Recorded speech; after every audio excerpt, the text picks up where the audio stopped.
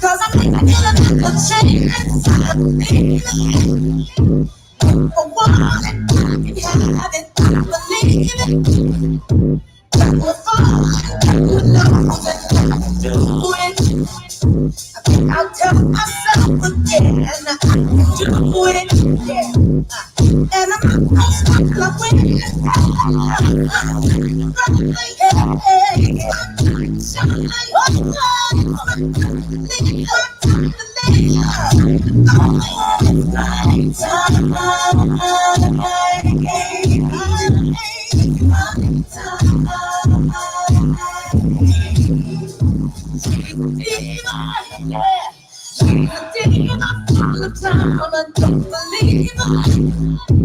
And things that people say and twisted. So much fiction, not much fact. Twisted. And ain't nobody got time for that. Let's now alright. And I won't let it pass me by. It's not right.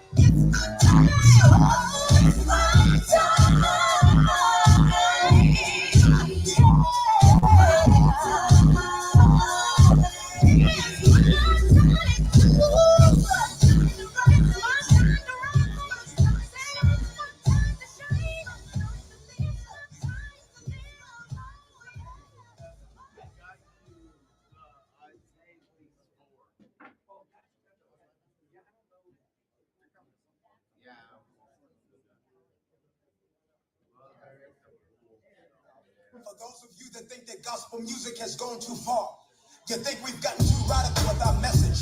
Well, I got news for you. You ain't heard nothing yet. And if you don't know, now you know. Glory, glory.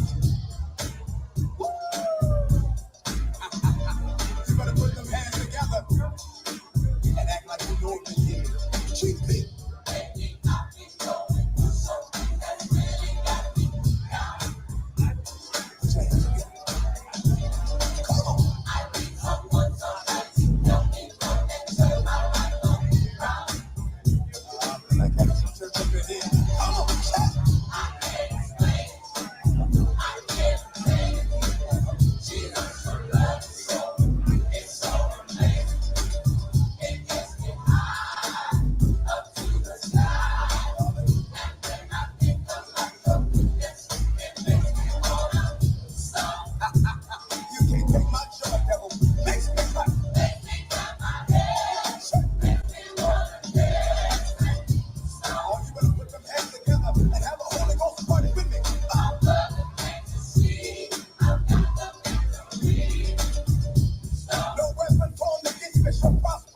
All right, guys, come on in, take a seat. Let's get started.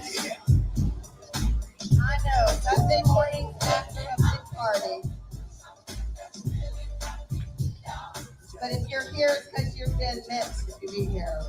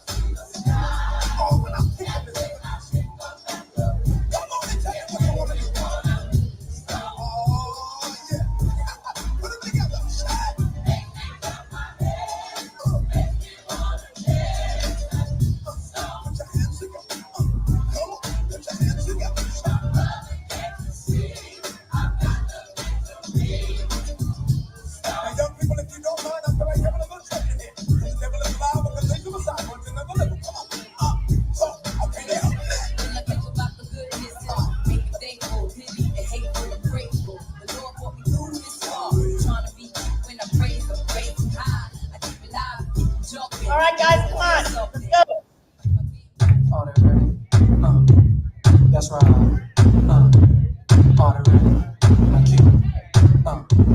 No Lexus, no flexing with 500. No money, they consider to be paper dollar. No mansion on the hills, I'm pretty real. No thank you with these $150 bills. So tell me what about the cabbage, and the laughing, and having everything you want like the second half. Or what about the crowd with brains, being all that you can be with these amenities and fun. Compared to God, it ain't nothing, it's just fun. In this world with these diamonds of pearl, I got my mind on the how to call. Simply falling on the people like the lost angels. They entangled in the web that the world created. That it clear to his eyes and love, but the Lord is must.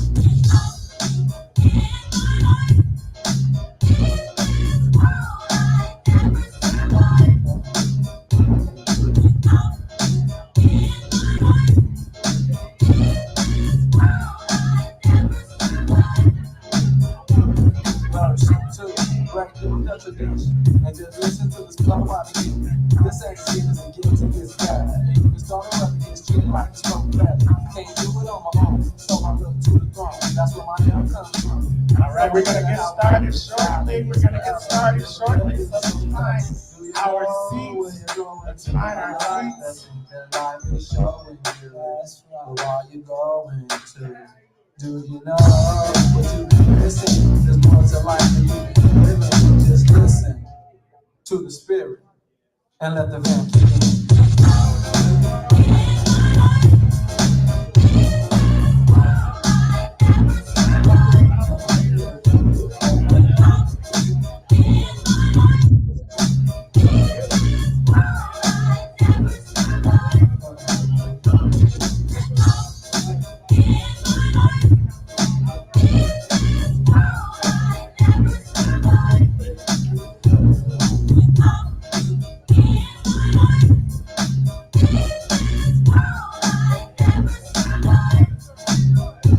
So what you say now?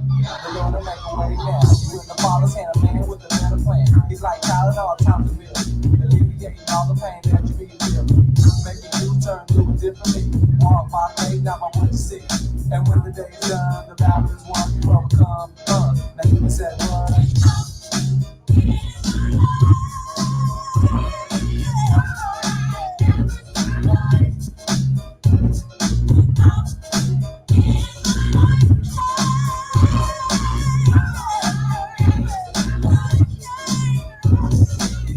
All right, let's start that clap. Clap. Clap. Clap. Clap. Clap. Clap. Clap. Clap. Clap. Clap. Clap. Clap. Clap. Clap. Clap. Clap. Hashtag BTBY. Hashtag BTBY. 1, 2, 3. 1, 2, 3. All right, give yourselves a round of applause. So Terrence Leffridge couldn't be here with you this morning. He's got a frog in his throat. So welcome, Kermit the Frog, for the rest of the day. All right. So Brenda, you got to do most of the talking. You did not only hand over that to a speaker, but also a salesperson. Okay. I want to talk about perception before we bring up our speaker. We talked about it yesterday, right? Perception is not reality. Is that what I said, or did I say it the other way around? What did I say? Perception is reality. But is that true? Is that what I said yesterday? No, reality is perception. Perception is people's reality, Um, but it doesn't necessarily mean it's true. And I'm going to give you a little short story. So I've been a janitor forever, still a janitor. And we would get complaints if somebody didn't clean the bathroom. And it was always the same person on the same floor. And I'd walk in and I'd say, you didn't clean this bathroom, we got a complaint. This is my younger years. You know, I should have investigated before I scolded, right? So I said, could you show me how you're cleaning this toilet? So she goes into the stall, she cleans the toilet, she puts the toilet paper on, she does the corners, and she leaves, right? So the client comes in, there's no perception. They walk in, sit on the toilet with the door closed, and they see the dirt in that corner and the handprints on the wall. Were they both right? no, yeah. It was their view. It was their view. Always look at somebody else's view before you judge. See where they're at, see where they're looking, see where their vision is. I said that because our next speaker, first speaker of the day, next speaker of the conference, she does that. She's a hard worker. We've been sharing a room, and that woman's been up at 4:30 every morning to go to the gym, to do her emails, at a conference that she's staying up till midnight at. She's getting up at 4 a.m. We witnessed this every day this week that we've been together. Are you guys doing things like that? If you think you need more time, you have to make the time. I'm in sales. If you want it, you got to ask, and you got to get off the couch to get it done. Ruben, how many times do you get up early every week? Isaac, where you at? Oh, there you are. What time do you get up every day? 4:15. Sarah Baston does too. She goes swimming every morning about that time. So let's give it up for Jessica Moderer. Hey, come on up.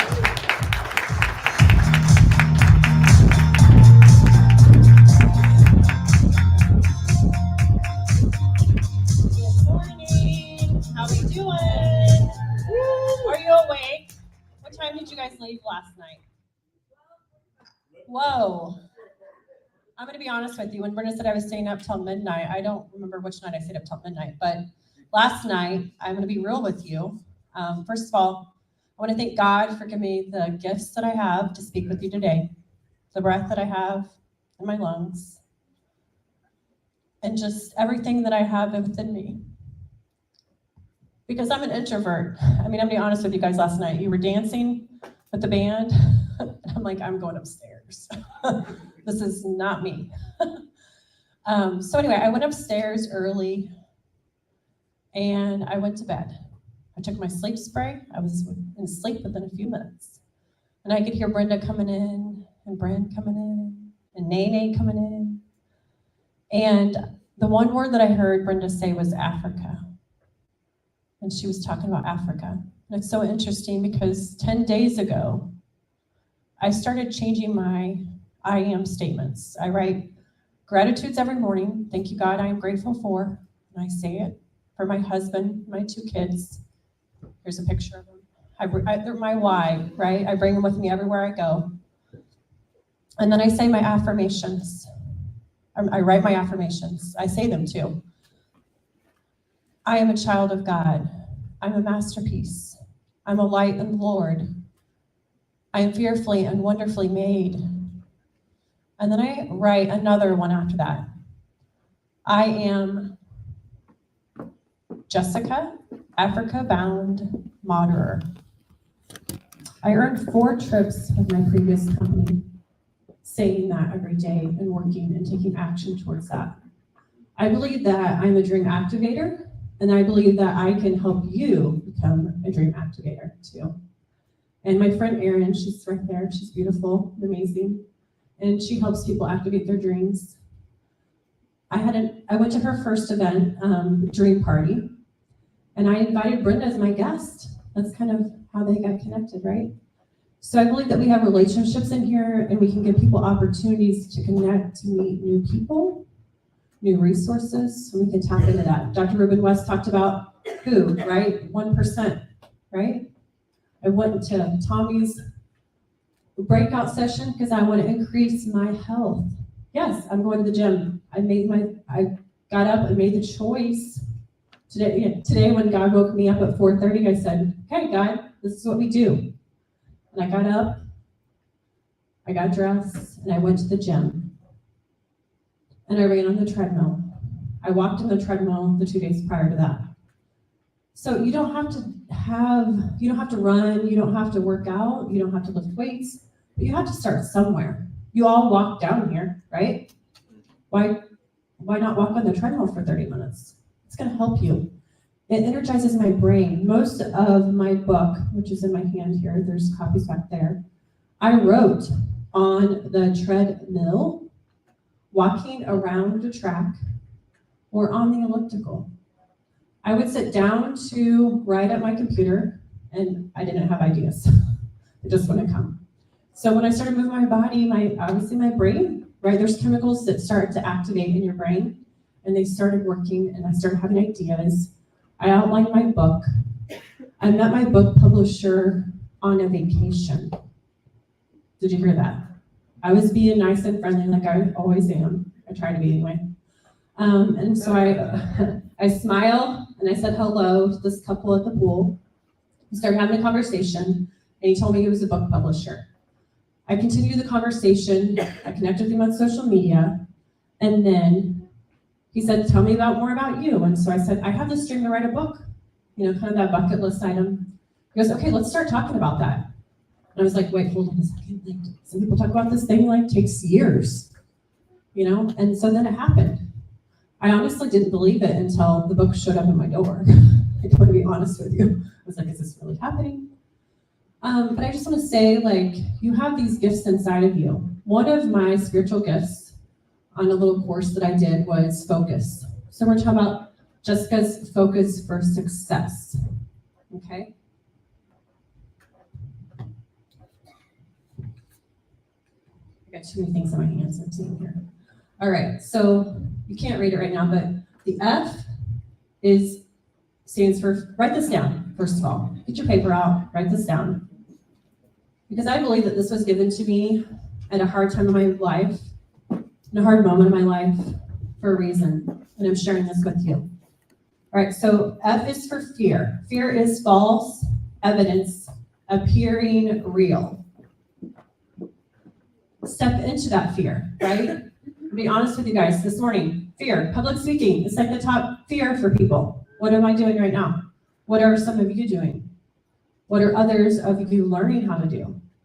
Step into that fear. It's your body's natural chemical response. When we were created, we were being chased by bears and animals. So that's like our natural body's response. So your body is like this fight or flight's going on, thinking you're being chased by a bear, but you're not. You're just stepping onto a stage.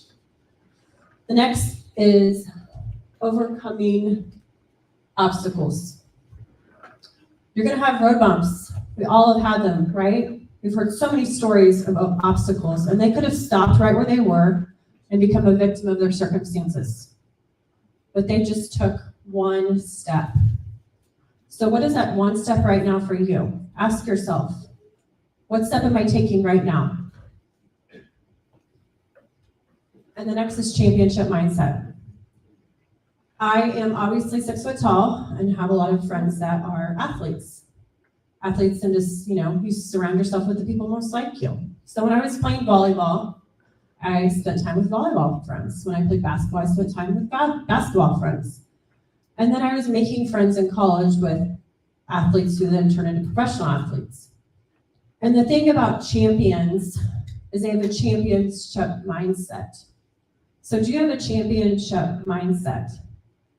If you're my friend Clay Johnson, he's playing for the Lakers, and he's going to play with Magic Johnson and win a championship.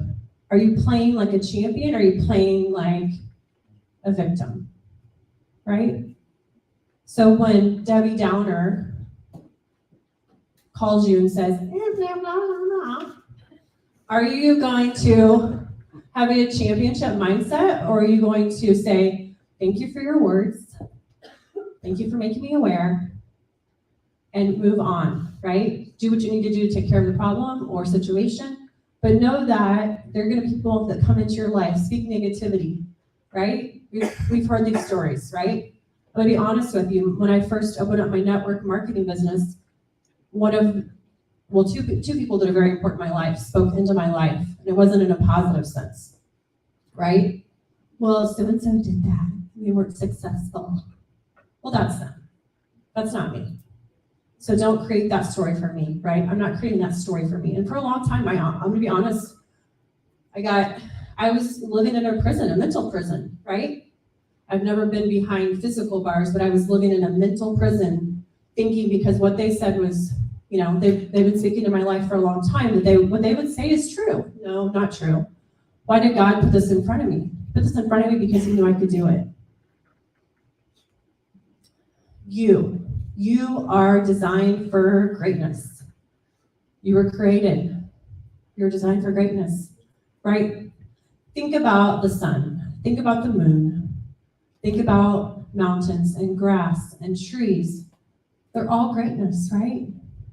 There's no one like you.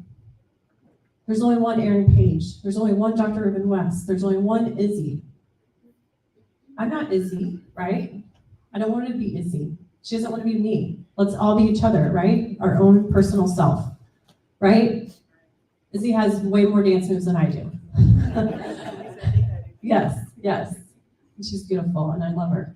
I'm so proud of you, Izzy. So next is stay true. Stay true to who you are. Do you know your values? Think about this. You know your values a little bit because you know what makes you mad, right? You know if things get on your nerves, right? That must mean you have some values. For me, I am really passionate about helping people, who are stuck and who really don't see their worth and their greatness. And I know, Brenda, you've seen that in me, and so I appreciate that, right? Giving me the opportunity today.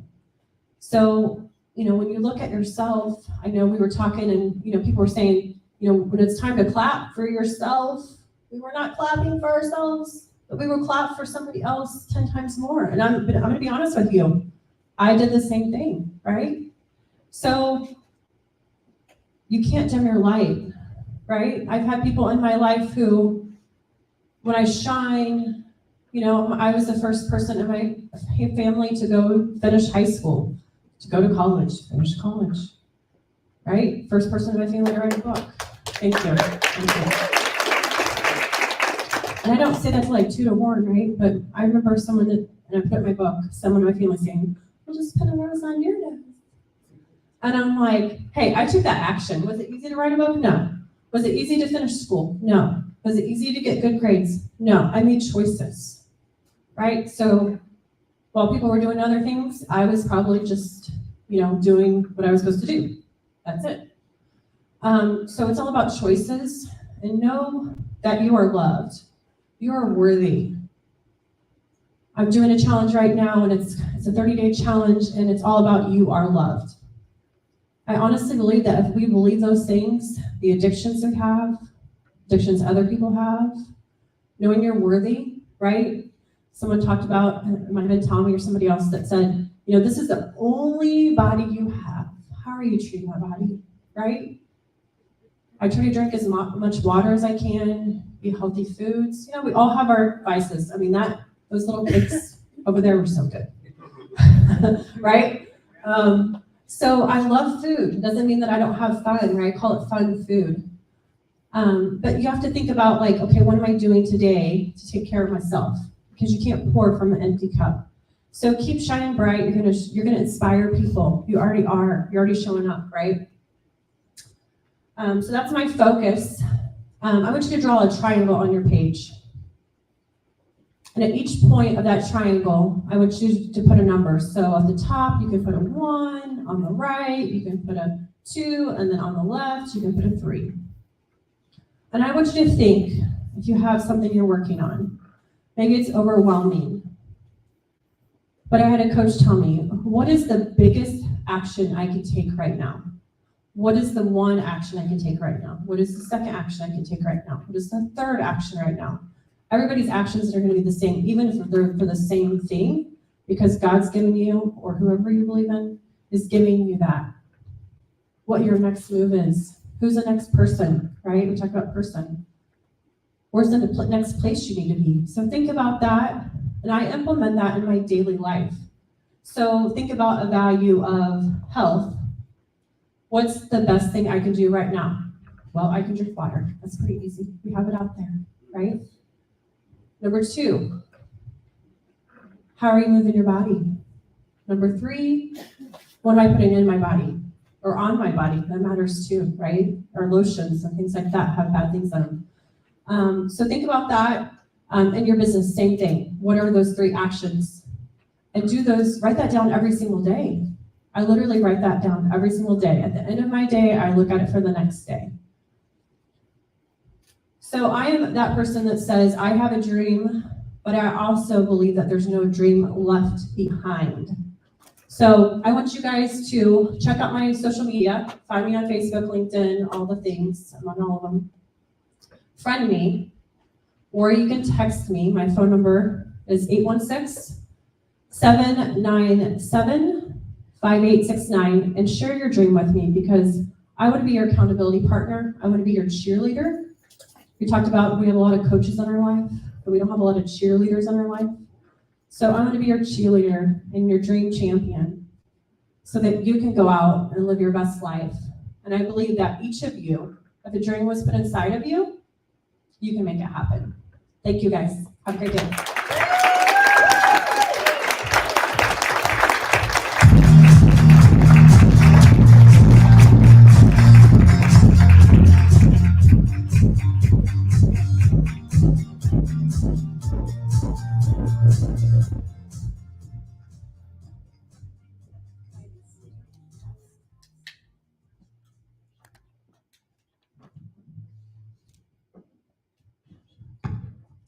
My knees are kind of getting to me today. I wonder why.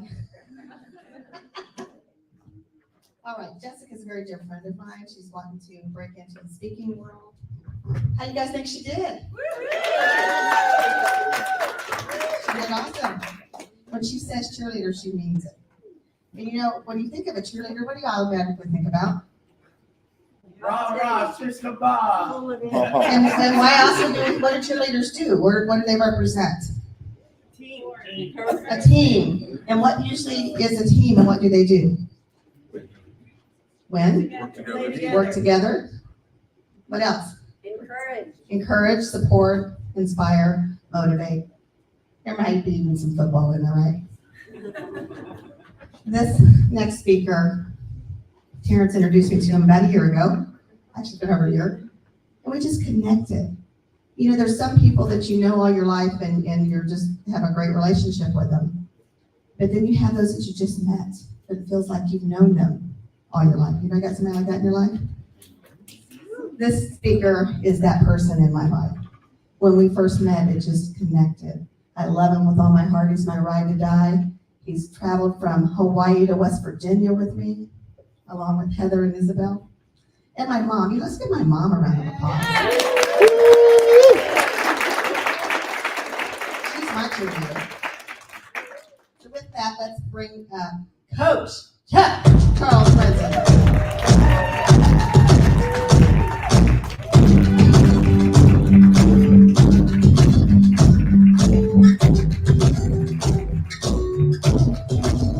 Dear younger me, where do I start? If I could tell you everything that I've learned so far, then you could be one step ahead of all the painful memories still running through my head. I wonder how much different things would be, dear younger me.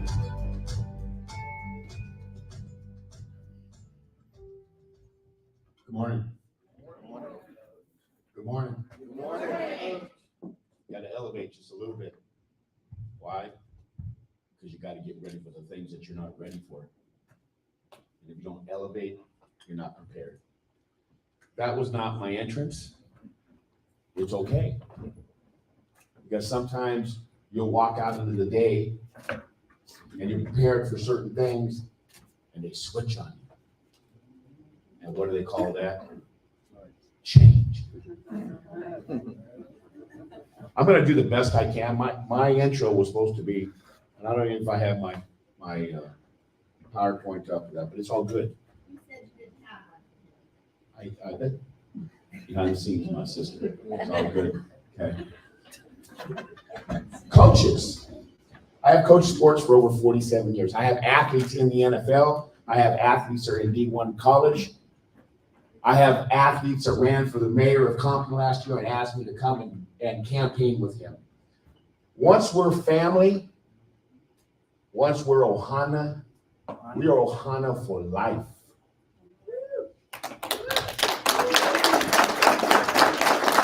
Speaking of life, see, my intro was going to be, and I've worked on this, and I was pacing over there, and I was thinking about it. Phil Collins in the air tonight, because that's my life. And I've been waiting all my life for this moment. Because good coaches coach X's and O's. I gotta try and remember how to stay on the playing field right now. Good coaches coach X's and O's. Great coaches coach life, which is character. And I have been escorted out of gyms or auditoriums where we were giving awards away, and I didn't give away most valuable player. I didn't give away MVPs or coaches awards. I gave away character awards.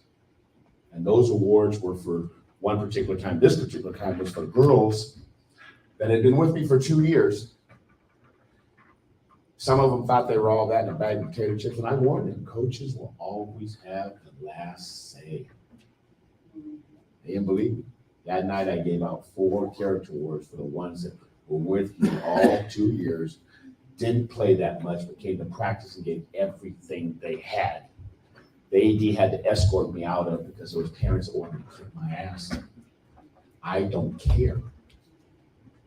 Because it ain't about the potato chips and the rah-rah, it's about the character of the team and how we're gonna build it. That being said, the character of this team, this family, this Ohana BTBY is strong. I have no idea how this is gonna come out. I had my clipboard, I had a lot of notes and stuff. As coaches will go through the week, they prepare for a game, and all of a sudden they find out the film they got on Friday morning, the film they got, they were gonna get ready to play that night. The film they got was from 2 years ago because the team they had didn't want them to know exactly what they were running. So they gotta throw their shit away. And they ad lib. And that's what I'm gonna do now. I made a promise at 3 years old when I was severely beaten by my stepdad. I'm going deep. I told Brenda this, I'm going deep. Because I want to look in that camera out there, and BTBY, virtual or whoever is here, I'm talking to you that you will not come out of your cave. You that are afraid because you've been told to shut up. Everybody hears my story. I have my own story. I don't want to hear yours. BS. You know, people ask me all the time, why are you so positive, coach? Why do you have so much energy? Because I refuse to go back to the negative life that I lived in. Yes. And it inspires me to gonna have these moments, man. That was yesterday and the day before that I wrote notes down. This is now. I made a promise at 3 years old to my God, my Lord, my Savior, that if he would allow me to get old, because I was taken away and put in a foster home or a care home, safe home. My stepdad was incarcerated. He beat me. When the police officer pulled over the blanket, because I was in my safe zone, and I was covering up because I was safe, when he looked at me, he started crying. And they put the handcuffs on Cal, and they took him away. My mom came in because she was working in a restaurant, and she was saying, what's going on, what's going on? And they're taking Cal away in handcuffs. and they're taking me. She says, you're taking my son. I said, you can't have him. You've had an opportunity to be a fit parent, and you are not. They put me in a safe house. One day in that safe house, I was in the backyard with a nice green grass, tall brown fence, enclosed, safe. And I got on a swing set. Some people say, how do you remember 3 years old? When you have PTSD, you remember things. How do you have PTSD? Were you in the military? Nope. Were you an EMT? Nope. Were you a police officer and you saw some gory things? Nope. Why do you have, for 13 years of the most ugliest domestic violence and child abuse that you could imagine? And I finally ran away at 16. So I made that promise to God. If he would allow me to get old, I would make it right. Today, I'm going to make it right. And if I never speak on a stage again, I could care less. Because I'm going to go back into that world. I'm going to coach sports. I'm going to coach athletes. And I'm going to coach character.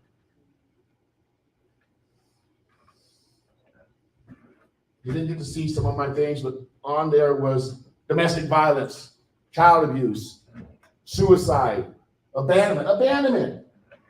My parents used to run off all the time. Sometimes it'd be a day, sometimes it'd be 2 days, sometimes it would be 3 days. And so one day they got me off one of my 3 grandmothers, and they left. And I'm going, cool, they're gone. How long are they going to be gone? I don't know, but I'm not going to get beat. I got something else. They went to Hawaii for 2 years and didn't say nothing and left me with my grandmother. That's called abandonment. I saw my mother at 5 years old stabbed for the very first time with a steak knife. And as her blouse is filling with blood, my stepdad is asking, what's the matter with you? There's something wrong with you because he's drunk. Children are not supposed to see that. Children are victims of the environment that they live in, and they are sponges. If you live in a positive environment, you will grow up, such as Christmas, New Year's, Halloween, Thanksgiving, and my goodness, I used to put a lot of teeth under my pillow for the tooth fairy. And there's the other side. The dark side. People are probably looking at me like I'm stupid walking around with glasses in the middle of the morning and nothing. I have to go back to where I came from. The depths of the mind. I was so deep in the mind. I was so covered up. I allowed nothing in. Nothing. So you out there in BTBY virtual, if you're struggling with things that you cannot overcome, you can. You have loved ones that will help you. You have positivity in your life. Too many times I pulled my mother out of the bathtub, a hot bathtub, because she had slit her wrist. I deal with suicide. Too many times I would go out. I had at 12 years old, I was an entrepreneur. 12 years old, I had 13 bars in a 2-mile radius, and I was a shoe shine boy in Long Beach, California. 25 cents a shine, and my box was set, man. I had alcohol, I had nylon, I put your thing on fire, right? And I'd be snapping that towel. I had 13 bars, and no other shoe shine boy could go in there with me. That money went to my mother. My mother's nickname was Bunny. She always brought men home. 9 years old, she brought a man home, and she was yelling and screaming inside the bedroom. And I have always had some type of big ass knife underneath my mattress with a broom handle or something. This particular time was a hammer. I went into the room, I hit this guy upside the leg. I stood tall. And I said, get the off my mother. When he left, I ran back to my grandma's house, and I was all scared before that moment. I am the CEO and founder of Me Inc. Now Consulting, which stands for Me Expressing I Need Change Now. lot of people would say, my speaking coach, my sensei, Lauren Michael Harris, would always say to me, Chuck, do you know what INC stands for? I said, yes. He says, well, why do you have it in the middle of your business? I said, because there's a reason. Because God spoke to me one day, 9 years ago, and I sat down for 8 hours and I started doodling. Any of you doodle? Any of you doodle on a piece of paper? And then all of a sudden you're trying to figure out what all that is, and it'll come to a message if you just believe in God. I told you I'm the CEO and founder. I'm no chief exec. I'm so broke I can't even pay attention. But I made a promise to God, and he says, I'm going to make you the CEO. My CEO stands for Courage Educating Others. And I'm the founder. All I did was find it in a garage one day. So Lauren says to me, he says, you know what INC stands for when it all came together? I said, yeah. He says, you're supposed to have it on. Don't tell me what. This came through me. It didn't come through you. Listen to me, virtual people. Don't let people tell you what you can or can't do. The only thing you can't do is live forever.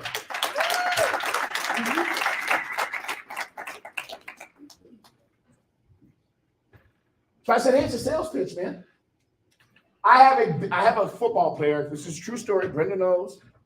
My beautiful lady right there. That God gave me 7 weeks ago. 7 weeks. Amen. God said you need a woman. That's what God said. That's why God gave Adam Eve. And he told her, you need a man. It will come. You have to believe. So the sales pitch is this, because my football player, which, listen, I have relationships now with kids that I have coached 30 years ago that are parents. I have kids that I mentored that were grasshoppers when I was a security in a school, in high school in Fairfield or Vacaville, California. And I mentored them. I was either uncle, grandpa, coach, asshole, whatever they like call me, as long as they kept coming back to get some of the knowledge that I was trying to give them. The nuggets, like we've got all weekend long. What a beautiful conference this is. Everybody has their own story. Do not be afraid to tell it. So I looked at Lauren, I said, you know what, Lauren? You know, you're a sales guy. There's a sales pitch here. And he says, well, like INC, like, you know what? Incorporate. Yes, I do. So listen to this. I already got you this morning. Why? Because you all have a heart. And I said, me expressing I need change now.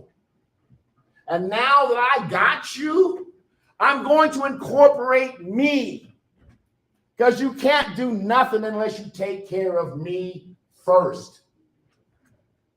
So for all you that are doubting that will not come out of the dark, I'm in the dark. I was so deep, it was cold, it was dark. I was embedded into the walls of the mud, deep, and I liked it.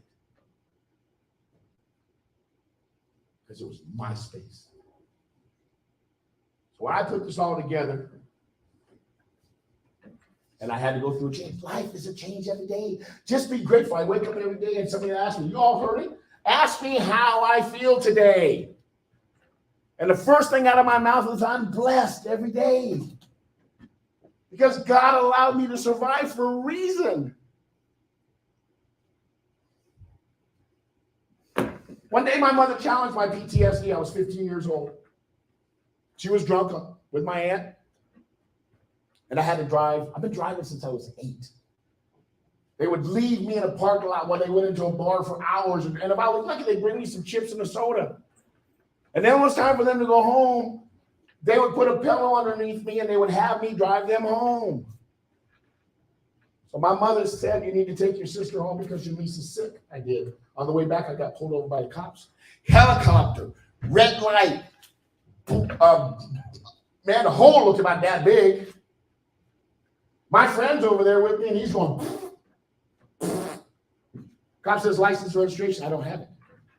I told him the story that my mother was drunk and my sister needed to ride home because my niece was sick. He gave me a ticket. 15 years old.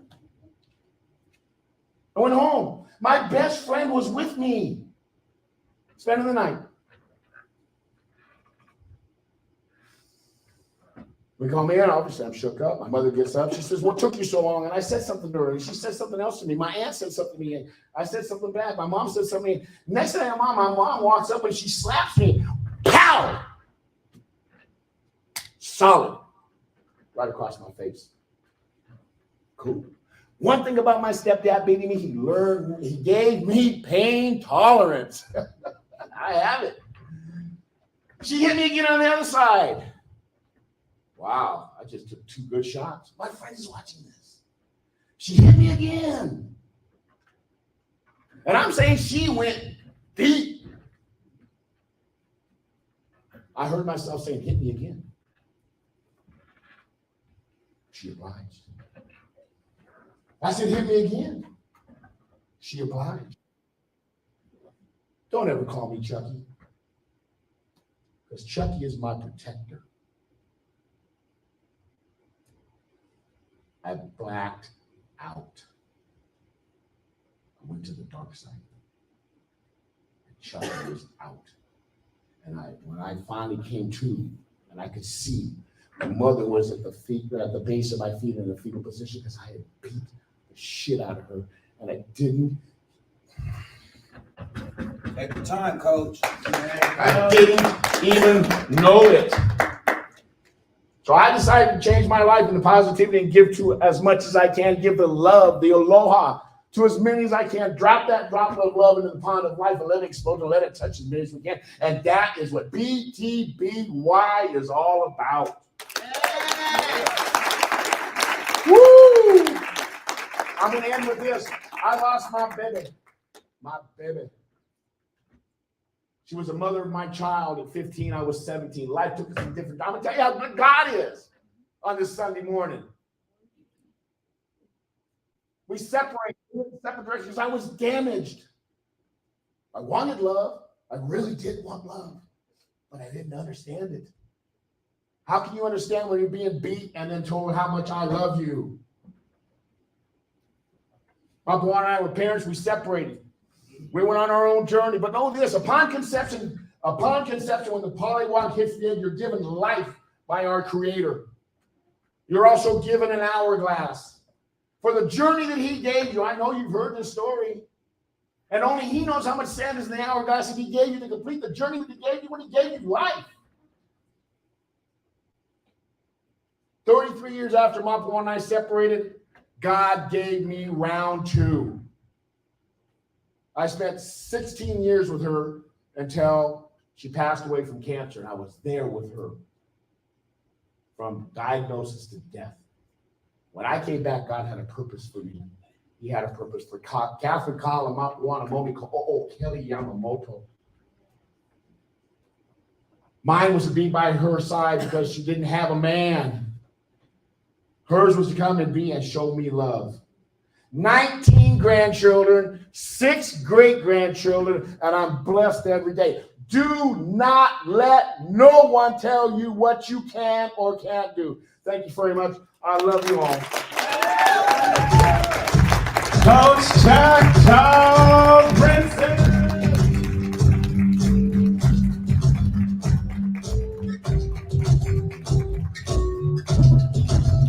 Dear younger me, where do I start? If I could tell you everything that Repeat after me. Repeat after me. then you could be. Don't let anyone tell you what you can't do.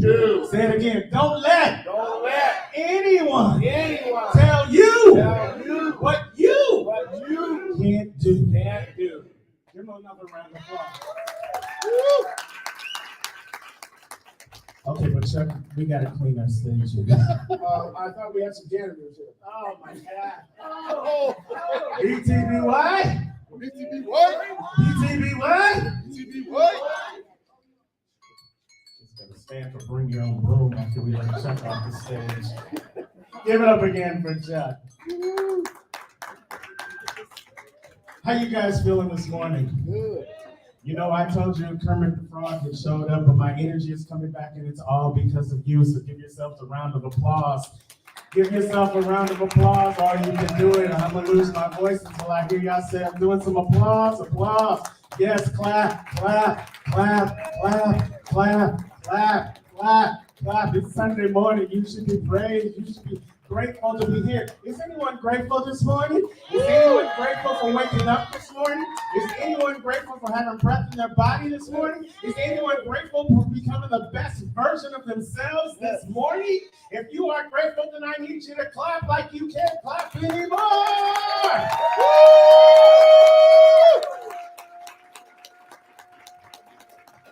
Listen, y'all, I ain't got no voice because I'm grateful.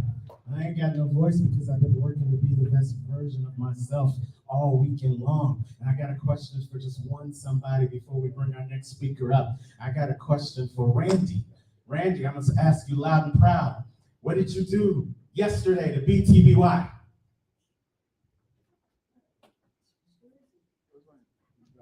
Right here, right here in the black. What did you do to BTBY? With the glasses. Right, you. No, that's not Randy. Oh, I'm sorry. My eye. Sir, what have you done today to become the best version of you?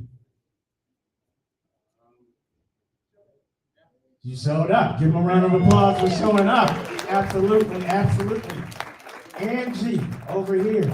Angie, what did you do yesterday to BTBY? I was right here, enjoying the comforts of everyone and just soaking it up and bring it back. Absolutely. Give Angie a round of applause. Again, each and every day, even after we leave here, I want you to ask yourself, what do you do to BTBY? Because you have an opportunity to become the best version of you each and every day. And speaking of the best version, you know, there are MCs, and then there's this next gentleman that comes up. This next gentleman believes in being the change you were created to be. He doesn't wait for anyone else to make change. He works each and every day to be the best version of himself. When he's on Fox Sports nationwide during college football Saturdays, he is the best version of himself when he's on stages all around the country talking about how he fails, but he fails forward. He is the best version of himself every time he joins the family here at BTBY as a coach, as a speaker, as an MC, and most importantly, as our friend. Get on your feet and give a round of applause for our friend, Mr. Anthony Russo!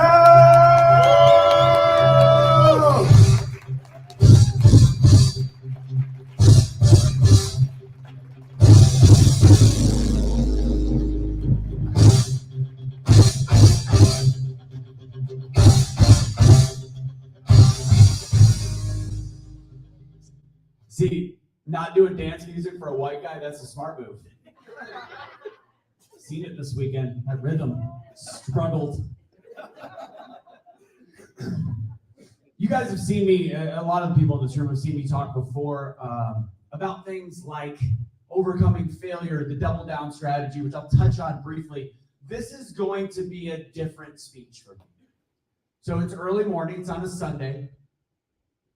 And with a little bit of inspiration from Dr. Ruben West, which I don't know if I've told him this before, but one of the first times I got to speak, not as an MC, but as a performance speaker, motivational speaker, I heard you speak, and you went off script. And watching what you did at Dr. Obam's conference, I was like, that guy. When you feel what you want to say and you say it and you start talking to people in the room, you create power, you create something that is different, and it is an experience that I take away Tony Robbins. You're probably the best speaker I've ever seen to this day. I mean, dead serious. And he spoke in this room for you guys yesterday, and I saw a completely different thing yesterday. And if people understand fine art, you talk about Picasso as one of the great artists, and it's abstract. So the first time I saw you was abstract. But yesterday I got to see your presentation. I got to see exactly who you are. showing that you have multiple facets, multiple sides, just the same as everybody in their own life, and especially in a room full of a lot of speakers. You have the structure, and then when you want to go off, you've built that, you've mastered that. And then you can go and talk to people one-on-one in a room full of 1,000 people, 500 people, 50 people, doesn't matter. But you connect one-on-one. So I'm going to give a warning to start this speech, to start what I'm going to talk about. If you are uncomfortable with hearing what you don't want to hear but need to hear, you are welcome to leave. Because for the next 20 minutes, I'm going to push you. I might even come out in the audience. I might even ask you some of your pain points. So be prepared to either answer questions or feel uncomfortable. Because with uncomfortability comes, you guys are good. So here's the other thing. We're on day 3 of a conference. Terrence often talks about the hangover, the conference hangover. We're all jacked up. Everybody's heard great stories, inspirational stories, and then you leave here.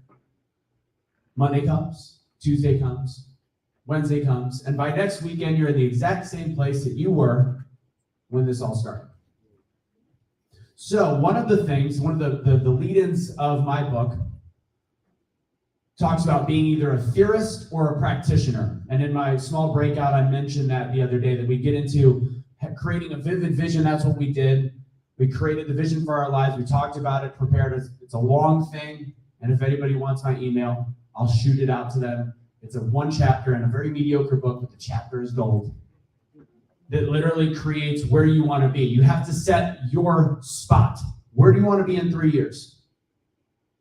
And not from a vision board. Vision boards are great. Goals are great. To-do lists are great. But having that, you wake up in the morning, you write about it, you feel what you smell, what you see, who's next to you. Is it your current wife? Is it your next wife? I don't know. Maybe you. What do you see? So that's the vivid vision part. But then at the end of it, you don't worry about the hows at that point. You worry about the what. But then now, that's an interesting way to say it. But now you start thinking about how to get there. Once you've created what you want, you do the how. So that means you're a practitioner. A lot of people in this room, and I'm not calling anybody out specifically, and I am guilty, everybody's guilty at points of being a theorist. We read a great book. I go, man, it's going to change my life. No, it's not. And pardon my French, but you're going to fucking change your life. We have created, thankfully the kids I think are gone. We have created a society. We have created, so again, it's seen a lot worse on TikTok. We have created a society of incredibly weak people. And some of the weakest, unfortunately, are the ones that just drink book after book after book after book and go, I feel so much better, and never put it to work. So you've had 2 days of messaging, and you're gonna have the rest of today, and you've been taking notes, and you're gonna go home, and some of you are gonna take those notes and you're gonna put them away. My suggestion, take the notes, go through them one time. I'm not saying to look at every note every day. Take the notes, have some time with yourself, phones away. If my girlfriend's watching, she's gonna go, phones away? Wow, maybe you should try that. Phones away, computers away, and write out what you want to do with your life. Do the vivid vision, but also figure out of the 5, 7, 10 pages, what's the one page that really resonated that's going to create action? And when I created my company, Be the Change, in 2016, it was all based on action. I was realizing people just yell at the top of their lungs. They talk about all the different things wrong with this world, and they do nothing. We are so in control of our lives, and we choose to look externally instead of internally. And being the change, if you are an activist, if you are somebody in your community, you cannot be the change until you change yourself. Once you change yourself, you are powerful beyond measure. There are some stories in this room we've all, the thing is, we've all had a story. And a lot of us are always trying to move past victimhood or victim mentality and what you've been through. And I'll make a quick reference. I don't know if Jessica, if she's still in here. Hi, Jessica. I just saw the black, not the red skirt. And like, oh, no, she's not in here. There she is. So she does something called multi-level marketing. Used to be a bad word. And I've tried to do different. It's not my speed, but this is the kind of people that, not MLM. I'm going to get to it. It sounded bad. You people. There's a Instagram page called MLM Exit. Have you heard of it? Oh, these people. The ultimate victim mentality. I'm gonna take you on a look. I'm gonna give you a secret about any kind of network marketing or any business you get into as an entrepreneur. There is a good chance that you're going to fail. How you learn from it is key. So MLM Exit, give it a look. It's comical. I'll do that one more time. So their whole page is dedicated to not just ruining multi-level marketing companies, but finding people that make a word slip and say something that might be like, oh, this product worked great for me, or oh, I'm making a ton of money, or saying it the wrong way. In fact there is a subsect of people that will absolutely crush it in network marketing because they've set themselves up to do that. And they just don't know how to take a no. They'll keep going. It doesn't matter. It's a different breed. And if you end up leaving multi-level marketing with the knowledge that you have, win, lose, or draw, you are going to be stronger afterwards. And in this day and age where everybody can side hustle, go for it. I feel like I'm doing an infomercial for multi-level marketing. But in all reality, people are all looking for side money. And then I watch what these people, this one page does, and this massive amount of victim mentality, just trying to talk about they lie to you, they cheat you, they steal you. They talk about how it's going to change your health. Have you looked at what the pharmaceutical companies tell you on a daily basis? And we buy them hook, line, and sinker.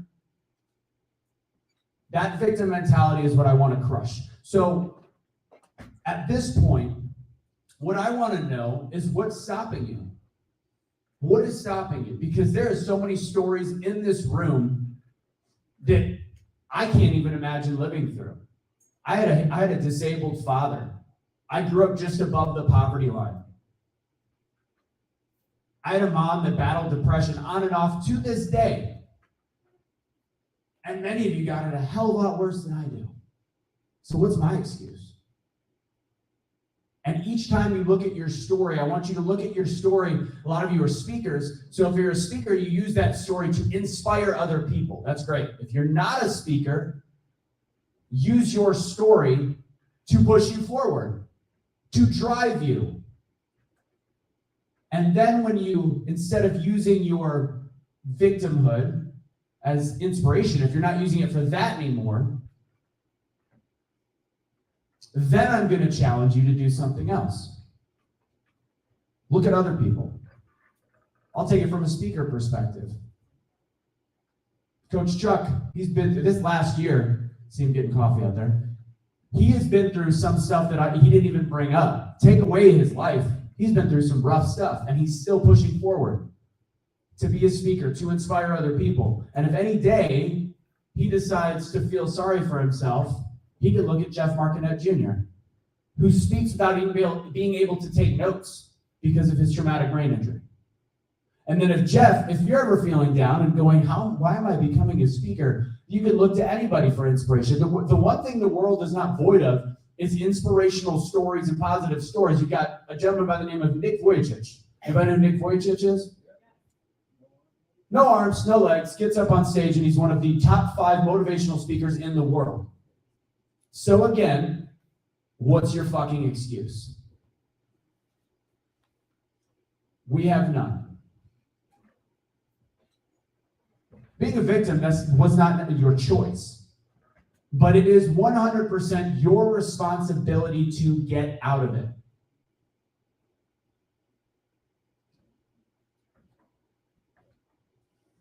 The philosophy that I like to use is one of more of a transformational side, and looking at things of everything happens for a reason. So everything bad that happens to us, again, not our fault, but it is our responsibility.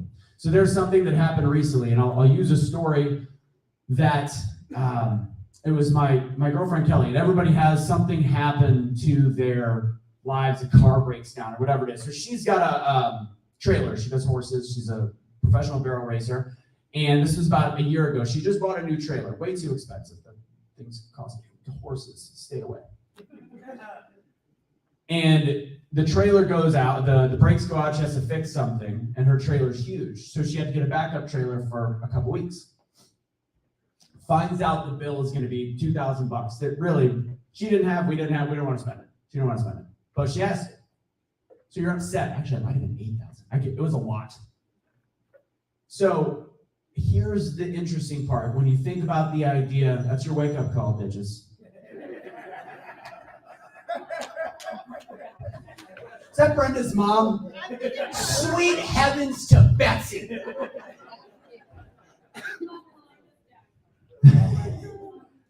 That better been God or Jesus. No, so she gets the bill and she's like, this sucks. She's got her backup. And again, we've used the phrase, Tony Robbins used it, I've heard it multiple times this weekend, life doesn't happen to us, it happens for us. So this bill that really was a pain in the ass, she's driving this much lighter trailer with her horses in it, and she comes around a curve, and there was a massive accident. I do believe it was a fatality accident that had happened on this country road. She has to slam on the brakes. I'm like 2 miles behind her. She tells me what happened. She has to slam on the brakes, and she still just avoids, has to curve just off to the side, and misses the cars in front of her by a couple feet. I do like math. I'm not going to get into it, but if you do the math of the weight of the vehicle, if she was driving that other truck and the cops were not there in time to block that curve off correctly, she would have plowed right through those cars in her trailer. So as much as that, we'll go with $8,000. As much as that $8,000 was a pain in the ass and probably heartbreaking, you know what would have been more heartbreaking? Dead horses, dead people. You don't think of the little things that maybe God is putting in front of us to save us, to protect us, to help us. And sometimes it's hard to see. The loss of family, almost committing suicide. There's so many things there to help us. And we've talked a little bit about childhood and the things that we go through and the things that form us. And there's some things that I've learned. I encourage everybody, if you find a good transformational or something you want to get into that is a transformational resource, and is somebody that is consistently talks about masculinity and being strong, I've got news for you. Transformational classes for men or for women, they're not weak. They don't make you weak. Going to a psychiatrist doesn't make you weak. Admitting you need help doesn't make you weak.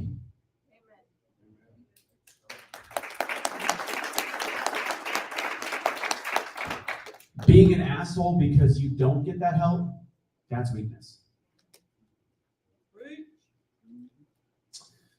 So there's something I learned recently, and then I'm going to do one quick call on somebody. But I started looking at what formed me. Why do I have such a high protective level over my mom, and what's the power of words and all these different things that I went through? And I realized, my dad passed away several years ago, but I looked at something as it completely formed me. And it's my first memory, and I was in the reason I say transformational, I was in a transformational space, and we talked about the fact that they talk about your first memory. And your first memory is usually something that is mildly traumatic. So I remember playing Connect 4 with my father. This is what came up. And I remember cheating and him throwing, and I was 3.5. Like, I was sick. I remember I was sick, 3.5, 4 years old. I was sick. I was staying home from school. I don't remember anything before 7, except for this, maybe 5. And I remember I was staying home from school. I think I was in my underwear. I remember it vividly. And I cheated, and he threw it across the room and went ballistic on me. And in my mind, I'm like, man, my dad is mean. And I remember my mom coming home and getting mad at him for getting mad at me. Then I thought through this. I am one of the most honest human beings that I know. And that's not me tooting my own horn. Like I cannot, like if my own teammate steps on the line, goes out of bounds, I call him out on it. Like I don't want to win at the expense of cheating.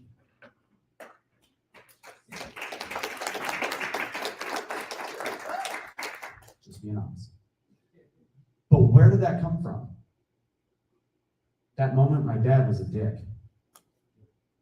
That was instilled in me. So in my mind, bad dad. In retrospect, the reason that I am who I am is because of that moment. And then switch to my mom. The reason that I've always felt the need to protect her, even to where she is right now, is because she stuck up for me in that moment. And I remember when they were yelling at each other soon after that about something else, I stood in front of her when he was yelling at her in the bathroom. And I, at the age of 4, and again, my stories truly do pale in comparison to a lot in this room. I had very loving parents. I want to be very clear. But you have moments. But I stood in front of my mother and I said, don't you dare. 4-year-old. And then I used my words later on when I was 13 or 14. That's when I learned the power of words, is when I told my dad after he was barking in my ear at a movie theater and he was handicapped, couldn't get out of there without me, calling my mom, see you next Tuesday. And I said, Dad, a lot of expletives for a 14-year-old that didn't swear much. And the last thing I said was, or I will leave your handicapped ass in this theater. Our relationship was completely different. I learned the power of words in that moment. So I realized why I still to this day am always trying to protect her and help her and try to figure out what's best, even though sometimes she doesn't think that. It's always going on in my head because of the moment she protected me from him in my mind. We all have things that we have in our childhood, whether we were neglected or beaten or whatever happened, that lead us to where we are today. So I'm going to do one person.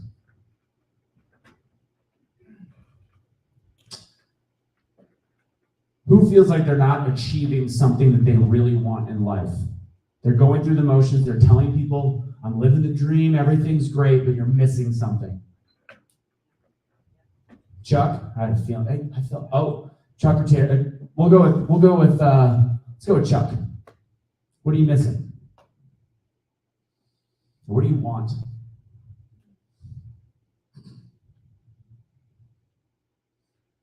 I don't beg. I can only touch so many with what I have and my assets. And why I want to start speaking and talk to the world is maybe somebody will understand my story, because it happens all the time. Yep. And help me out. Mm-hmm. Because Me Inc. Now Centers, there's already a program set in place. Hawaii, Northern California, and Southern California, for kids and their parents to come and make change in their life. Is it happening right now? Well, we're working on it now. What's stopping you? Money. We don't have a problem with resources in this country. We have a problem with resourcefulness. Not saying you're not doing your best. Think of it that way. Think about the fact that 150 years ago, there were pioneers that literally had nothing going across the country and forming these things. As much as, and trust me, we all go through shit. We have times where we feel like money, we're broke. 100%, I get it.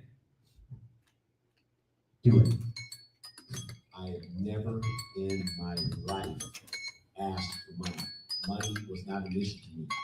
Changing people's lives and their hearts was more valuable to me. How do you change people's lives and hearts?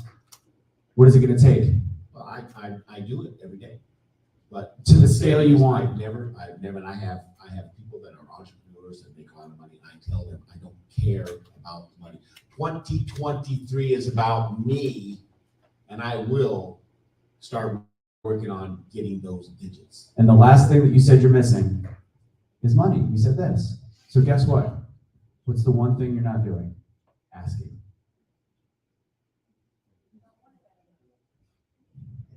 I don't want to be the one to call you out for it, but trust me, I suck at asking. I'm not throwing stones from a glass house. I feel you. I will say this. I am asking, there's somebody that came across me, if that happens, that there's a possibility. Okay. And it may happen today. Good book for you would be The Alchemist, in my opinion, because the thing is, people are there for you, Chuck. You've got a room full of the people that are inspired by you, that want to help you, including Brenda. So it's interesting when we get through it. I get it. And based on every bit of your story, I understand why you feel that way, why you don't want to ask, because you've had to be tough for so long. But in order to take your mission and your message, and your message that also inspires change in other people, you have to change yourself just a little bit, just a little. And everything can change. I got you. All right, guys.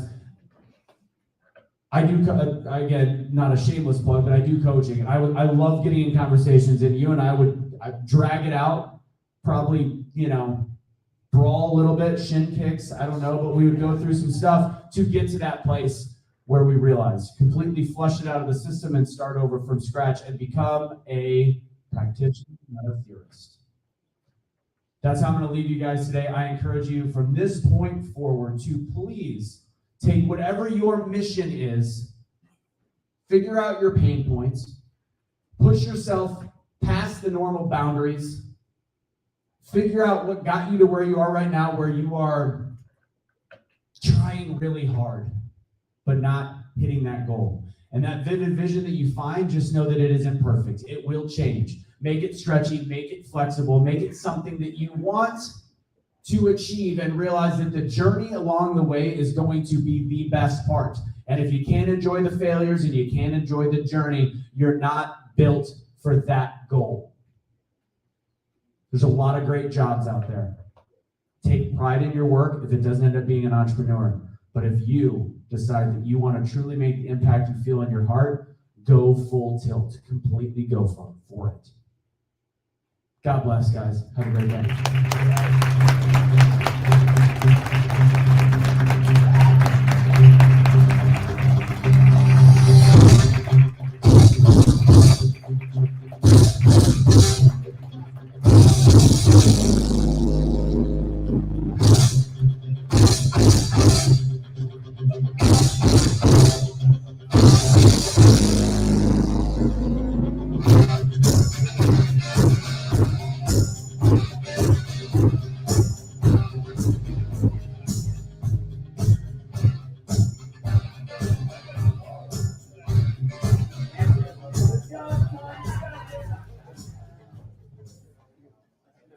Back so soon. Okay. All right. So this is what I do on a relatively regular basis, get to introduce people. And our next speaker is, COVID was interesting. COVID's a very weird time for everybody. Some people's business exploded. Some people's friend groups imploded. Some people's friends group grew. I got the pleasure of starting from a place where, again, met Jeff, met Prince, and it led to meeting a whole bunch of other people along the way, one of them being our next speaker. In those 2 years, there's the next speaker, there's Jeff, there's Brenda, and we started forming this where we would do these online conferences. It actually all started with Jeff. I know I'm not introducing you, but I'm trying to fluff your ego a little bit. But I am blessed because of the people that I have got to meet along the way, one of them being this next person. There is very few people that can engage an audience, show up with a smile every day, knowing a little bit more about him, the sacrifice he makes for his family, to live his dream and to still grind it out and make sure that there is purpose in his life, and of course finances as well. And he is one of the most inspirational and most high energy folks you will ever meet. And you guys are really going to enjoy the speaker. So guys, coming to the stage, and I want you to get nice and loud. Get ready. Everybody get up. Get up.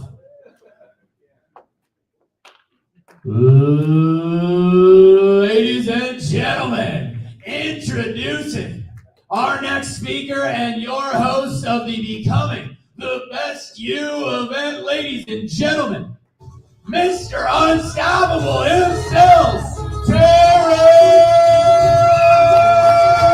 Oubre!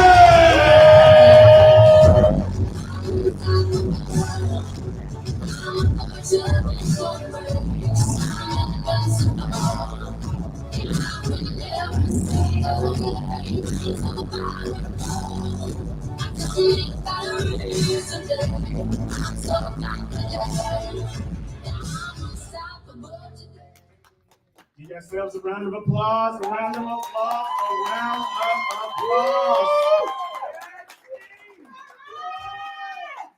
Listen, guys,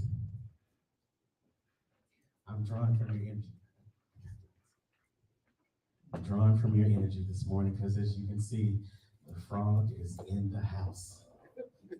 But here's the one thing I know, and we teach our students this, that you have to speak from the source. And sometimes to speak from the source, you have to tap into the source. So if you just oblige me for a second, let the words of my mouth and the meditation of my heart be acceptable in thy sight. Good morning, family. Good morning. Oh man, y'all sound like you ain't had that coffee yet. Good morning, family. Listen, I told y'all from day one that we are in work mode, and we work on Sundays too, because every day is a day to become the best version of yourself. Hashtag BTBY. Okay, I heard it over here. Hashtag BTBY.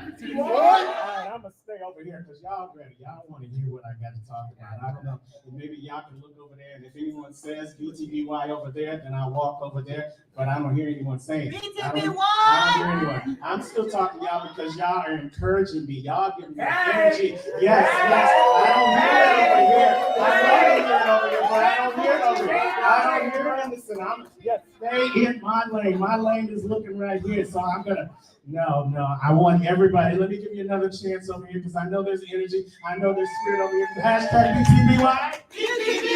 Hashtag BTBY. Now, you know, I love a good sandwich. I love bread on one side and bread on the other side, but I need something in the middle. So BTBY. BTBY. Yeah, I love to eat my sandwich. Thank you, guys. I'm going to ask you to do something. No, I got it. I'm going to ask somebody. I already asked somebody to do something for me, and he said yes. And that's the best thing about becoming the best version of you. You get to say yes. So Johnny Avocado, I want you to just come grab this mic, and then I'm going to tell you to do something with it. Give it up. Yeah, give it up for Johnny Avocado. Johnny Avocado is going to be my roving reporter for just a couple of minutes. Because I told you guys Friday morning that we were about to go to work. And will somebody raise their hand if they know what the acronym for work was that I gave out on Friday. All right, go on over there, Johnny. Her hand is high. And I know there's people that weren't here on Friday, so here's your opportunity to do what I also told them to do on Friday. Get your pen and your paper, because the hand is the digital recorder for the mind. So here's your opportunity to write this acronym down. It's actually 4 questions. What were those 4 questions, Izzy? So work, we got, what am I looking to gain this weekend for W? What obstacles am I going to overcome is the O. Are you going to be real this weekend? Is R. And K is, are you going to keep working when obstacles come? Thank you so much, Izzy. Give it up for Izzy. Now, I told you on Sunday that we were going to come back to this because the work you put in on the weekend is going to be the results that you have at the end of the weekend. So I want someone else to raise their hand to tell me what their W was. What did you write on your paper? Some volunteer. Anybody?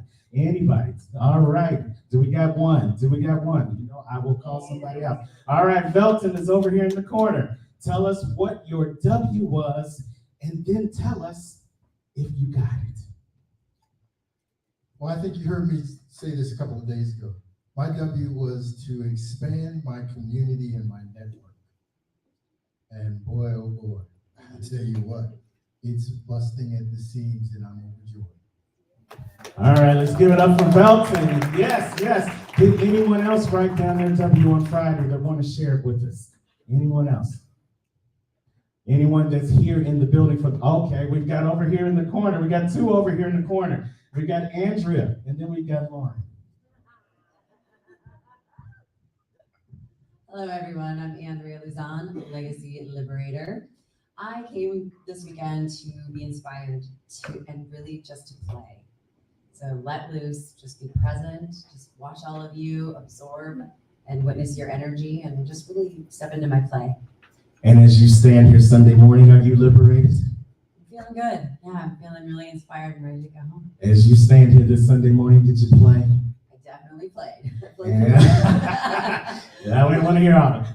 And as you stand here Sunday morning, did you achieve what you set out in your expectation on Friday? Yeah, I think I did. Give her a round of applause, you guys.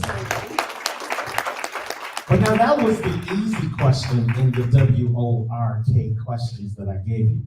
So let's go with the hard one. The second question was, what obstacles were you facing that you needed to overcome to meet your expectations? Johnny? Oh, okay. Hi, everybody. How are you? I'm gonna be vulnerable, Please. because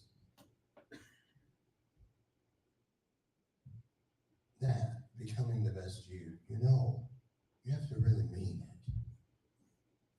for it to become meaningful in your universe and the universe of others. Which means, what those of us who come to present, you put a lot of time into what you're bringing. It keeps you occupied, but it should not make you distracted. And so, for me, I always leave space for what is greater than to work on me for those things. I don't ever want to wake up and feel like I am not inside the I, M, and the G, the process. See, we set our goals, but you have to come back down here and forget about those and work on the process. And so for me, what has really happened, and I'm just putting it out there because it's happening right now. Right. And it is this. I've been shown how, here's one of the things I do. I always say to guys, when I take magazines or whatever, and I say, because I don't want to scan and say, oh, come on, let me sign these. I say, show me who these are for.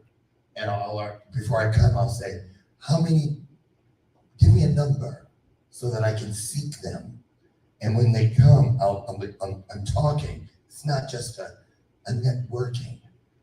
The days are over when it's about clinking of cocktail glasses and the passing of just business cards. That's networking. But within purpose, it is about working the net, for we are all fishers of men. And I'm just going to say, what's happening with me right now is, again, that universal urgency, that responsibility of exactly what it means when we have asked and been granted literal access to another human being's literal soul. Anybody in here, if you have ever been that last person, it's happened to me twice, where someone comes to you, can I just talk to you? It was 1 o'clock in the morning. Can I stop by? Woke me up, and I went, no, can we just talk tomorrow? But then I found out in the morning when I said, well, let's pick up, I'll take you to lunch. And they got on the phone, he died leaving my house, asking me, tell me why you always say this about greater than. Do you really believe it? And to stand over that 24-year-old's coffin and say to myself, did I leave anything out? Did I say enough? Was I hurrying him up because it was now 3 in the morning? Yes. All these things, when you're told to jump to your feet, jump to your feet. You may be that last opportunity, but in most cases, you are the first opportunity for someone.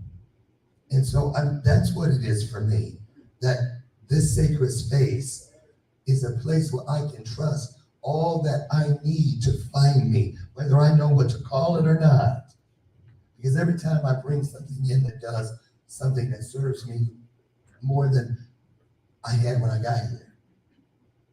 Let's give Lauren a round of applause for that vulnerability. That vulnerability. Last thing I'm gonna say is to you, what you take from here, leave something that does not serve you somewhere outside pour it down the drain. Because when something comes in, something goes out. Absolutely. Give it up for him again. Sometimes that obstacle is us. That obstacle of doing things the way we used to do things and trying to do something different so that we can be this person in the center. You know, I'm standing here on stage, but this presentation is not about me because we're here for you. It's not called becoming the best me. It's called becoming the best you because we're pouring into you and we are helping you. And maybe for the first time for somebody in this room, maybe for the first time this year, maybe for the first time this decade, you have taken time to work on you. No kids, no responsibilities, no, when you got your cell phone, but maybe you've had the opportunity to put it on silent and not look at it as much and to work on you. There is the R. That was the question for me. That was the question for me as I continue to evolve into becoming the best me I can be. Is, am I being real each and every encounter? Not just here, but down there, outside, in the street, on the phone, at the McDonald's. Am I being the real me? And Lauren, I see you got the mic. Have you had the opportunity to show us who you really are this weekend? I absolutely have. And can I go back to the obstacle question really quick, because it took a lot for me to get here this weekend. Honestly, I wasn't planning on coming. I have a lot of things going on right now, as we all do. And it took Brenda saying, I want you to be here. Here's what we're gonna do. And my brain first went to, here's why I can't come. I thought it was a different weekend, so that doesn't help. But she sat there and gave me a second to be real with myself. And I sat there and I said, this is the one weekend that I have open in like 3 months. And I have 2 small boys. I have a husband. I have a lot of things going on, including a job that put a lot on my plate for the past 3 weeks, and it has taken everything I have to actually focus on where I need to be. And all I wanted to do was come up with excuses as to why I couldn't do it, why I couldn't be here, why I couldn't do this. And it was also those limiting beliefs. And it was the fear of, what's my husband gonna say if I say I need you to take the kids for the entire weekend and let me go 4 hours away to this conference and have a weekend to myself. I was freaking terrified. In fact, I had my therapist on Monday talk me how to ask him. But the obstacles, the excuses that we give ourselves, Anthony just talked about it a whole lot. Why are you telling yourself? Why was I telling myself that I couldn't be here when maybe I had to figure out a different way? And I did. I didn't get to be here at the hotel with everybody, but one of my best friends lives 15 minutes away. She's not here this weekend, but she said, Lauren, stay at my house. Get resourceful.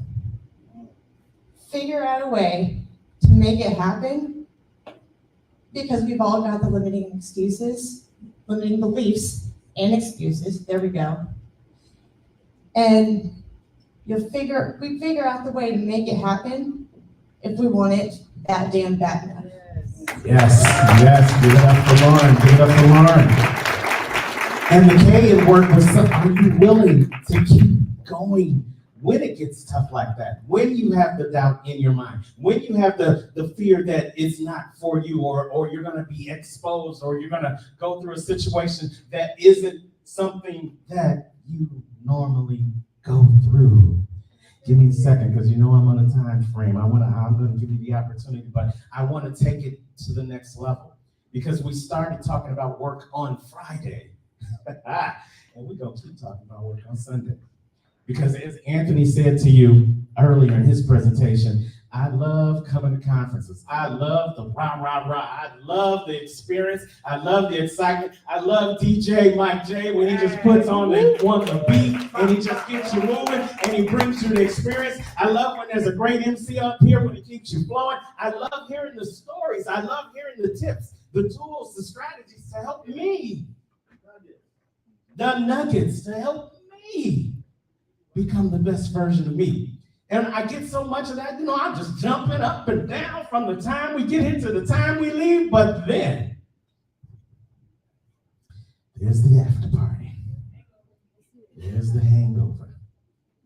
There's a couple of people in here that was out Friday night in St. Louis till 1 o'clock in the morning because they was feeling it.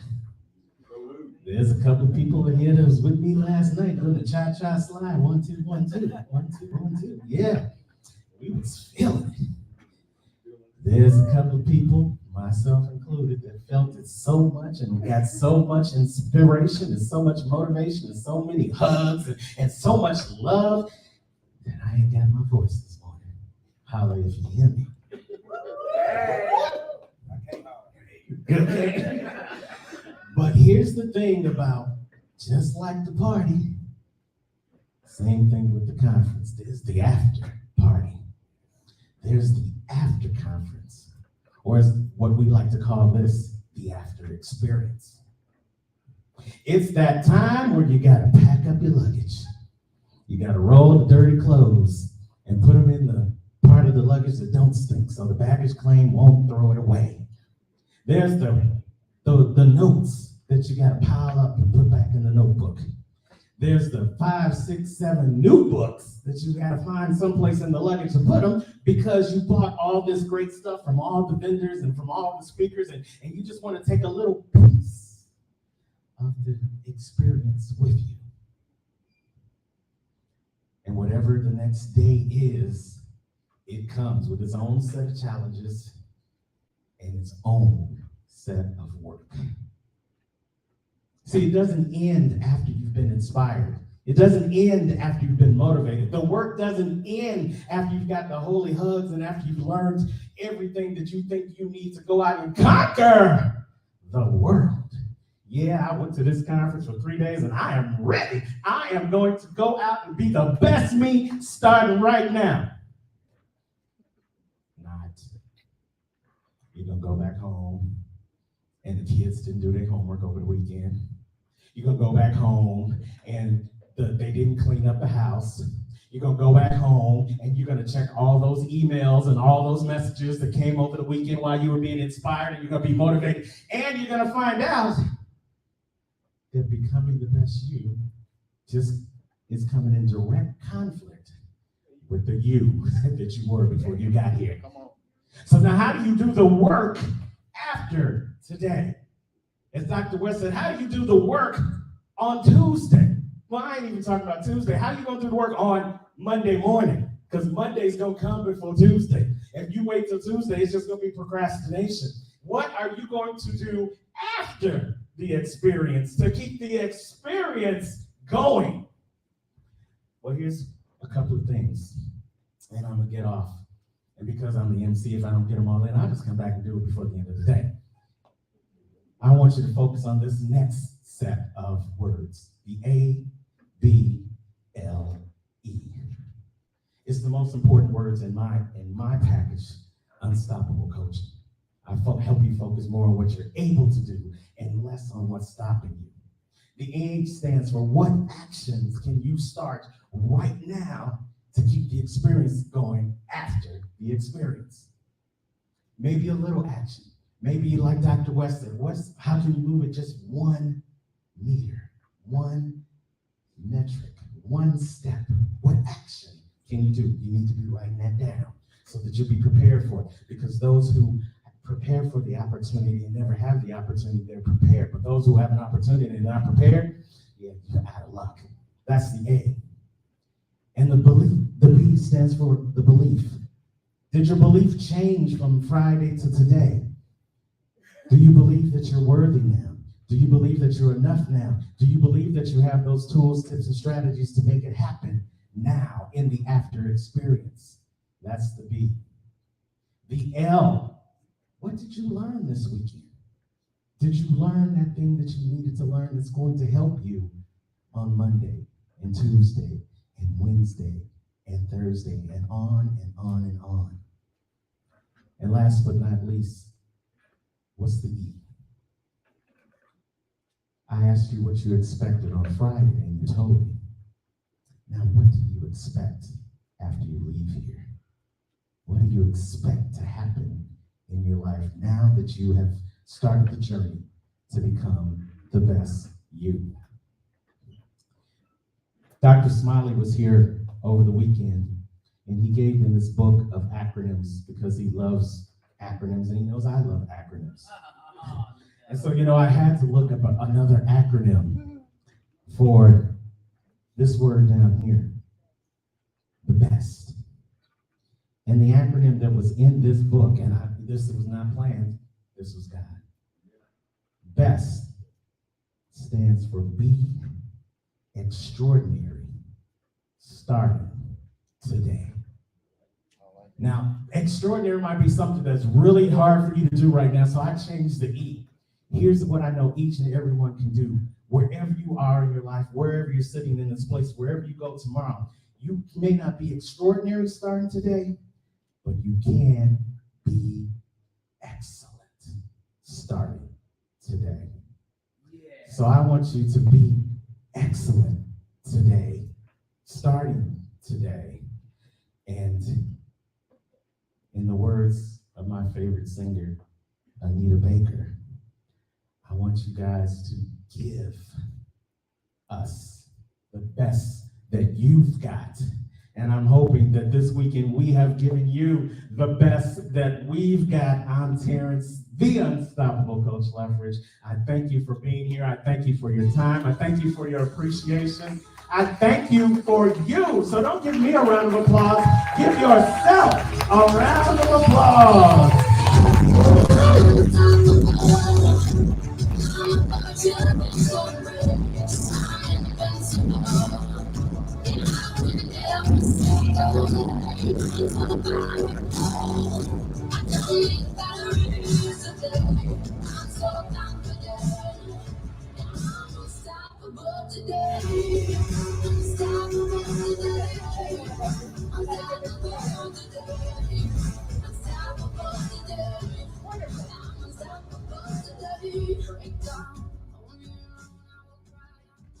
All right. MC, speaker, friend, coach, husband, brother, son, grandson, nephew. Terrence has a lot of titles, and so do each and every one of you. Each and every one of you. Our next speaker, though, he's one of my students. He's also one of Terrence's, but we've been working together for the last 8 months because he said, I want to be a speaker. I don't know how. I don't know how to do it. Can you show me how to do it? He asked. When you ask, you get. When you ask, you get. But see, when you ask, you have to be willing, because if you're not willing, you're not going to get. This guy has a story that's just profound, and it could have left him wrecked and in the gutter. But he chose to rise above it all. He chose to say that I'm better than who I was. I'm better than who I am. And I'm going to be better tomorrow and tomorrow and tomorrow and the next and the next and the next and the next. He got it. I'm going to be better than I am. So I want to introduce to you a very dear friend of mine as well. All came from networking. And I hate networking, believe it or not. It's not my thing. So let's welcome to the stage, Coffee Cup Chuck Doyle.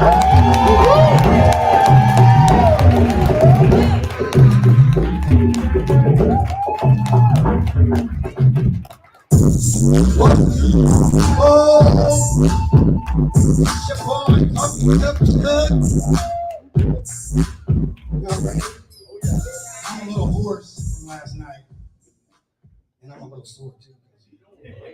I was doing a little bit too much.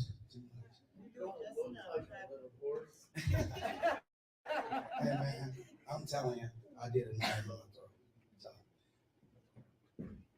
I got a question for everybody. Has anyone ever played the lotto? Yes. If you played the lotto, raise your hand if you've ever bought a lottery ticket. Right. Okay. Why did you play that lottery? Why did you buy that ticket? To win. To win, right? Yes. So you bought a lottery ticket to win, but what were the odds of you winning? That I wouldn't win. Right. It's 1 in a whole bunch of millions. And that's crazy because the same thing applies to your birth. It took a whole lot for you to be born, a whole lot. It took 2 parents, 4 grandparents, 8 great-grandparents. You see where I'm going with this? And when I say it took a whole lot, just think, let's just go 16 generations down. If one little relationship down in those generations would have faltered, you wouldn't be here. So before I start my speech, because that's not what I'm talking about today, I just want you guys to know that it took a lot for you guys to be here at this moment, a whole lot. So who's the real ticket? Who's the real lottery ticket? You are. Every single one of us. We are all winners because we made it. And we didn't have to be here. So just take that away from this conference, that this isn't all just by chance. Now let's get to the real deal.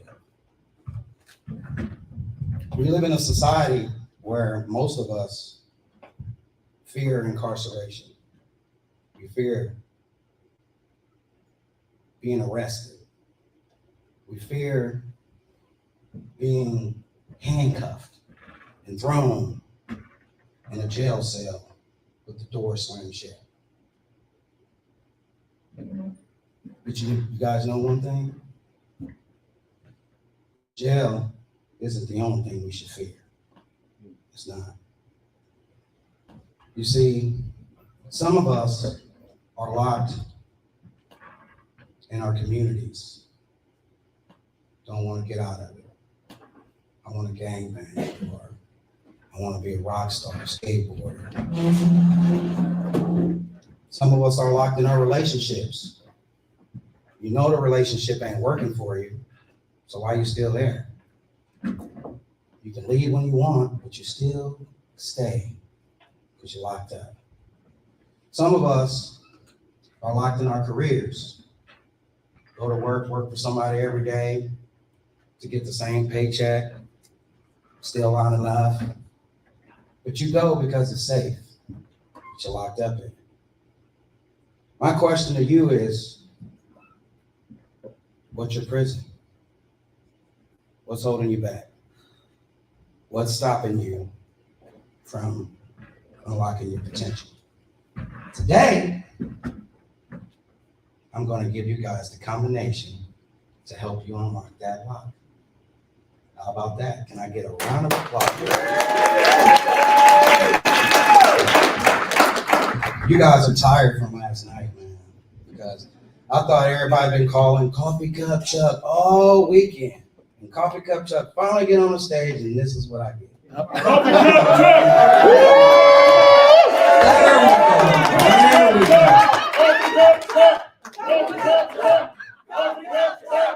Yes, now I feel special.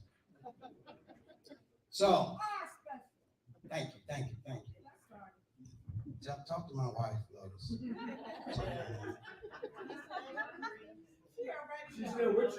Okay.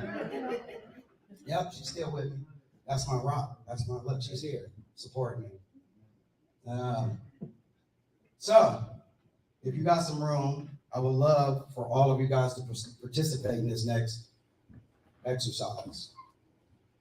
If you guys have ever in your life believed in something at one point or another, just to find out at a later time that it wasn't true, I want you to do me a favor and I want you to raise your hand and keep it up.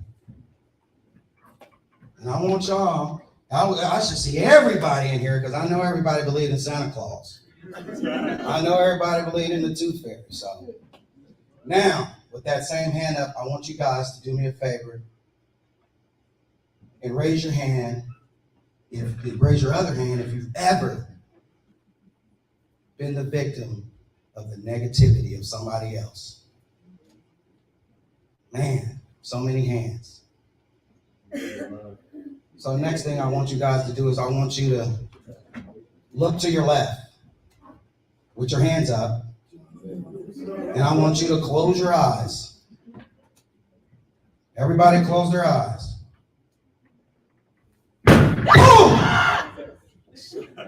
Don't move.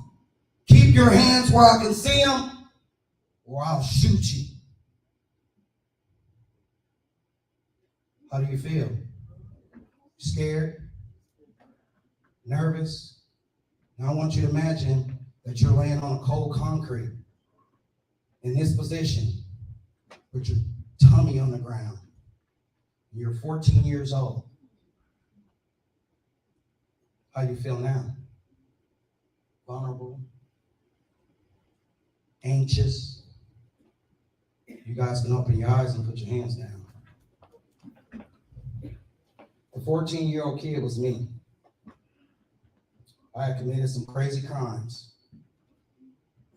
4 of them.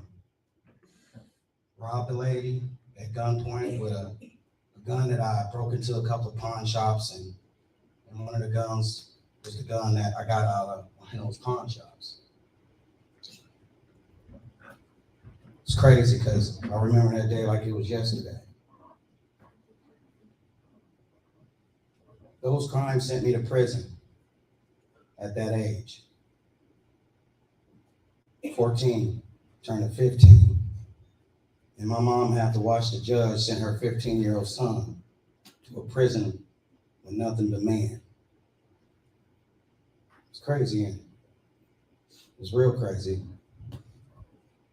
And you would think a young kid at that age would go to jail and learn something from it. You would think that that kid would not return. Not my dumb ass. I lived in a community where it was all negative, man. No belief. No one. None of us had belief. We were limited to our community. Corey Fox, you feel me, don't you?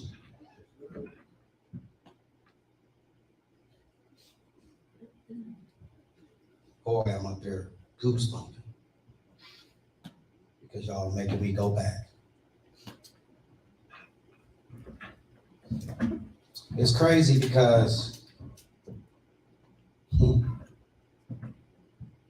it took me 3 state prison sentences and 1 federal term to make me say, man, no, I can't do this no more. I gotta do something different. I gotta do something different. And I did. I changed completely.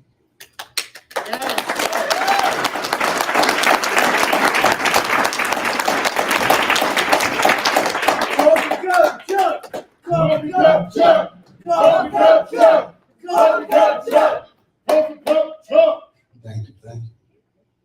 I am now the owner of an electrical lighting company called Luminous Technologies. I am also the host of a podcast called The First Cup KC.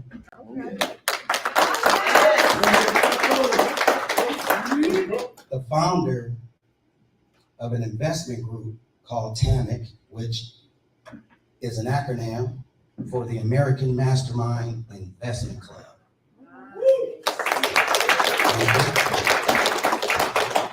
And I also do a morning blog Monday through Friday on social medias, Facebook, Instagram, called The First Cup KC as well, where Coffee Cup Corinne out there. She does a bunch of cups for me, so. So while you guys are listening to me ramble up here, I want you guys to pull out your phones and go like the page. Jump on there and follow me. If you're on TikTok, same thing. Brenda 007. She's also forced me to do videos, TikTok videos. They're pretty sweet, so I kind of like to hone myself with those videos. So go follow TikTok if you're on TikTok, Coffee Cup Chuck. So what do you think the question I get the most? How did I change? That's right. How did you change, man? Well, like I said today, I'm gonna give you the combination.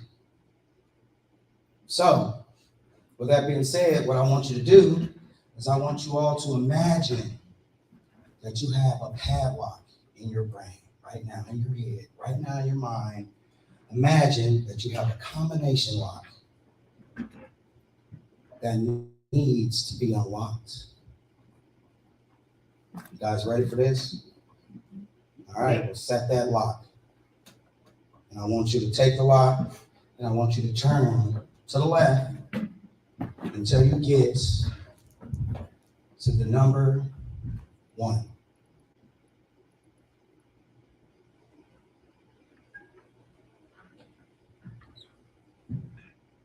It's quiet in here, boy. Number 1.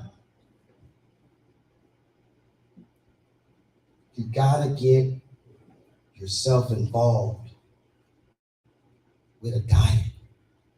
You gotta get yourselves in a diet. And I got the perfect diet for you guys. It is called the keto diet. Can everybody say keto?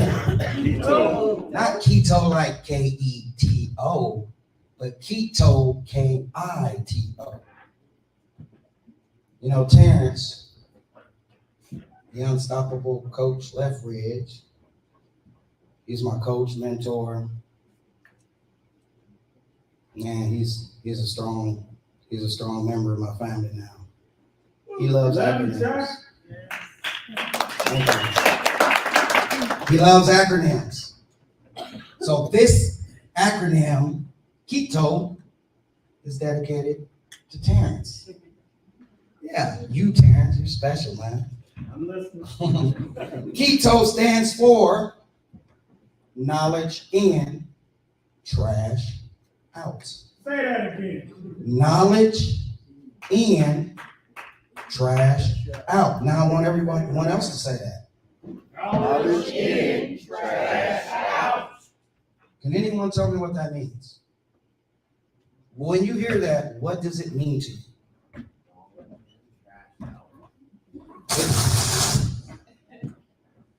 What it means is, don't let anything set up root in your mind for free, right? Yes. So that means knowledge in, I'm not allow anything to come into myself that I can't use to better myself. Trash out means that I will dispense and let go of all those things that have set up tracks of limitations for me. Yes. Yes. Regina, get on spot. So you got to get yourself on this diet, because what this diet is going to do is going to get rid of all the bad rock and rap. It's going to get rid of all of that binge watching you're doing on Netflix that ain't adding any value to your life. I mean, come on, man. We only got a certain amount of time to be on this planet. What are you guys doing? If you're out partying all the time, if you're not absorbing things that are bringing value to your life, what are you doing? I'm serious. What are you guys doing? And you got to stop that. You got to stop it because we don't have enough time. God put us here for a certain period of time with a gift under the impression that you will find your purpose for that gift. So you need to be doing that instead of trying to figure out what Sally is doing next week on a sitcom. There's so many things you can do. You can read books. You can watch positive podcasts, or there's so much you can do. With me, I read books. Can I tell you guys a short story? Yep. All right. Well, let's get to it. What do you think a 15-year-old kid did every night in a prison cell? Every single night. What do you think that little 15-year-old kid did? Read the Bible. No. Hell no. I cried because my mama wasn't downstairs. I cried because I didn't have my brothers around. And all I had was a sliver of a window to look out to freedom. That's it. And this was my reality because I couldn't go nowhere. I'm stuck here. So one day I came out of my room and the inmate in the room next to me approached me and said, "Young man, can I speak with you for a second?" And I said, "What's up?" He said, "Man, I hear you crying that night. I hear you crying, man. But let me tell you something. This ain't the place for that. You got to stop that, bro. You can't show weakness in here, man. But you got to figure out what you're going to do. And you better do it fast because people praying. But I got something for you. I want you to go to the library and I want you to check out as many as books as you possibly can. As many as books. I want you to read them. Because guess what? When you read books in here, son, you escape. You ever want to know how to escape from your situation? Normally what we do is we indulge ourselves in something. I indulged myself in books. Now, even though they weren't the right books, it still got me out of where I needed to get out of at that moment. So remember, get that trash out of your brain and start putting some good stuff in it. I'm back to the lock. Everybody tune back into that lock. All right, I want you to go to the right. Take it to the right. I want you to take it just a little bit to the right until you get to the number 2. Check this out, y'all. This is a good one. You have to start getting into a relationship with your future self. You got to. Because guess what? Who's the one who has to put up with your bullshit? Who's the one who has to put up with all of the bad decisions that you make? Oh, I want the cake. I want the cake, man. No, bro. You trying to give me diabetes. You trying to make me. I had the cake, y'all. Okay, so, but it's important. And I started getting into this relationship with my future self. And when I got into this relationship with my future self, I started winning. All right, so get into a relationship with your future self. Back to the lock. I want you guys to go back to the right. All right, you there? I want you to get to the number 3. Number 3, man, you gotta believe in yourself. Gotta believe. Gotta believe, y'all. I'm gonna tell you a short story about belief in my company. All right, check this out, because I know I'm being under the gun right here. But man, this is my first time on stage, y'all. I gotta get this message out, so I apologize, but check this out. So one day I'm at work, I'm working for the man, and then I had this dream of starting my own company. I went to school for it, and I was working for it, and I just didn't know what I wanted to do. So I said, I know what when I finally realized what I wanted to do, I said, I'm gonna do that. I just don't know when, because I kept thinking of all all the reasons why I couldn't do it. So it just prevented me. Guess what? My boss pulls up to me one day and he's like, Chuck, I need to talk to you. I need to talk to you because I heard something. I heard you was trying to start a business like mine. I'm like, whoa, I didn't want to lie to the man. So I just simply told him, look, boss, I'm black. You know African Americans have a hard time starting their own businesses. Boss, I'm broke. I got bad credit. I can't do nothing. You know? Boss, I ain't got that good of an influence. My boss looked at me and he looked back out the front window and he said, you know what? Go back to work. I'm sorry I even bothered you with this. And he drove up the street, stopped at the stop sign, hit that left blinker. And you know what?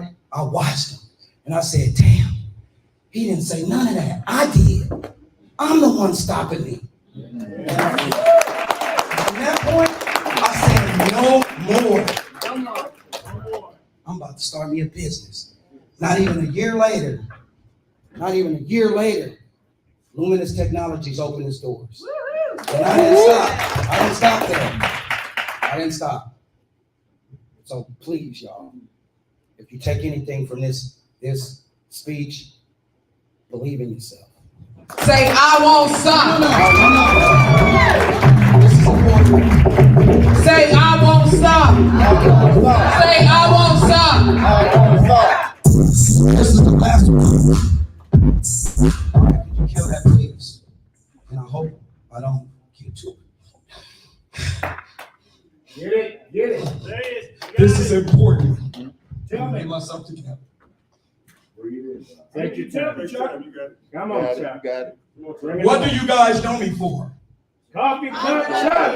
No. Stay positive. Okay. This is why it's important to stay positive all the time. I'm out working for the man in a bucket truck, on a bridge. I'm working on a pole light. I see a man coming up the bridge. I'm blocking the bridge. He can't get by. This man walks halfway to the bridge and he looks out over the water. It was cold out. I had this hat on. It was cold out. I really wasn't a positive person. I really didn't care about too many people but what I wanted. But this day, it was pretty out. It was chilly, but it was beautiful. I looked down at this man and I said, hey, what a beautiful time it is to be alive. What a beautiful time. This man looked at me with this crazy look on his face and walked back the other way. A year later, I'm in Quick Trip. I'm standing in line and a man is standing next to me. He keeps looking at me and he walks over to me and he says, you work in a bucket truck, don't you? I said, yeah. He said, can I hug you? I said, bring it in. He hugged me, and as he was hugging me, he said, thank you. Thank you. He stepped back, and I was confused. I didn't know what was going on. The man said, you saved my life. He said, you work in a bucket truck, and you was on a bridge one day. You were working on a bridge, and I was coming to kill myself. You said something to me, and it changed my life. So whatever you do, you keep doing it. You wouldn't have knew it if I didn't have this hat on. So just think of this. Think of all the positive things you do that go unseen, that no one else, you don't even see what you do. As long as you stay positive, just think of all the people's lives you can change. Focus on everything that's positive, and your life will become so much more positive. My name is Coffee Cup Chuck. Thank you all for joining me. I hope you all have a wonderful rest of the day. As always, stay positive, people. Never better shot like this. Hey, say I won't stop. Say I won't stop. Say I won't stop. I won't stop. Oh man, we all came here to this conference, the Becoming the Best You conference, because we wanted change to happen. We wanted to be renewed. We wanted to be refreshed. And coming up to the stage, we have Dr. Michael Freeland, and he will be speaking on how to free your land. I can tell you that this system works. While I was working in corrections, in juvenile corrections in Kansas, one of the biggest programs that I was able to implement was the Advocacy 101 program. Within that program, what we did was go through the Free Your Land curriculum. And young men and women were able to sit down and dig into themselves. We've been taught the system of how to operate and do things by everyone else's authority. But what happened to us being able to understand the system of self? And Dr. Michael Freeland, our DJ of this weekend, is coming forth to give you a rhema word. Come on and stand to your feet for Dr. Michael Freeland. Amen. Man, what an introduction. How's everybody feeling? Last night effects. Let me take myself to the stage. Let's go, y'all, come on. Hey!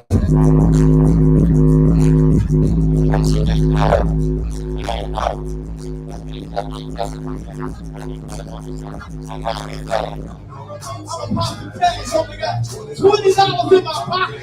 Oh my gosh, y'all remember them days? Yeah, this is awesome.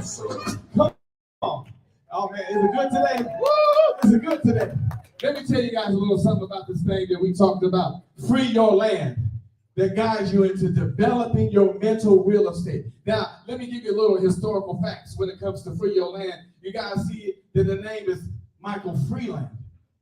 That is really last name, Freeland. But you see the book says, free your land. What do I mean by that? You know, some years ago I had a grandfather descendant of the family that used to be a slave in the South. Imagine that. Used to be the slave in the South, and I didn't know what my grandfather's last name, whatever generation he was one of my greats. And I didn't know what his real last name was, but let me tell you what happened. He was a slave in the South. And during that time, you know, if you was in the South, it was hard to escape north. And my grandfather was one of those that made it out. And when he made it out, he made his journey all the way up north to York, Pennsylvania. And once he made it there, what he said is, I'm not going to give the family the name that I know, the name I was given. I made it to Free Land. So I changed the name of my family to Free Land. And that becomes my last name.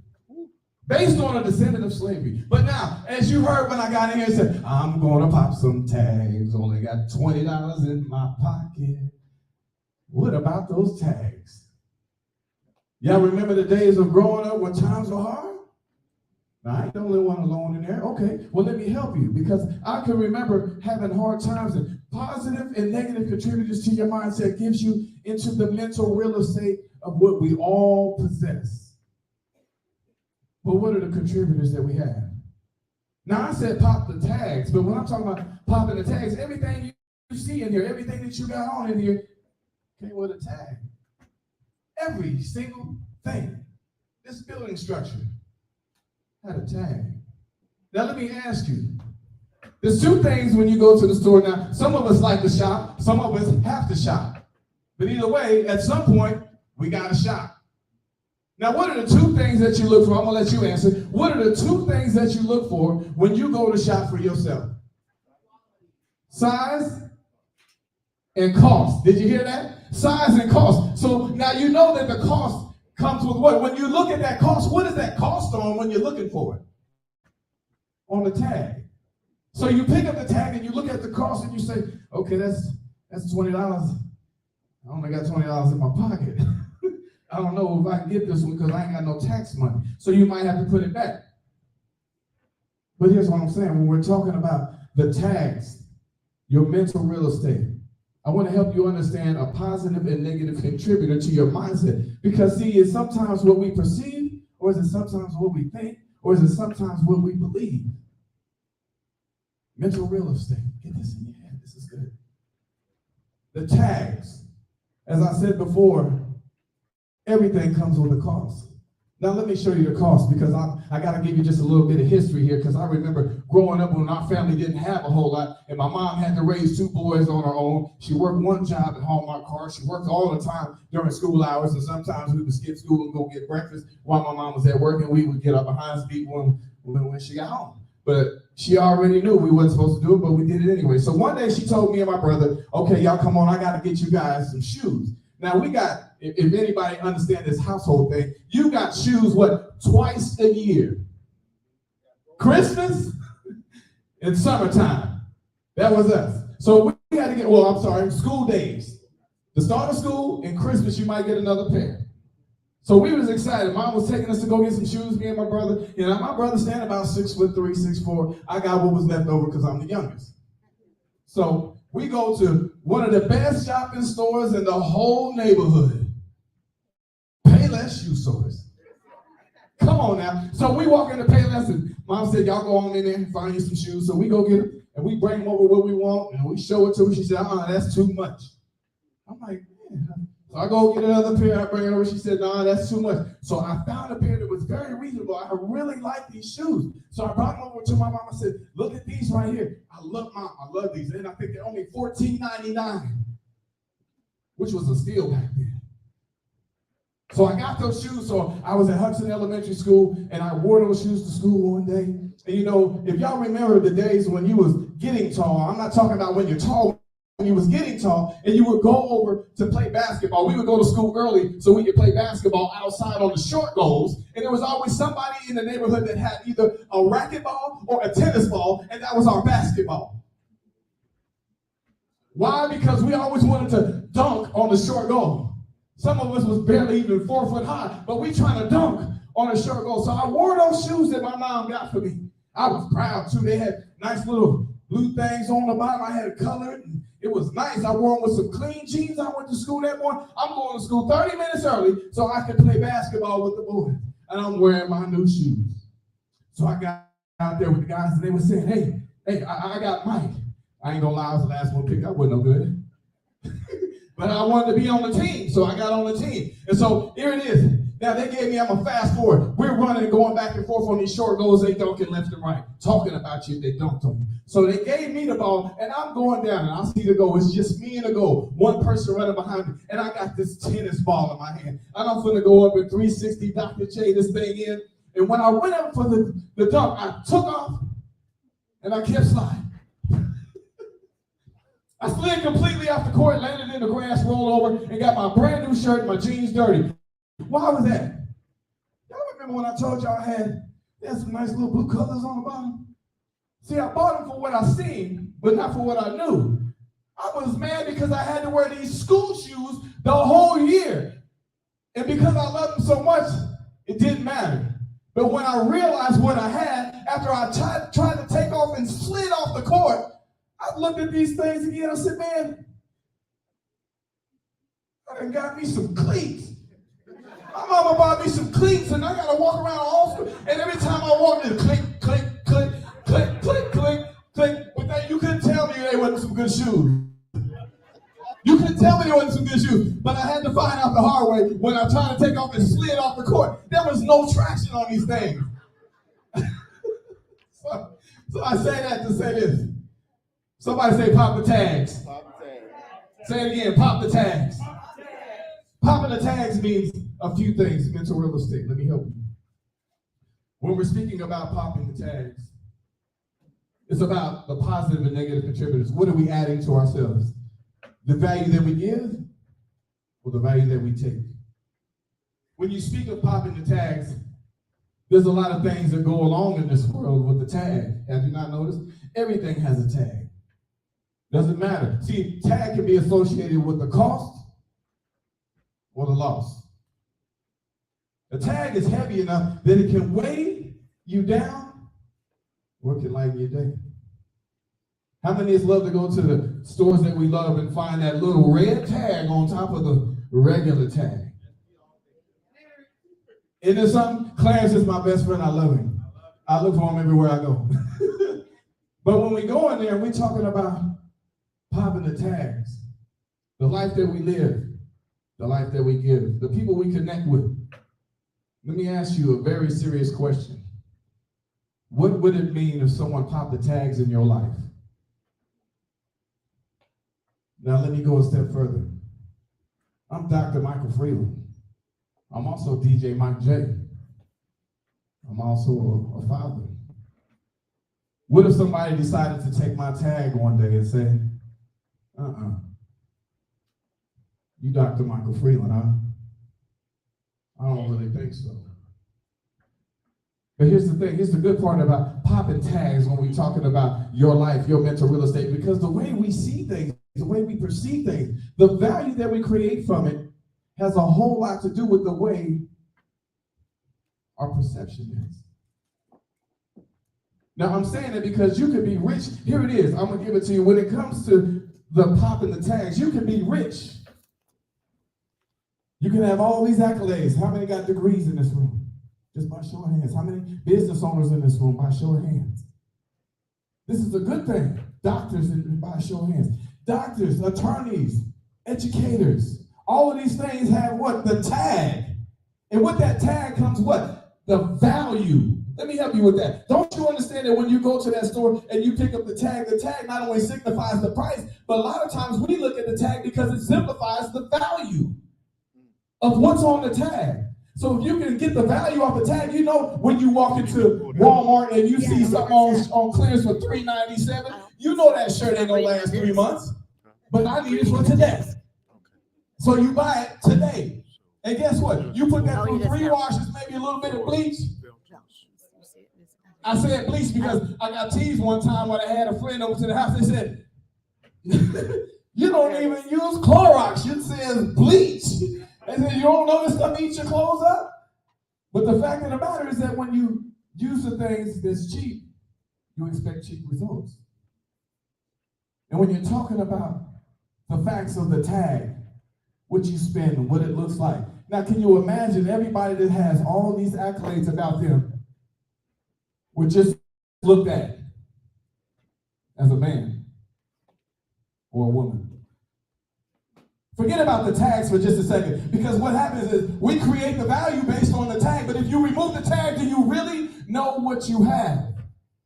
Now, I'm not challenging the people with the tags. I'm talking to the people who don't understand sometimes that the tag, it may be a little bit more to it or maybe a little bit less to it, but what is it about you when it comes to your tag? Somebody say remove the tag. Remove the tag. Can y'all talk to me a little bit today? Somebody say remove the tag. Remove the tag. Now, when we remove the tag, that gives us the bare bones.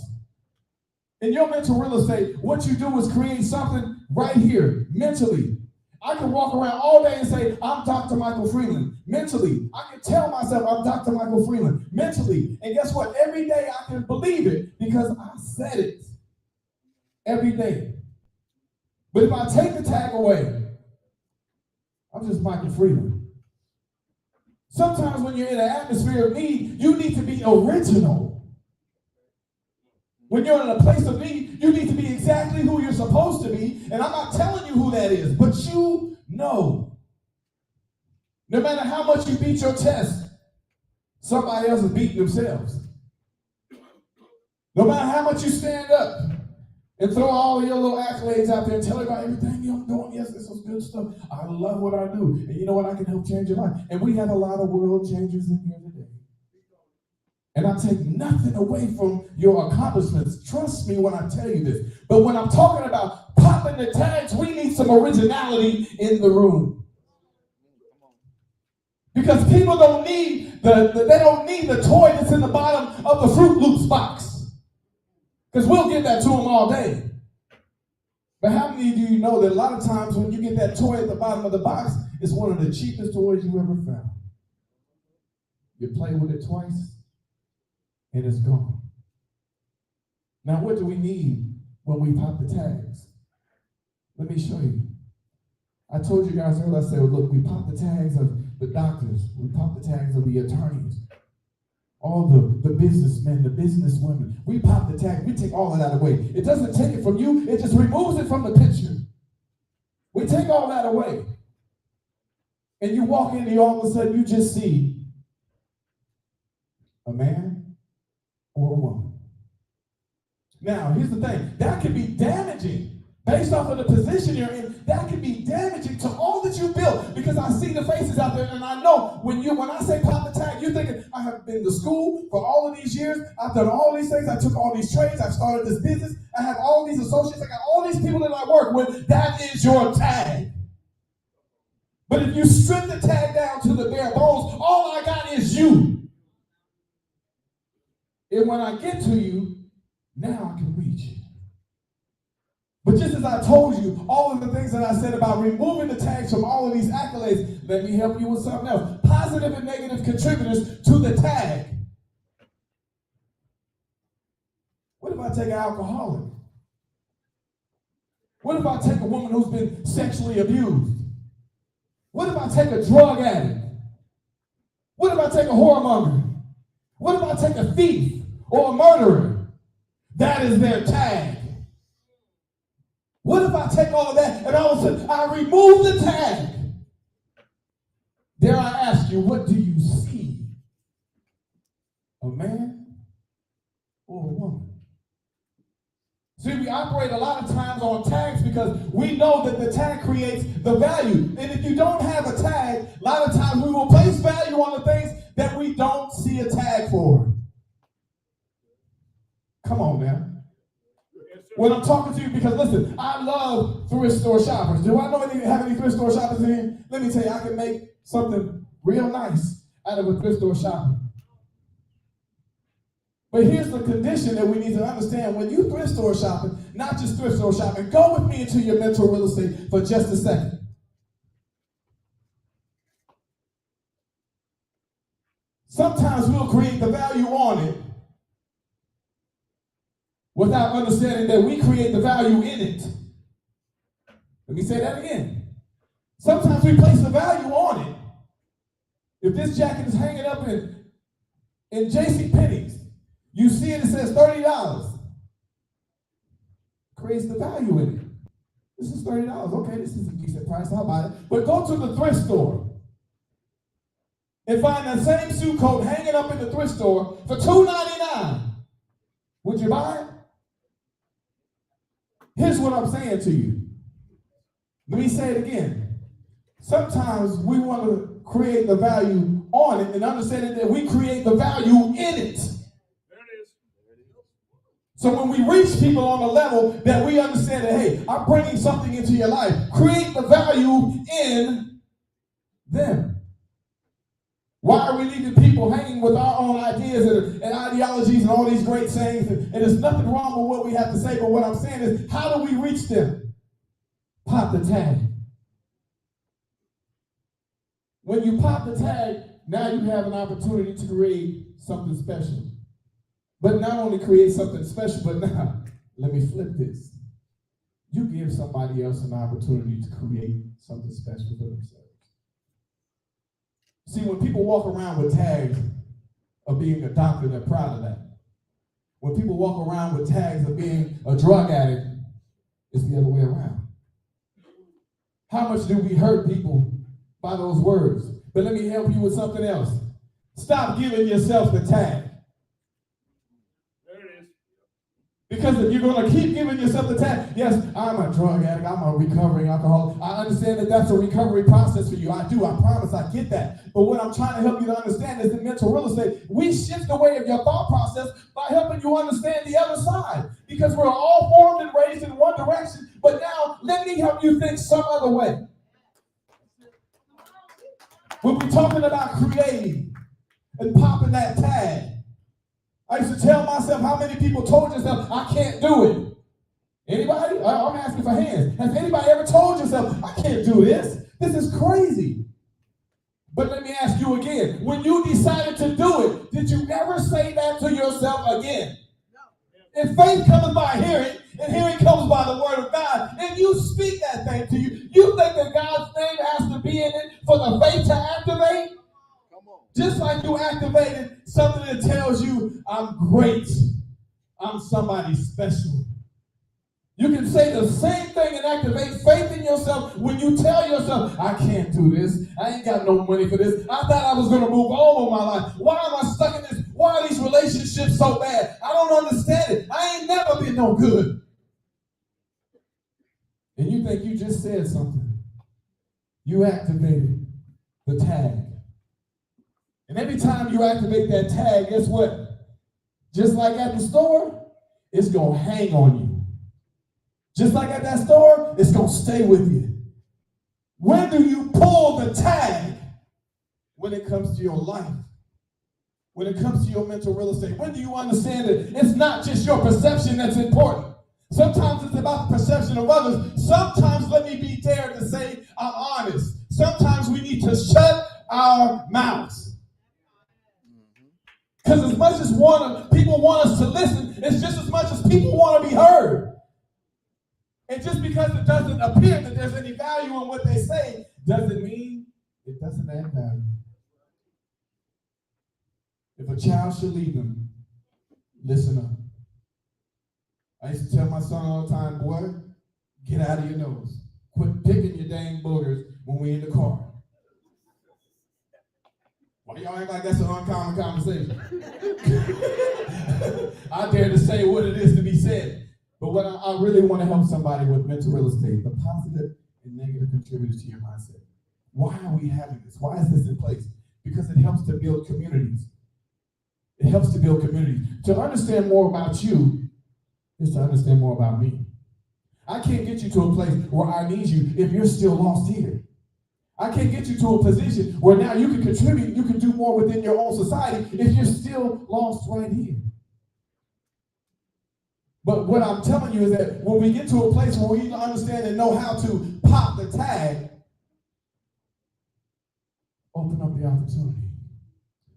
Dare I tell you to learn more about yourself. There's so much more to you than you could ever imagine. Anytime I can get these children over in the correction facility to start working the mental real estate program, and these boys is in there, this is a maximum prison for boys, for juveniles. This isn't a holding tank. These kids are in there for murder, thievery, robbery, and these kids are changing their lives behind that? Let me give you something else. Who else in this room has the book of Free Your Man, Developing Your Mental Real Estate? If you don't believe that this book has any value to add to anyone's life, please put your hand down. Listen to what I'm saying, people. I don't need to sell you a book. I don't need to sell you a book. But what do you want for yourself at some point in your life where you pop the tag? Because a lot of times we run to the things that we believe is going to be the best thing for us. But do you not understand there's so many things that's good for us, just like those vegetables, those asparagus, those green peas that I don't like to eat? And your mama said that, boy, that's good for you. Now you sit down and eat that. You know what I tried? I'm going to tell you something. I tried to get up from the table. I'm going to be honest with y'all. Don't y'all tell nobody. I got up from that table. I put all the peas in that napkin. I didn't tell nobody. So I went up to the trash can with that napkin. Slid that napkin with the peas on it to the bottom. And I said, I'm done. All right, go on, get yourself cleaned up. I said, okay. I got ready for bed. As soon as I was getting ready for bed, Michael. I said, yes, ma'am. Come in. I walked in and she said, did you do this? Do what? She said, you put the peas in that trash can? I couldn't lie, because you know when I lie. Yeah, parents know when their kids lie. So I was like, oh my God. She said, yes, ma'am. She says, all right, get it out. So I got it. I said, no, put it down. Put it on the table. You're not going to waste my food. Eat every one of them. And I had to sit there and eat every one of them nasty green peas because my mama was going to beat me half to death if I didn't. So I'd rather take that punishment.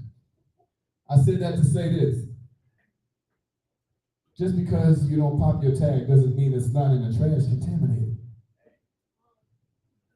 When you're walking around with a contaminated tag, I'll tell you to pop the tag. Now, this is a positive and negative thing. See, we think it because people are sick or they need drugs or they have issues where it takes their life in a downward spiral. Do you not know that not popping the tag can even stop you on a professional level?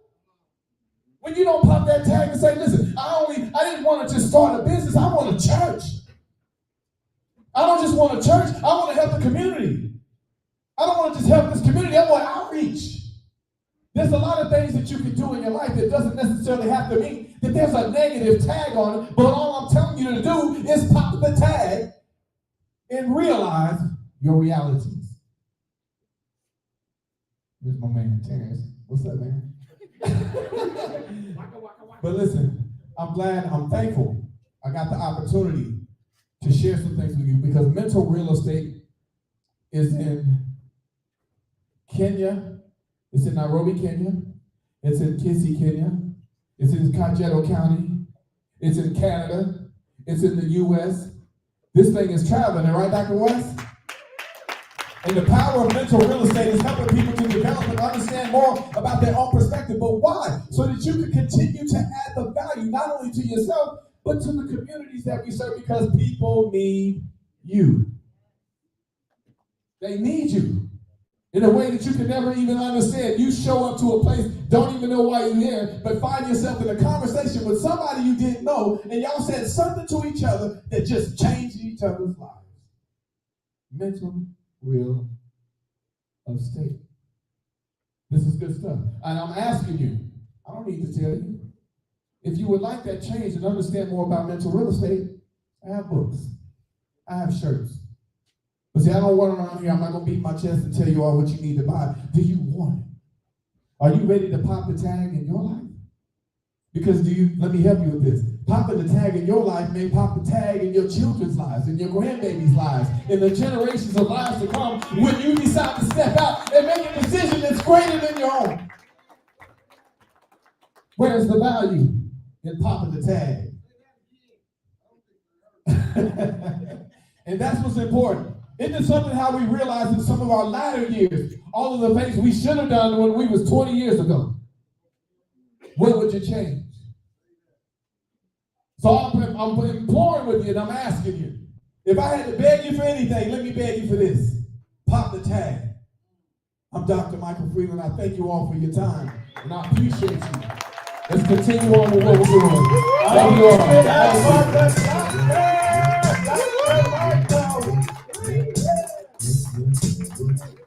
Say pop the tag. Say pop the tag. Say pop the tag. All right, this is your opportunity. You are getting your marching orders from each and every speaker today. You gotta pop that tag because somebody needs you to do what you need to do so that they can do what they need to do. And here's the one thing I understand. Here's the one thing I know from having popped my tag many years ago and took the challenge to be up here on this speaking stage. You know, you never know who's watching, but guaranteed someone is always watching to see you rise, watching to see you fail, watching to see you just overcome something because they see if you can do it, then just maybe they can do it too.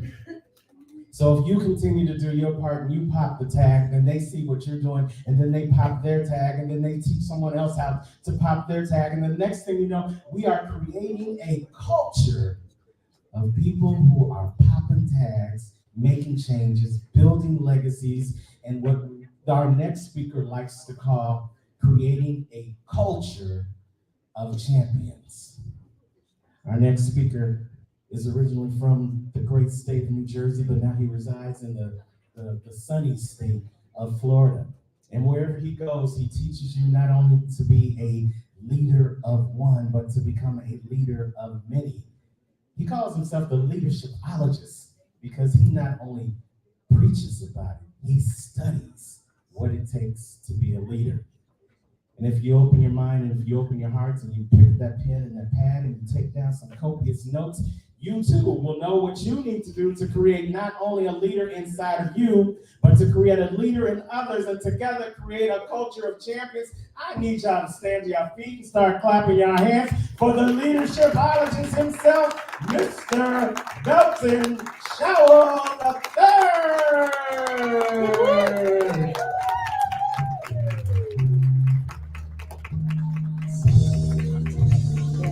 Woo!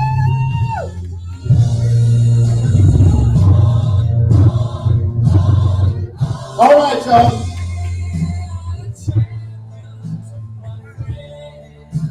We don't all start as champions, but based on what I've seen this weekend, everybody in this room is a champion.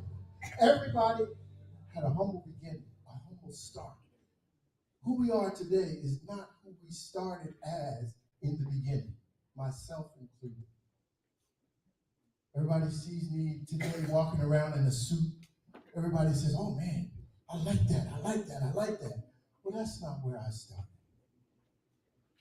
I'm originally from New Jersey, as he said, but I'm originally from a town called Camden, New Jersey. Anybody know that? Anybody heard of Camden? Most times when I say anybody heard of Camden, Camden is not known for great things. Per capita, over the last 5 to 10 years, Camden has been the murder capital of the United States on numerous occasions. It is a very depressed city. And most times when I tell people I came from Camden, they put one hand on their wallet and the other hand on their knife. Because they're scared. Because they don't know what to expect.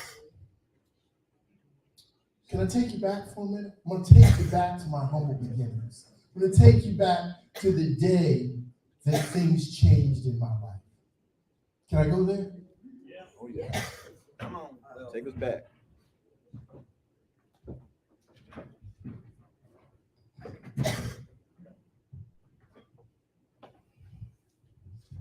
Now, I'm going to date myself, some of y'all youngsters. I heard somebody the other day said they were born in 1977. I said, oh, Lord.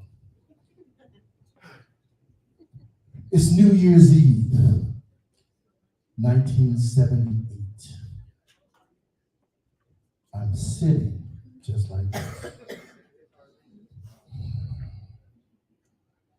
I'm sitting in the emergency room of a hospital, waiting for the doctor. The doctor walks in. He takes one look at me, has me move my hand, and he says, young man, 2 more inches, and where you're sitting would be in the morgue, not in this room. You have a second chance in life. What are you going to do with it? Now, let me just say this to each and every one of you, because I've heard it many times this weekend. When your defining moment comes, either you define the moment, or the moment will define you. That was my defining moment. I had a choice of what I was going to do with the rest of my life. But here's the problem that I had. Most of the people that this situation happened to me with were friends and family. People I had grown up with, known all my life. These were my ride or dies, even though I almost died. But the realization is, there are people who come with you to a certain point that cannot continue the journey with you to the other side. So I had to make a decision.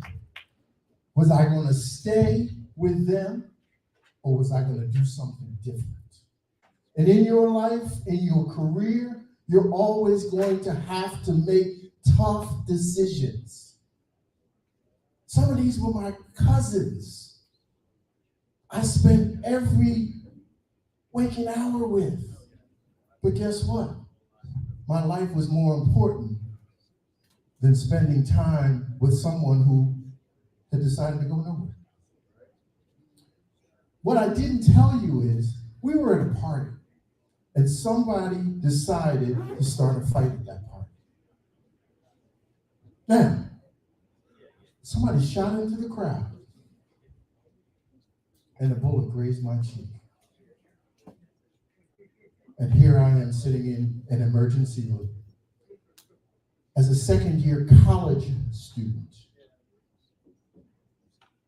Not that I was a gang member, not that I was a hoodlum.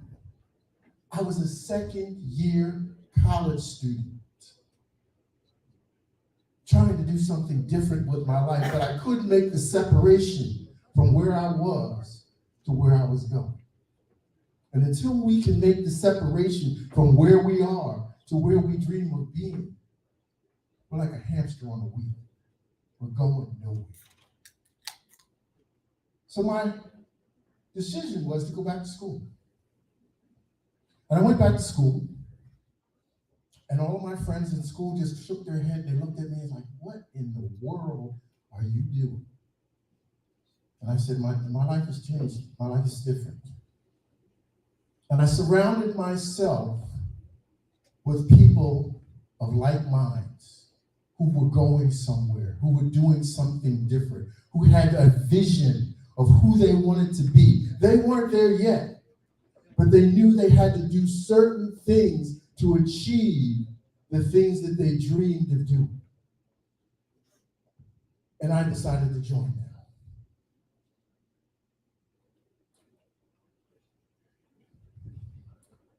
Let me tell you this, life is a very tough teacher.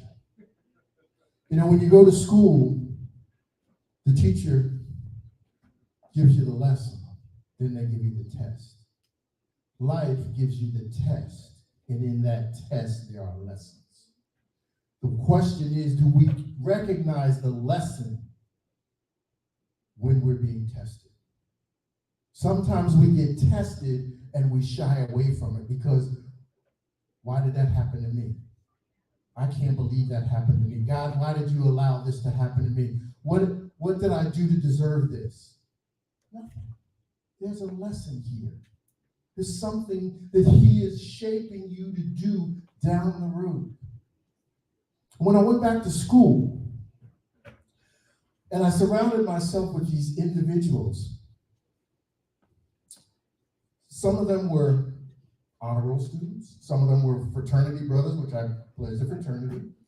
And when I started pledging the fraternity, they made me the president of the line.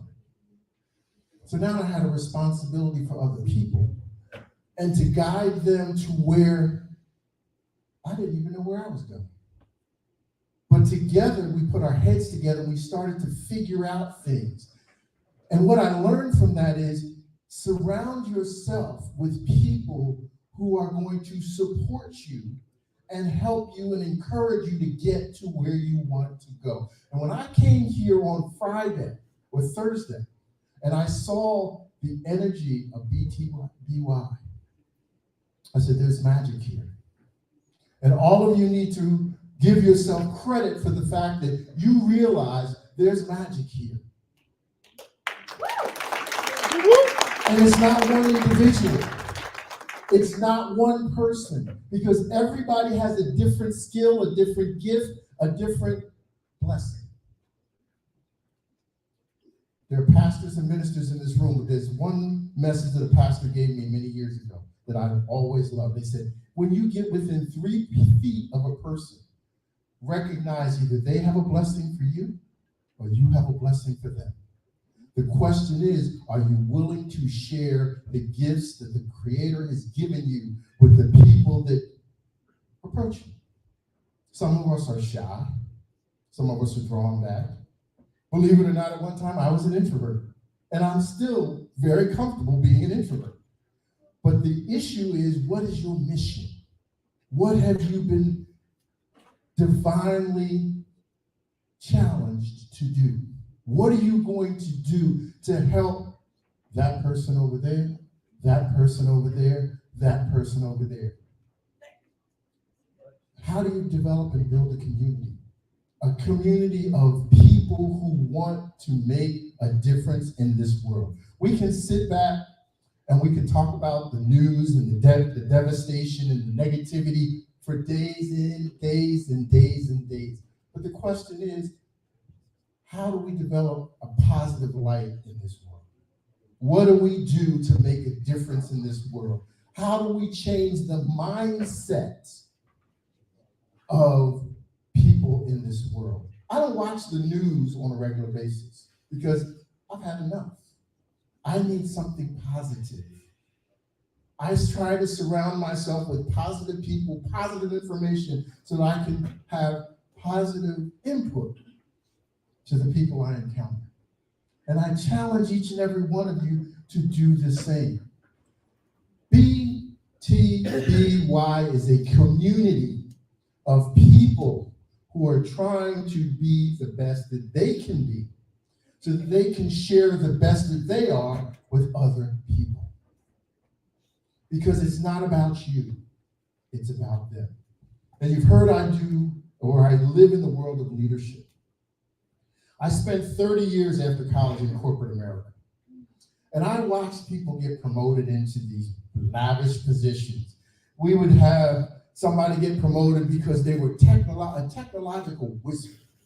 And I mean, they could make a computer sing, they could make anything happen, they could wire the building for everything. Then we'd have somebody else who was a strategic thinker. They could do strategy, they could do tactics, they were just absolutely amazing when it came to strategy and tactics. We had somebody who was a fiduciary whiz. They could take the revenue at the top line and make it sing to the bottom line, and never in the red, always in the black. Anybody ever work with people like that? Anybody ever sit back and watch them get promoted, and you're sitting there going, wow, why not me? Why not me? Well, I watched this for years and years and years. And one of the things I realized is they get promoted to the corner office with the floor-to-ceiling windows and the big mahogany desk, and many of them were somewhat successful. Some of them became CEOs, but the large percentage of them failed. Why? They were lacking one thing. They had no people skills. When you are in a leadership role, it's not about you, it's about them. Now, we have a lot of coaches in this room. Everybody who's a coach, raise your hand. If you're a coach, let me ask you a question. Before you take someone into your coaching program, before you sit with someone and talk to them about their issues and areas of opportunity, have you taken the time to put together an assessment that they have to sit down and complete before they talk to you personally, so that you can now go and do your homework to understand who they are and what they need before you start to pontificate your brilliance in a one-on-one coaching session? Okay? Many times coaches want to tell you what they think before they understand what you don't know. And we have an obligation as leaders to understand who they are, what they're about, where they're trying to get to before we can start to take them down the road. You know, I did a workshop a couple days ago, and I used an analogy. It's one of my favorite analogies. Because a lot of times, as a coach, we're walking down the road like Alice in Wonderland. Anybody ever remember Alice in Wonderland? Alice is walking down the road, and she comes to the fork in the road. And at the fork, there's a big tree. And sitting up in the tree is the Cheshire Cat. And Alice looks at the Cheshire Cat and says, which way should I go? The Cheshire Cat looks down at Alice and says, well, where are you trying to get to? And Alice says, well, I don't know. The Cheshire Cat says, well, any road will do. And that's what happens when we don't take the time to understand what's important to them versus what we want to say. That's principle number one in any relationship, whether it's a coaching relationship, whether it is a management relationship, no matter what it is. When you go home with your spouse or significant other, It's not about what you want to say. It's not about what you want to do all the time. It's about what they need. What are they looking for? I sat over there for 3 days, and I had a prepared speech before I came here. And I said, this is what I'm going to talk about. But my brother over here, Ruben West, and I, when we met, we were in a training with Les Brown. And Les Brown told us, it's not about what you want to say. It's about what they need to hear. So guess what? That speech is still sitting over there. Because that's not what you guys needed to hear. It's not about me as a speaker. It's about you getting from where you are to where you want to be. And being the best you that you can be. So how do I help you achieve your objective, your goals, and where you want to go? Because guess what? I'm my own biggest critic, and most of you are too. And the first person we assess every day is ourselves. But why do we assess ourselves and we don't ask other people to assess themselves before they sit down with us?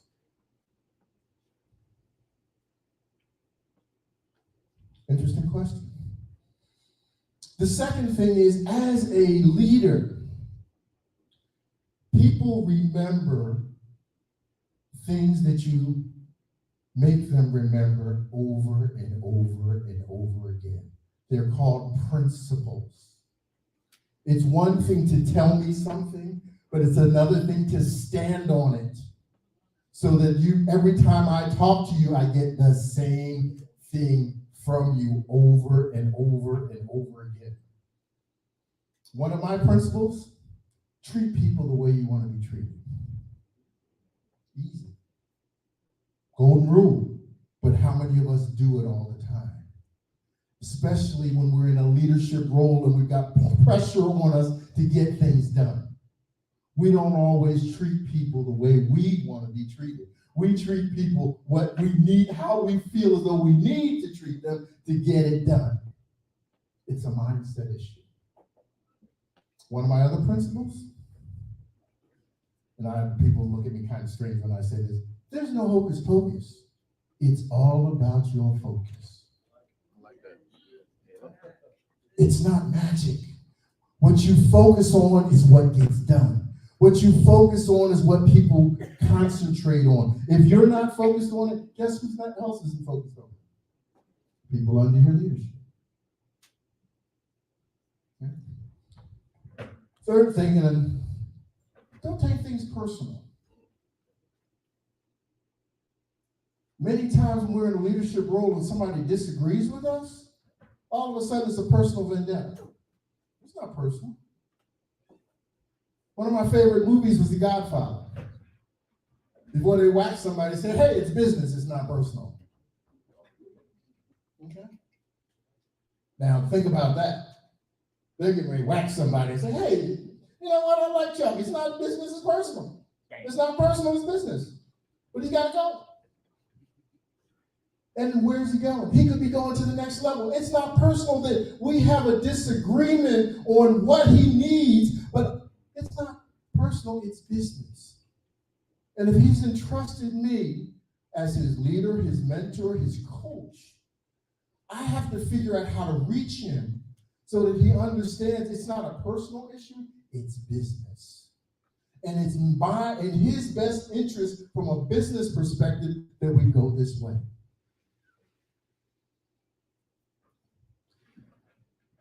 Principles are the key instruments that everybody lives by. You have specific principles that have been instilled within you since you were a baby by your parents.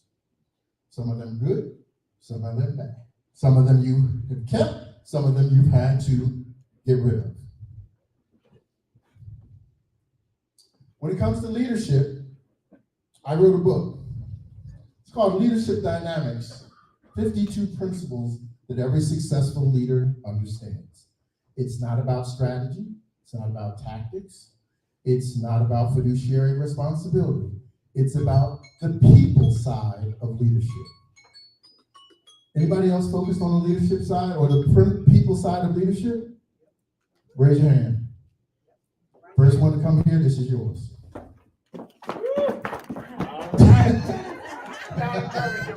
All right, we ain't got no insurance yet. All right. I know I'm out of time, but I gotta do this. Okay, we got one more book here. Hold on, easy piranha. All right, this one.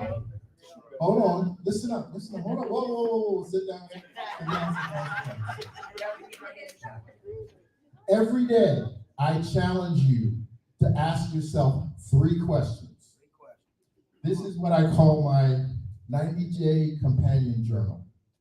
Every week has a different quote because there's a different quote for 7 days for you to focus on to help change your leadership prowess. The first question, what are 3 things that I'm going to do differently today to expand your knowledge, to expand your horizons? What am I going to do differently that I haven't done before? I got to try something new. Okay. Second question, what are 3 things that I learned today? Learning is growing. If you go through a whole day and you haven't learned anything new, guess what? You're that hamster on the wheel. You're just spinning and spinning and spinning, and you're not growing. The last question, because you're a leader, and leaders create other leaders, what are 3 things that I shared with someone else today? Now, may sound simple, but what's very important is at the end of 90 days, 3 times 90 is what? 270. You got 270 things that you did differently. You got 270 things that you learned. And you got 270 things that you shared with someone under your tutelage for the last 90 days. There's 4 of these that take you through a whole year. Okay? The next possible leader is yours. All right, man. Talk about the last thing I'm going to say is this is about community. It's not about helping. If you want to be a part of the community that I'm building, go to cultureofchampions.world. Cultureofchampions.world. If you're interested in finding out more about my books that are available to you, they're on Amazon and Audible. So you can go to both Amazon and Audible. Thank you so much for your time. God bless. All right, give it up for Belton Shower. Oh, y'all can do better than that. Do better than that. Give it up. And while you're giving it up, just stand up on your feet. Stand up on your feet. Come on, get the energy moving. Get the energy moving. Let's bounce. Let's bounce. Let's bounce. Let's bounce. Let's bounce. Let's bounce. Let's shake. Let's shake. Let's shake. Don't break it. Shake it. Don't break it. Come on now. Come on, guys. All right. I'm going to do the rest after lunch, see if y'all still got the energy. All right. You guys having a good time? Are you having a good time? All right. Well, you know, just like yesterday, we're going to keep this moving, but we're going to be serving lunch. This is lunch and learn. So you're going to have to multitask. You're going to have to learn how to hold that fork and hold that pen at the same time. But you guys are unstoppable, so I know you can do it. Somebody say unstoppable. Unstoppable. Unstoppable. That's what I'm talking about. Now, we're going to give you some lunch, but anybody else ready for the raffle? Anyone want some free gifts? Anyone want some free gifts? Oh, nobody wants some free gifts. So I only hear one free gift over here. Nobody else wants a free gift. I hear one over here. I see one over here. Anyone else want a free gift? Oh, I see one over there. Well, Chuck, you are the gift. So get your raffle tickets out. Get your raffle tickets out. Hold them up high so I know you're paying attention to me, because I know you see the food, but you don't see the prize. You see the food, but you don't see the prize. Hold them up high, hold them up high, hold them up high if you got your raffle tickets out. Got your raffle tickets out. Got the same raffle ticket. If you haven't won, that raffle ticket is still good. Got those raffle tickets out. All right, did anyone here new this morning that didn't get a raffle ticket? If you're here for the first time, trade on. If you need a raffle ticket, go see Nene. She's over there back there with the jewelry. Nene, trade on is coming to get a ticket from you. If you don't have a raffle ticket, go see Nene right now. Everybody say, hey, Nene. Nene never get enough of that, y'all. All right, and please, welcome to the stage. I don't know if I should let her back on the stage because she broke it down yesterday. It is the phenomenal Dr. Jawanda.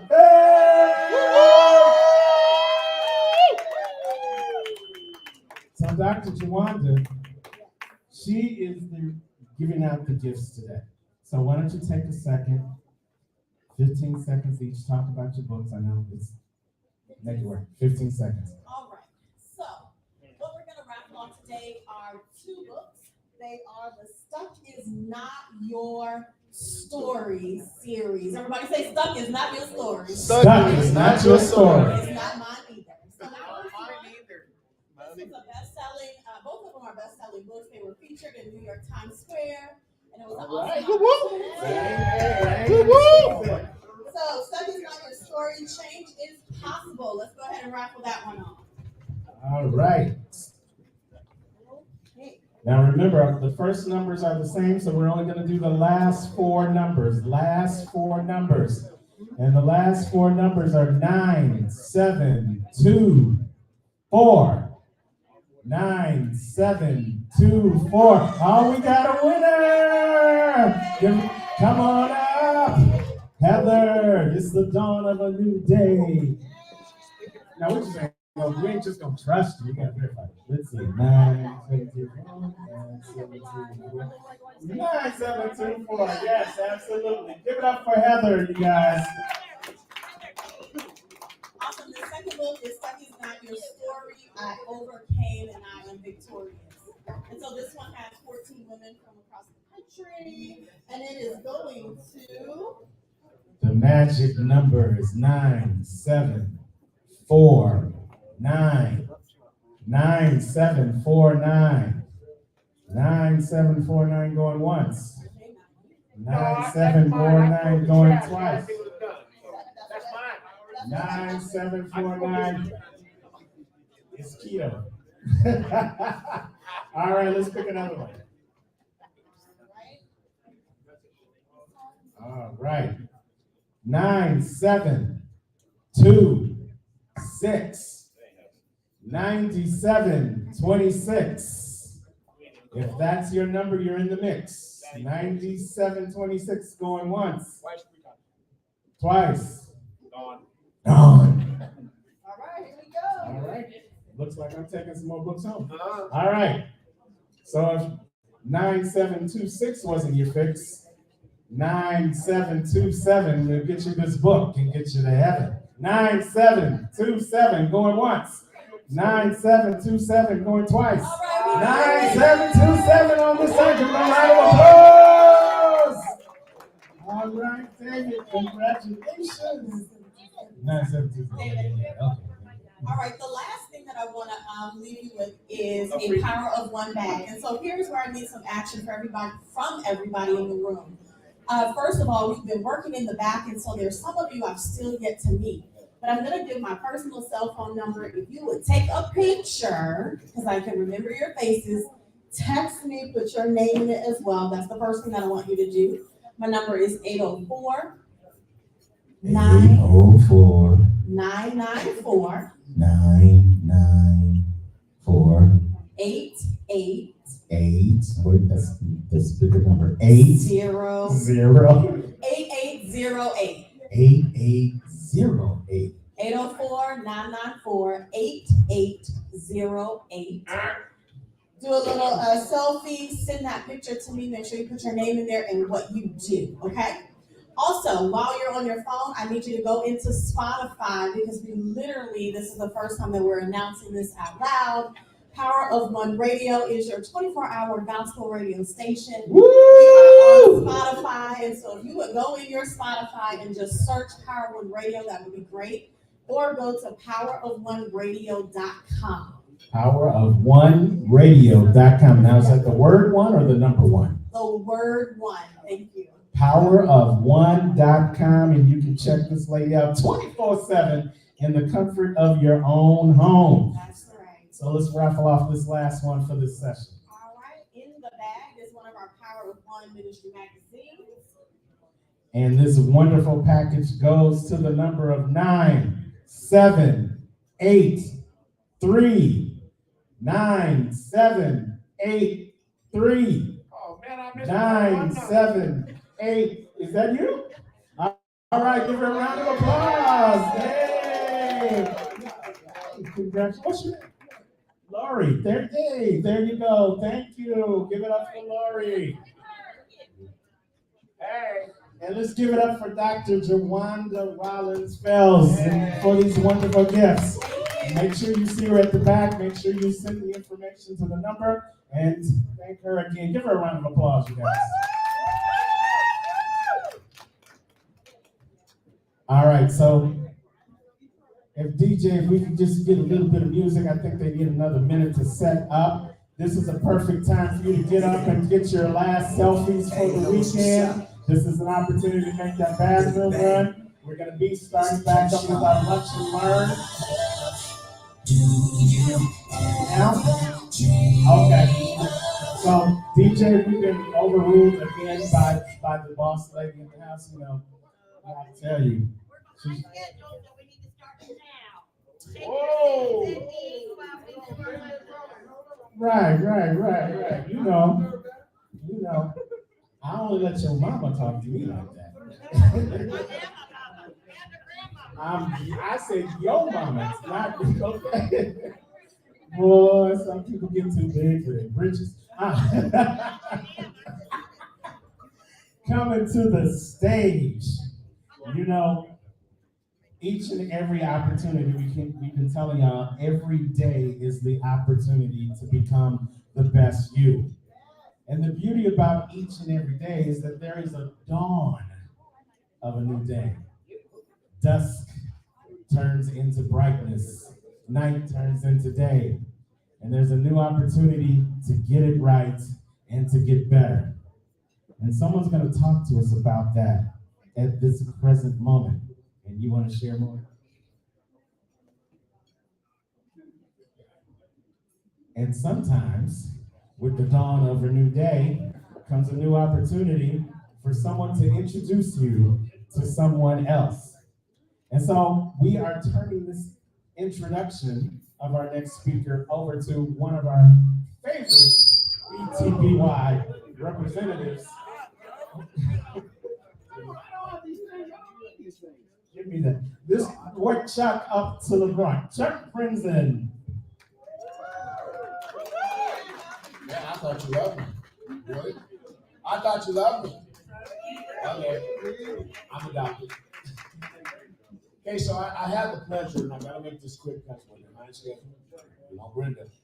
I have the distinct pleasure of introducing the next speaker. I met her a little over a year ago at the BTY in Kansas City. We became really close. She used to call me uncle, but now I'm brother. Woman's gone through a whole lot in her life. Had to make a lot of changes. A lot of changes she didn't want to make. A lot of changes she had to make that she did. And when she decided that the positive energy was going to flow through her, she stopped fighting. And I used to tell her this, and so did Brent. Just let it go, man. Let it flow. It'll come. But she was damaged from years of abuse, more physical, mental than anything else. And she is a go-getter.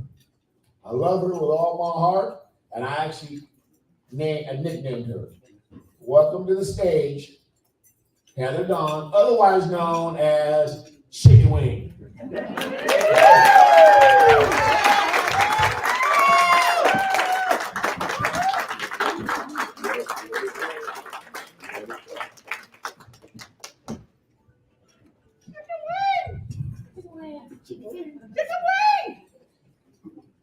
How you guys doing? Great. Good? Yeah. Good. Good. So today I'm going to speak about getting from fear to forever. But before I do that, I kind of have to go back a little bit as to where it all started. So 5 years ago, I got out of a toxic, abusive relationship that I got into because of fear of being alone. So when I got divorced, I immediately went into another relationship with someone I knew from college. And once I got rid of that, I had to make changes because at some point you have to realize when you keep picking toxic relationships, it's probably you. So last February, I went to the BTBY conference, and I had met Brett before that, and Izzy and a couple other people, and that conference changed my life. Like, I already started doing the work. I had been doing the work going back through childhood and all the things that got me to where I was. But I hadn't really done the work until that conference, and that conference woke me up. So let me go back a little bit to where all the fear started. So as a child, my parents were divorced, and as I listened to the stories, it's kind of like Anthony said, you listen to these stories, and I'm like, man, I had it really good. I didn't have a bad childhood. My parents were divorced since I was 4. But things happened over my life that weren't on purpose. My parents would move over the summer because my stepdad would get transferred, and they would joke and say, we move when you're at your dad's so you can't find us. And I know they didn't mean it that way, it was a joke, but as a kid, you start to think, what if at some point school's getting ready to start and I can't find them? And then I'm stuck here. It creates fear. So then as I go through life, I was really fearful of things. I rode dirt bikes, all the things. But at some point, little things started building up. In 1988, my cousin Scotty, who was 9 months older than me and was like my brother, was killed in a sledding accident. They were sledding on a car hood turned upside down, and they went around an icy spot, and he flew off and hit his head on the pole, and he died. And in that moment, I can remember thinking something so simple that you don't even think about can cause you to die. And I think that was the first seed that was planted towards fear. In high school, I was, again, not really fearful of a lot of things. I raced quads, I raced cars, I raced at the Kansas City High School drags. Those things were not things that I was fearful of.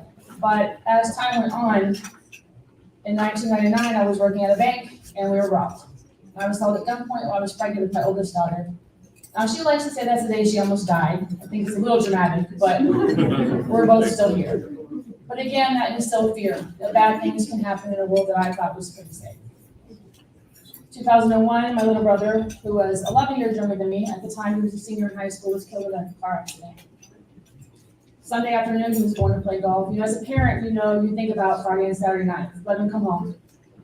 But you never think on a Sunday afternoon that he was be driving to play golf and not come back home. So that happened, and that created some more fear. 2008, my mom passed away of cancer.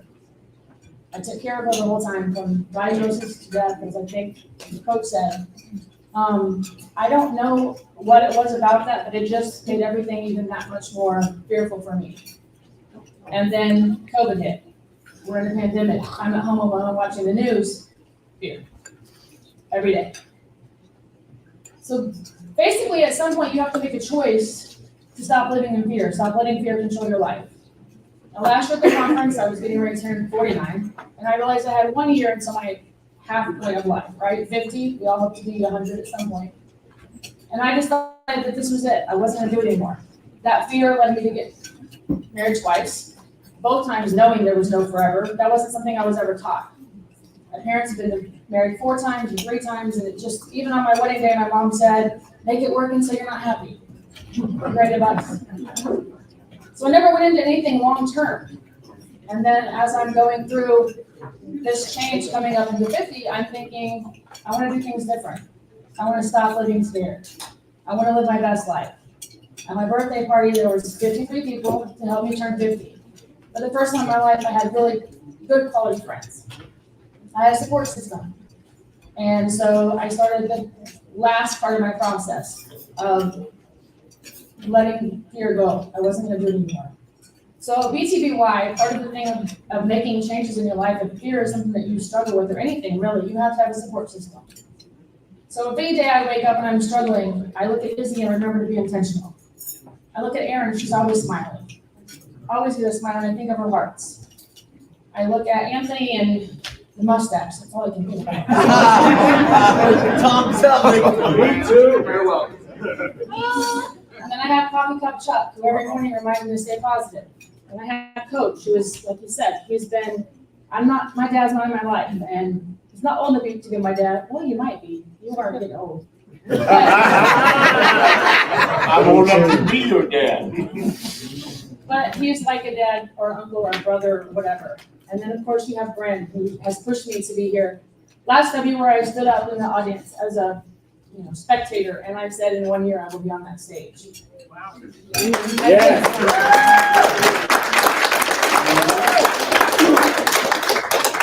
I've given myself every excuse not to be here. I was walking around and trying to figure out how to get out of this room before I had to come up here. But I knew parents would find me, so I had to come back. But I just really think that the most important thing is you have to make a decision. Everyone has said that all weekend. You have to make a decision. And when I did make that decision, everything in my life changed. In the last 4 months, I met the love of my life. Yeah. On our first date, I knew. I had been praying over a list of 26 things. And 25 of them those things. And on our first date, when he got out of his truck and walked towards me, I heard God say, "That's it." So I knew. And our second date, he was leaving to go to Houston, and he asked me to go with him. And I thought, I don't know you. My kids are gonna think I'm crazy. Like, all the excuses started coming into my head. And I just got quiet and listened to myself. And everything was like, go. So we went to Houston. Our 5th date was at the beach in Corpus Christi. We met October something. And we were engaged the day after Thanksgiving. We're getting married in June. So Yeah.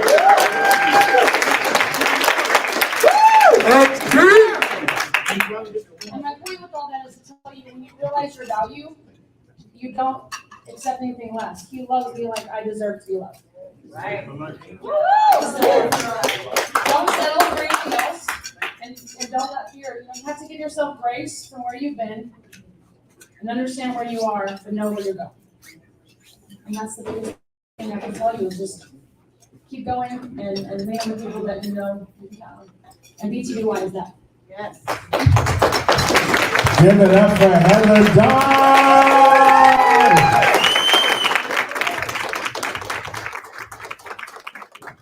Oh, y'all can do better than I know. We got one in there already. Did you hear her say a year ago? 1 year ago, she was here as an attendee. Now she's here as a speaker. 1 year. It doesn't take that long to make a difference. It doesn't take that long to become the best version of yourself. All right. And we're not done yet. We've got one more speaker. He's in our latest BTBS class. He is a go-getter. He's been taking full advantage of everything that we've been teaching from day one, and he's going to blow your mind if you allow him to. Let's welcome to the stage Mr. Brian Ashworth. Hey, beautiful people, great to see you. I'm going to make this quick. I want to thank everybody here presently online for investing in you to be the best of you. So if I had to title my talk to you today, I would probably title it Hell in the Hallway. I'm going to frame that for you with just a small piece of my life. My hallway begins 1976, Big Pink Hospital, Tulsa, Oklahoma, where my father exits hallway into my mother's room to let her know, I don't remember this, I don't want to be a dad or a husband. Exits left back to the hallway to pursue a relationship with another woman. Fast forward 4 years later, my first sibling was born. And I began to realize that I'm treated differently. And it was more than just the normal neglect that one might feel from a new baby being in the house. Now, this was abuse. And I was singled out. And when my mother would confront my stepdad about this abuse, all hell would erupt in that hallway in my home. And I remember going to my room and I would cower in the corner, covering my little tiny ears, trying to drown out the hell in that hallway. But the noise in the hallway in my mind, I couldn't. It was saying, it's all your fault. And I already had this narrative that my daddy didn't want me, and now I just can't make sense of the world. Fast forward, I'm in the 3rd grade. I'm actually standing in the hallway of my 3rd grade hall with my mother, my 3rd grade teacher, and I overhear a conversation. And I hear my mother tell my teacher, Mrs. Miller, that my biological father had been parking in a parking lot, a little diner across the street from the playground at the school, looking for me. And she was afraid that I was going to be kidnapped. And all I can remember after that moment at recess, running to that fence, white knuckle gripping that fence and just scanning the cars. Is that my dad? Is that my dad? What does he look like? I didn't meet him until I was 15. But that began the series of my hallway moments. And I'm sure you have yours. And I'm sure we've all heard the adage, when one door closes, another door opens. Right? Yes, sir. I love it. It's helped me. It's been encouragement to me. But that phrase, that adage, it leaves out one important point. And that is the in-between, the hallway. I don't have time to really dig into this, but I want to invite you to have a conversation with yourself. And I hope you can continue it because you're here because you want something different. If you're stuck in your own hallway or you're stuck in the classroom afraid to go into the hall, you want something more. So I'm going to give you 3 questions. We won't be able to get through all of them. The first question is, what's your story?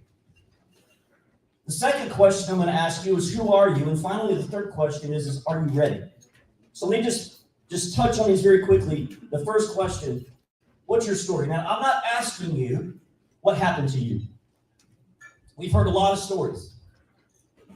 What I am asking you, and I'm going to ask you to reflect on, is what is the story that you're telling yourself about the things that have happened to you? What is the story that you're telling yourself about yourself, filtered through the circumstances of your life? If you don't hear anything else I have to say, I need you to get this part. What you tell yourself about yourself now is something that you've been telling yourself about yourself for a very long time. And the question is it true? It is true that my father abandoned me. It is true that my stepfather abused me. But the narrative I walked away with is that I was unlovable, I wasn't worth it, and I fell into this rut of performance gospel. If I wanted to be loved, I have to earn it. I wanted to be all I can be. Probably why I joined the Army at 16. That was the slogan back then. Be all that you can be in the Army Reserve. And I did it. And that was how I lived my life.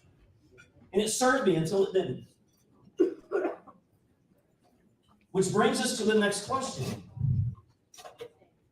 Who are you? Because I'm in the Army. My hallway is headed to Iraq.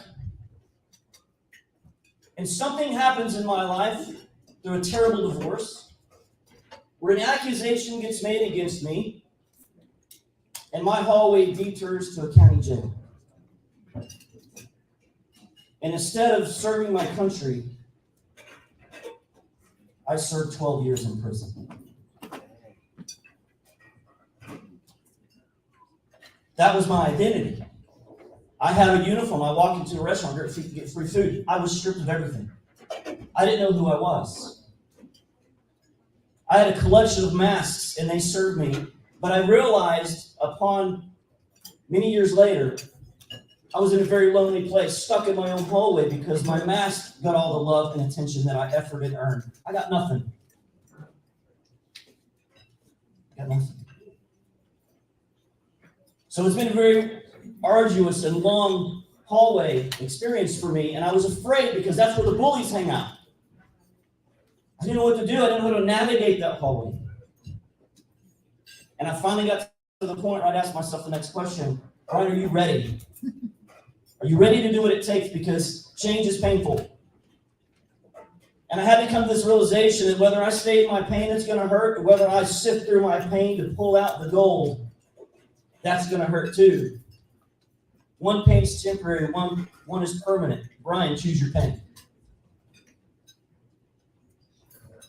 So I'm tired of being in pain. And I met some really good friends. One of my best friends is a chaplain of the National Football League. He introduces me to this thing called passion quotient. And I took this assessment. And I take a lot of assessments in my journey. I took this assessment, and it showed me a picture of me.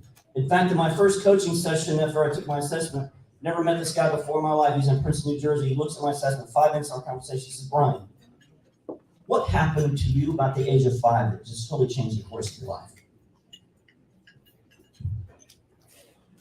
What? How did you do that? So I'm going to end you. We don't have enough time, but I want to drop at least enough, and we can continue this conversation together. I'd love to do that. You're going to receive a piece of paper with 2 QR codes. And one of them is I want to offer and I want to gift you. And if you're online, we'll make sure you get this and put it in the chat, however they make that happen. We'll make sure you get it too. A QR code that you can scan. I want to give you a free top 5 passion assessment that you can begin your discovery journey. The second QR code is you can scan and book a meeting with me, and I want to walk through that with you. And we can begin that journey together. And if you're anything like me, I'm not tech savvy. So if you have problems with any of those links, whatever, my phone number's on that, or my email is on there, please reach out. My name is Brian Ashworth. I want to encourage you to live with passion. Give it up for Brian Ashworth, another DTBS speaker. Give it up for him, give it up for him, give it up for him. Now, he told you he gave you a QR code, so make sure you look at that QR code. But also, there is a folder. There is a brown diploma certification looking folder on the middle of your table. Don't open it right now. Don't open it right now, but also don't let it leave the table, because at the end of the day, there's something special in there we want to share with you and invite you to do with us. But let's bring up our super MC from last night. Did everybody enjoy last night at the Black Tie Affair? Yeah, did y'all love how the men won that competition last night? Yeah, that's what I heard. That's what he said. So bring it to the stage. It's Prince Michael. All right, hey guys, welcome. All right, so I typically don't write stuff down when I introduce someone because I kind of just go with the flow. However, I didn't want to miss anything for this next speaker. I got an opportunity to meet this gentleman when I was hanging out over at the table. And a lot of times people, when you let me take this off so that I can make sure I see you guys and you can see me. A lot of times when you meet someone, people lead with their accolades. They will tell you all of these things that they've done. They will tell you, hey, I'm a best-selling author. I've done this, I've done that. But one of the things that I've learned is when a person does that, sometimes you overcompensate. So I'm going to read this. Many times people are introduced by rambling off a bunch of accolades. Although you should be proud of those things, they mean absolutely nothing. Because that is what you have done in the past. You should be more excited about your future and what you are doing to leave a legacy. This next speaker said these words when I asked, what would you like for me to tell the audience before you take the stage? He said, I'm committed to supporting communities in both personal and business growth. Everything I do is about growth, profit, and my favorite word was impact. next guy, he's probably one of the best dressed guys in here. He has a heart of gold. Got an opportunity to meet him yesterday. He was sitting right next to me the entire conference. We never said a word to each other until we stepped outside, and I got a chance to actually see the heart of this person. Please, ladies and gentlemen, stand to your feet and help me welcome the one, the only, Abdul Muhammad!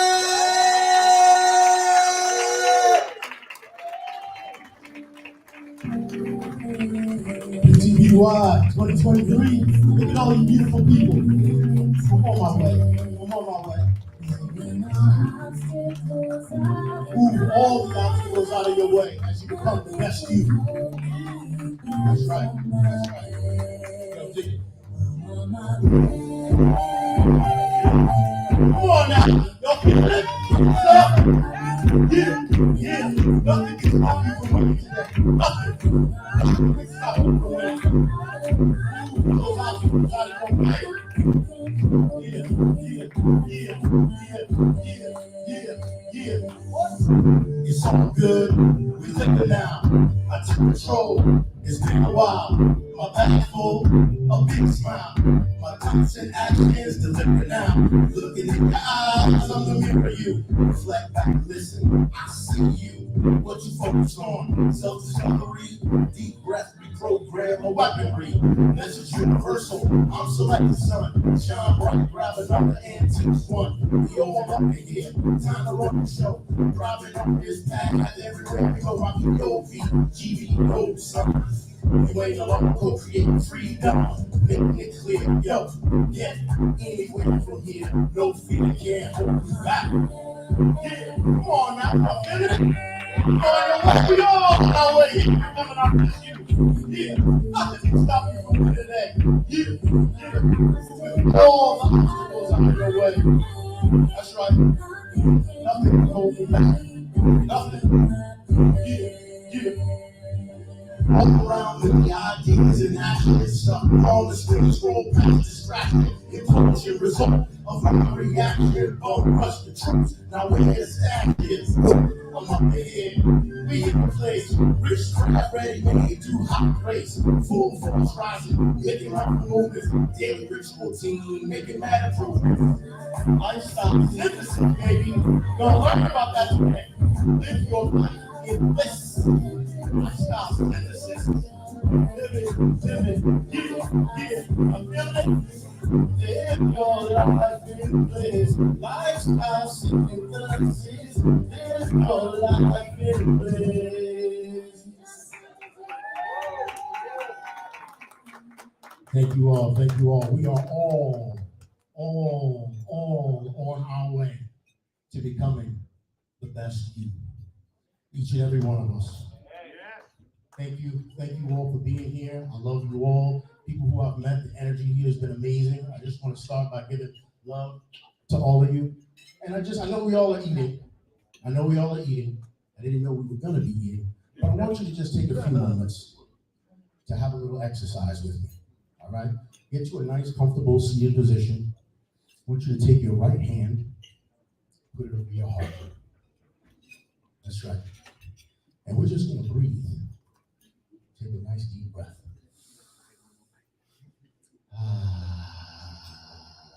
That's right. Come on. Nice deep breath. If it feels good, pat your heart a little bit. Let go of any thoughts that may be coming into your mind right now as we're taking this on. We're going to practice what's called mindfulness. And all that means is being here in the present moment, practicing non-judgment and curiosity. Non-judgment and curiosity. Y'all looking at me, this funny dude up here, what's he talking about? Coming in like that, right? Just let the thoughts go. Breathe in. Let out. And create. Breathe in. Let out.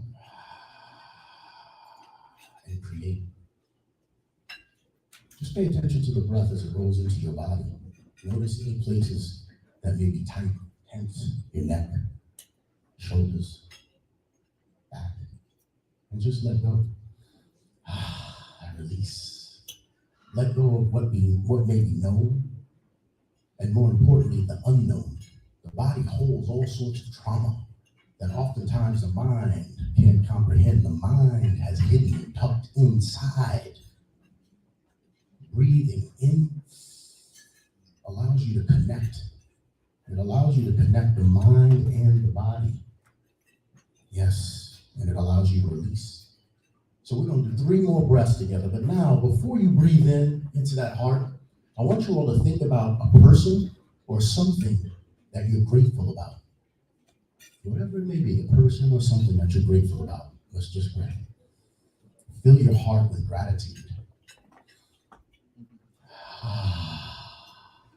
Go ahead, fill it one more time. Fill your heart with gratitude. And now I want you all to practice a little self-love, because I can't come give everybody a hug, although I wish I could. Just go ahead and hug up on yourself. Yeah. Give yourself a little bit of gratitude for trusting yourself and being here, for choosing powerfully to be here, for activating both the heart and the mind by taking action. Let's give yourself a little love. So as we talk about this journey to becoming the best you, of course it starts with who we are, right? Our physical sense, who we are, moving, taking action. But oftentimes when you talk about optimized health, which allows us to be our best selves, we focus on diet and exercise, right? We all know that we focus mostly on diet and exercise when we talk about optimized health. But I want to argue today that there's something far more important than diet and exercise. You can go about a week without eating or drinking. You know that? You can go about a week without any food or water. Try going 10 minutes without breathing. See how far you get, right? But yet and still, the emphasis has always been diet and exercise, right? Talk a lot about mindset without really understanding the brain and the mind at all. We oftentimes talk about all this doing, but we don't talk about being. We focus all this energy on stuff your ass can't control. You can't control. And the one thing that gives us power, the one thing that lights us up, the only thing that you have control over. There it is. I encourage all of you that the most important thing you need to do to become the best you is cultivate a healthy breathwork practice. Every single one of you, cultivate that. It's not just what you may think, breathing. Of course, yeah, we talked about the 10 minutes you die if you don't. But more importantly, what breathing does for you is it allows you to self-regulate. It allows you to deal with stress. It allows you to deal with triggers and trauma and all sorts of things that happen in your life. Most of us breathe up at the top on a regular basis, don't even pay attention, right? How many of you felt when I said, just pay attention to how you're breathing? We don't pay attention all day long. In our heads. Not so much in our hearts. Breathing connects the mind and the heart. I'm gonna tell you something. When your heart and your mind are aligned with one design, then life gives show up on time. Bust it one more time. When your heart and your mind are aligned with the design, then life gives show up on time. What? When your heart and your mind are aligned with the divine, then life gives show up on time.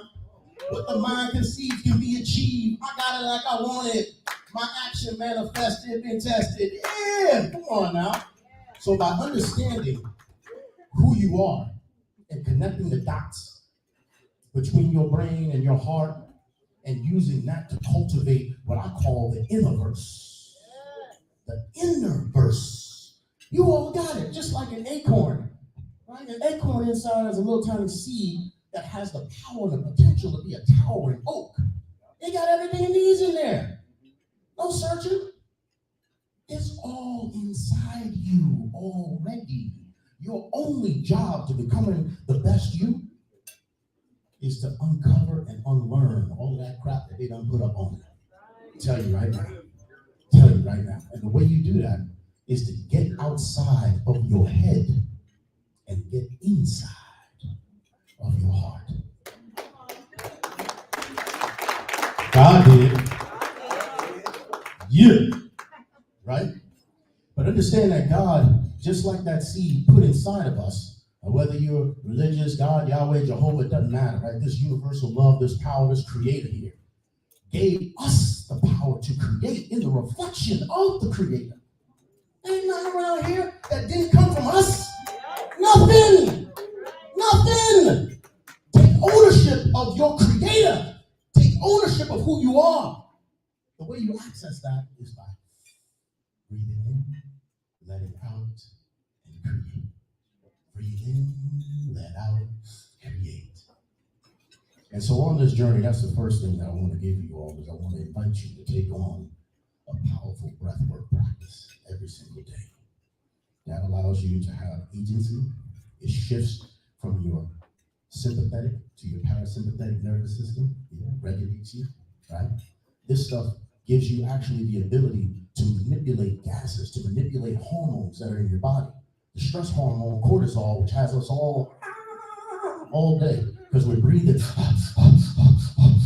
You don't even know what you're doing. Having a baby. Right? You should be having a baby of what you want to manifest in your life, right? That's right. And when you shift, just by taking ownership and agency of your life through the breath, you then transform. You then tap into your healing powers. You increase the alkalinity in your body. You start to reverse the aging process. This is real. We spend a lot of time with drugs and all kinds of stuff and treatments of things instead of dealing with why that stuff's there in the first place. Get clear. Get clear with who you are as a way of being, such that your divine creation may come out and manifest itself like that oak. Right? As you're breathing in, you're taking in something, not just the air, but you're taking in the vibration of everybody and everything around you. You gotta understand that. There's no disconnect from all of us. There's no disconnect here. So as you're on your journey, think about that. Who you surrounding yourself with, what you're taking in. It ain't just the food and the exercise. It's the breath and the vibration that you're creating and that you're co-creating. And I ask you all to dance with me. Dance with me, dance with me. Come on, dance with me. And when I say dance with me, I'm talking about the co-creation of what we're doing here. Let go of any preconceived notions. Let go of what you heard before. Let go of what you do. Here, unlearn. Just be curious with me. Play. And let's co-create. Take on becoming the best you. See. Have sight beyond sight. Feel so that you may have. Yeah. So my story started back in Harlem. Yeah, Harlem, New York. Any New Yorkers in the house? I know I got some New York haters in the house. Prince. Lucky I love you. So Harlem, New York back in the day wasn't the Harlem that it is now, with Whole Foods, you know what I'm saying? And flower shops. I'm talking crack rock and crackheads and gangbangers and Decepticons and stuff like that. That's where I grew up. Roaches, food stamps. Ooh, I hated it. Pissy elevators. I remember going into the elevator and just asking my mom, why is my being here? Little jit, didn't understand. Why we gotta live in here? In the stairs, stepping on crack rocks and stuff. It's horrible. I remember one Saturday, I was coming back from Baskin Robbins with my old strawberry ice cream cone, enjoying it. It was in the summer. My mom and my dad, licking my ice cream. And all of a sudden I hear some noise, looking around, I didn't see what's going on. About 10 seconds later, I see this man running around the corner, his eyes huge, running. He had a white shirt on. As he flew by me, the back of his head busted wide open, blood dripping all down, the red blood stain on that white shirt traumatized me. My mom grabbed me, moved me over, my dad jumps in front of me, and right after that, you see this mob running after him with pipes, bats, and chains, screaming, yelling. Woo! All I wanted to do was get the hell out of Harlem. That was my why. all I wanted to do was get the hell out of Harlem. We walk around, my dad would show me the crackheads and the bums, and he said, son, don't be afraid. I was scared, I ain't gonna lie, I was scared as hell. He said, don't be afraid. My dad's short like me, how you ain't afraid, shoot. He said, these are your people. He said, look in their eyes, that's you. He said, one day you're gonna learn something, and you're gonna come back and you're gonna rise up, uplift with whatever it is you do. You were put here on the planet to do something special. All of you were put here on the planet to do something special. Your only job is to figure out what the hell that is. It's a fun ride too when you take it on. It's a fun ride when you stop listening to the noise outside of you and you go in. When you turn off all of the crap that's bombarded you, when you start to unlearn, that's right, unlearn. And when you start to choose powerfully who you are as a way of being, that's where the shift starts to change. Yeah. And so,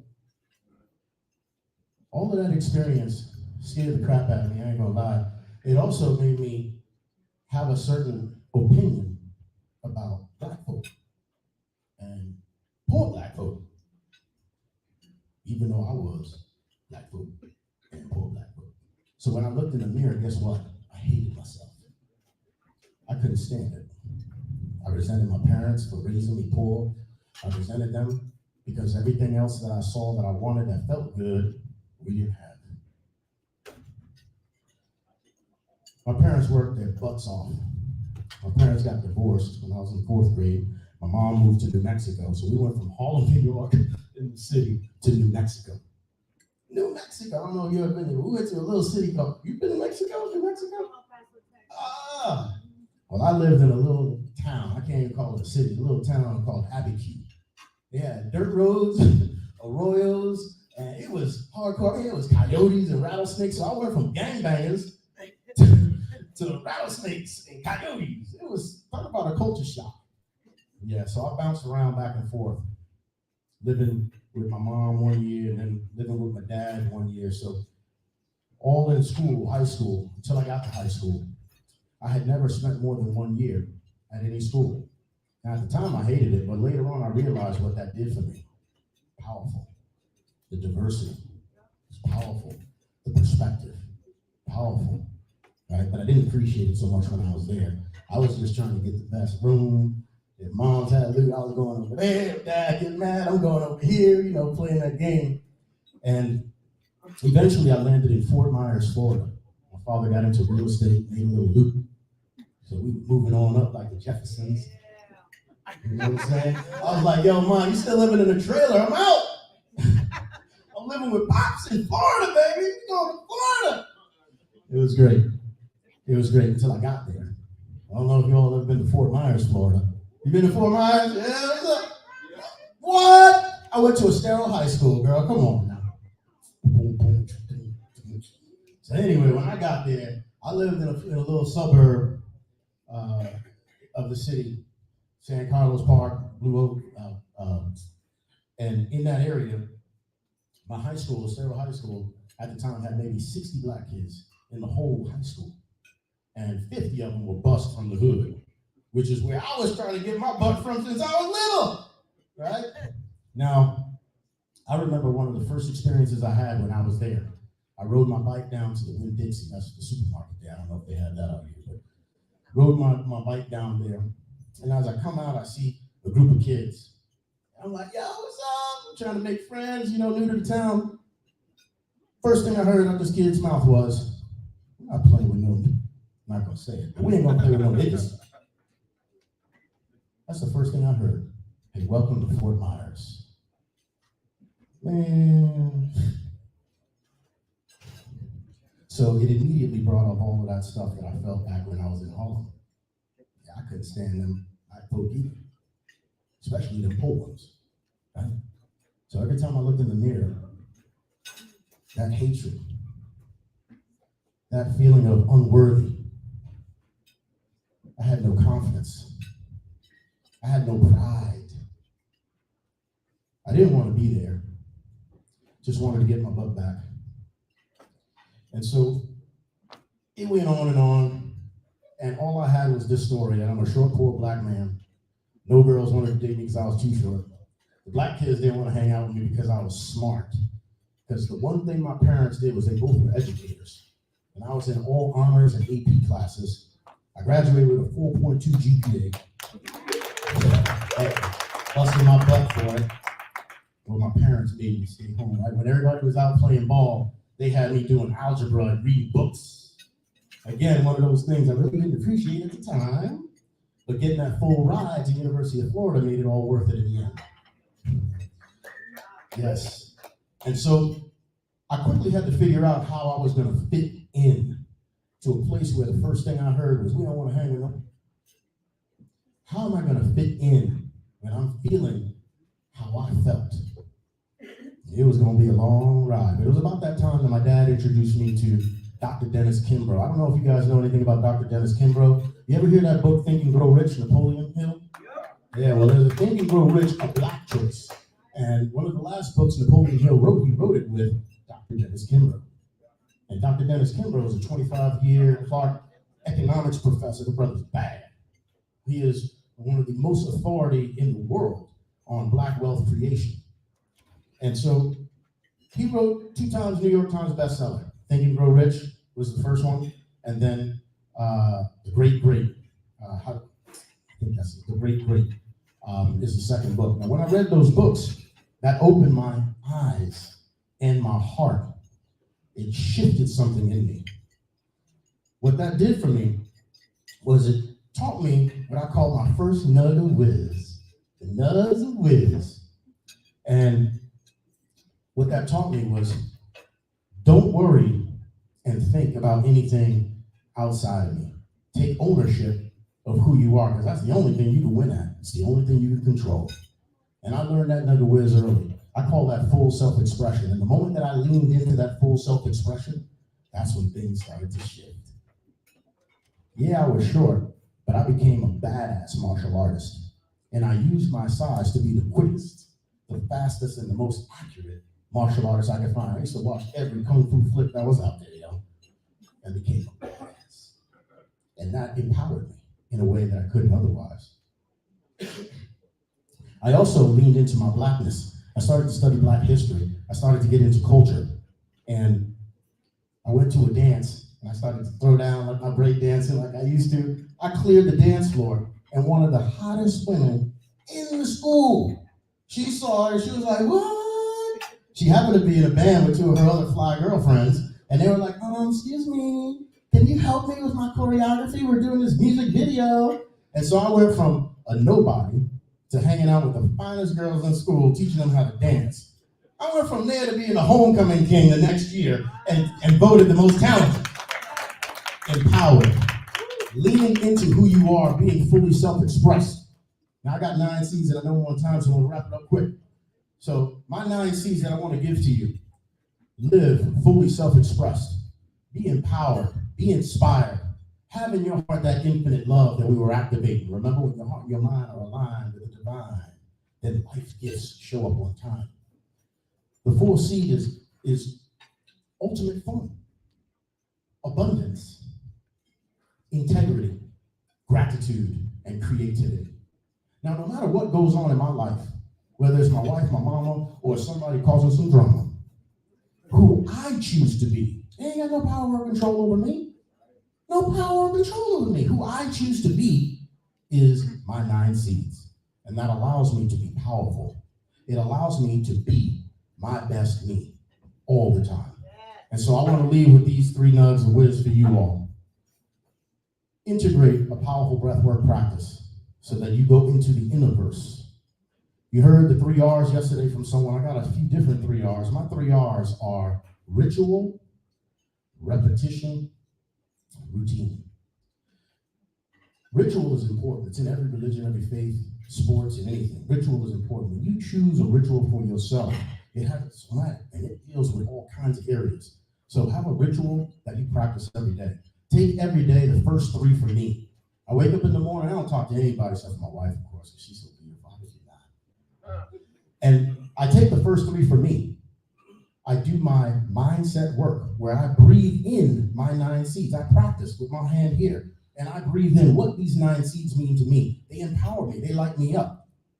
And then I do my movement. So I work that stuff out. Everything that I need, I let that out, right? And then I set the tone for my day, and I take in some education. Take the first 3 for you. Now, you may not be in a situation where you take the first 3 hours yet, because I didn't when I first started, but start with whatever works for you and make it yours. Protect it before you get into anything. Before you get into anything, create that powerful boundary for yourself. I call it the first 3 for me. You should work towards that. Breathwork practice, the first 3 for me, the 3 R's, ritual, routine, and repetition. And find out who your 9 seeds are. Connect them to your core values. Now, there's a handout that should be out there in all of you guys' table right now. If you flip it over, there's an exercise there where it talks about your core values. That's right.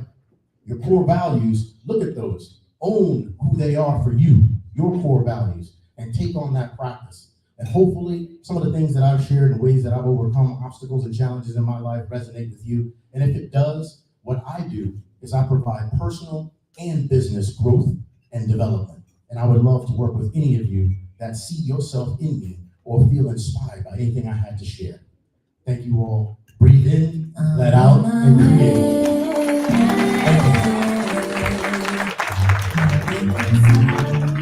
Ladies and gentlemen, Abdul Muhammad, give it up!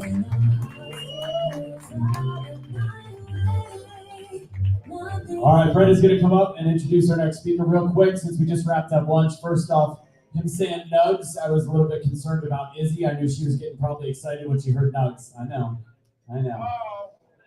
What? Oh, you know what I'm talking about. All right, so real quick, I want to say one last thing, just since it was after we just ate, and I think it's an important reference to that. This is going to take less than a minute. So a lot of you guys, I assume, are fans of Les Brown. Can I get a yes? What's one of his biggest phrases? You gotta be hungry. We never think about what that means. So before food came to the table, you were hungry. But when you look for things in life, when you're a little, okay. But when you look for things in life, I'm picking on you, but when you look for things in life, what you really want, going back to what I talked to Chuck about, are the things that you have put in front of you. What does being hungry mean? I do intermittent fasting a lot. I very rarely eat breakfast. I wait as long as I can because once I'm done, and this is for the rest of the day, we've got a lot of great speakers, you don't want to just be satiated and sleepy. Because when you get what you want to eat, you stop thinking about when you're hungry and you haven't eaten, it's 5 o'clock in the day, what are you thinking about? One thing. What are you going to eat? Think about that the way you think about life. What you want, you are that hungry for. The way that you are waiting for food today, whatever you want, the one thing on your mind is what you want to achieve. So you ask yourself one more time about your life. Are you hungry? Brenda, come on up. Thanks for giving me about 30 seconds. A minute and a half. Don't be sleepy the rest of the day. We didn't give them turkey. All right, guys, our next speaker, different from anything you've seen. He talks a little funny because he's from Tennessee. Probably didn't say that. Hell yeah! Hell yeah! I don't usually name drop, but I feel this is important because it's important to his story. His name is Jeff Anderson. His cousin is John Anderson. What? Swinging! They sing Swinging. What other songs, Jeff? Seminole Wind. But he doesn't use the name because he's making it on his own. Woo! He's doing things on his own. He's going to share that story of what it looks like to make things work. It's hard. The music industry is probably harder than the speaking industry. So bring it up for Jeff Anderson.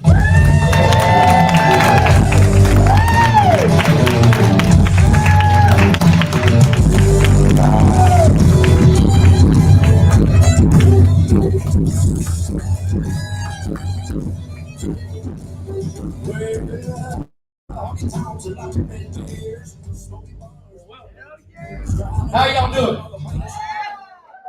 First off, let me return to Miss Brennan and thank you for having me here to be around all of you phenomenal people. I run in a different industry full of backstabbers, shysters, and anything else you want to come up with names. And quite frankly, I was speaking with someone this morning at breakfast. He's like, what's the one word you can describe from this weekend? And I said, you know what? I believe I can call it refreshing.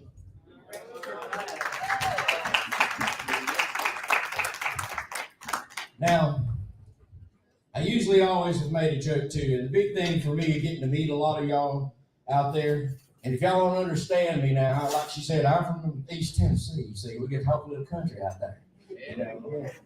Now, everybody that I've had an opportunity to talk to and meet has been super kind and nice to me. I haven't met a bad soul here. So my hat's off to every one of y'all. Hell yeah! Hell yeah! Now, I'm going to tell y'all a little bit about the trials and tribulations of the music industry. And I'm sure, just like with everything, we've all done multiple things in our lives and experienced different experiences. And life really is just experiences and memories. Those are the things I believe you can take with you. And I just have been pretty impressed with everybody's energy here. And before I get started, I want to say thank you so much for letting me be included in y'all's world.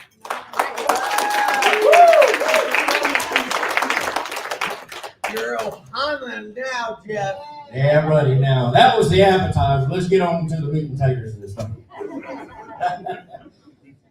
I got started in the music business, in my mind, at a real young age. I would get in my grandmother's house. I would go back in the bathroom and swat one of the towels hanging off in front of the shower there, and I'd put it around my neck. And I'd come running up the hall, get on the hearth, and do my Elvis Presley impersonation. And from that point on, laying on the floor on Saturday nights at my grandparents' house, because that's where I like to go on the weekends and hang out with my grandparents. And we'd watch Hee Haw together. Now, I'm dating myself just a little bit, but as time moves forward, I'm laying on the floor in the living room with my mom and dad, and I'm watching there's so many of the shows, but it was the one with Marilyn McCoo and Andy Gibbs were the hosts. And I believe they had the Solid Gold dancers out there when they would come out. So I would always lay there and go, that's going to be me one day. Not the Solid Gold dancers, but one of them singers there. And everything I've done my whole life, now that I look back on it, has been about where I'm at right now. I have done everything, cultivated, learned my craft, rehearsed, practiced, done everything that I possibly can to live and create my own dream. Because where I'm at right now, I have had a little help from my family. Of course, my family's help us. But everything I've got and everything that I am, I've done it all on my own. Hey, Curtis. Now, a lot of artists, again, the music business is very difficult. A lot of artists fight and clamor and do everything they can to fulfill that dream. Well, I'm the kind of guy that I don't care if somebody else won't help me with my dream. I'm going to get it myself, and I'm going to create that dream in case it don't come by what the industry standards consider you've made in the music business. So every show that I go to, I wanted to show up and I wanted to look like I'd already made it. So I worked 3 and 4 jobs. I bought my own tour bus. I hire my own band members. I write my own music. I book my own shows. I handle my own social media. I get up every morning at 5 or 6 o'clock, make my coffee, and I do what I have to do before I even go to work, because I still work for a living. And even if I had all the money in the world, I would still get up and go to work. I'm going to be somebody, and I'm going to be motivated, and I'm going to do what I want to do. And you can do what you want to do if you lay the groundwork. You can be who you want to be if you grab your bootstraps and yank them up tight and get on with your life. Now, I'm not exactly where I want to be in the music career. We're all on the same road. Some of us are different parts of that road. I'm still climbing. I'm still working. And as Brent said, yes, John is the cousin, but I want people to like me and come up and talk to me because of just Jeff. Not because I want to talk to him, he John's cousin. You know what I mean? Now, that's kind of my mindset. And what I wanted to do, I thought would be a nice thing for you folks is, now they played one of my original songs called Hell No, as I was coming up. And I've been teased a little bit over the time. It's like, did you re-record Hell No? And I'm like, what do you mean? And it's like, you know, hell no, to the hell no. That's all. I was like, no, it ain't that song. But I didn't even realize that until somebody pointed that out to me. That was pretty funny right there. I enjoyed that. Needless to say, I thought I would play you a couple of my original songs if y'all so inclined to hear.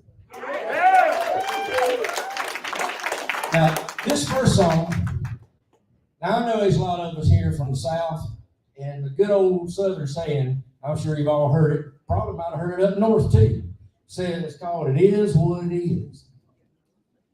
I woke up one morning real early, because now that I'm 49 years old, I don't need an alarm clock. I got this little bladder called ping pong ball. It's real small. It wakes me up real nice and easy every morning. So, that being said, I woke up real early one morning. I just had moved up to Gatlinburg, Tennessee, and made a pot of coffee, and I sat down and wrote this song. And it is called It Is What It Is. If you want to hold the mic for me, or if not, I got a pretty big old mouth, so they might be able to hear me. I don't know. You want to come on up here. You look a lot better than I do. Give me something to look at.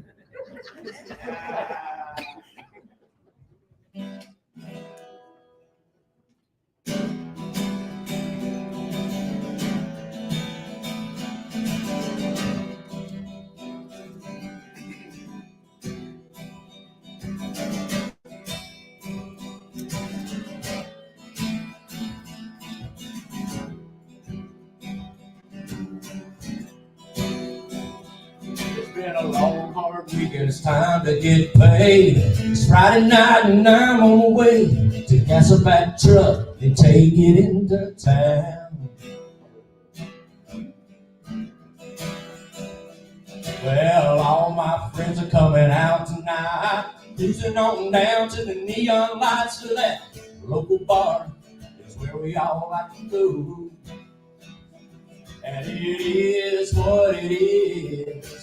Get what life is, and you take it like a friend. That's what I am.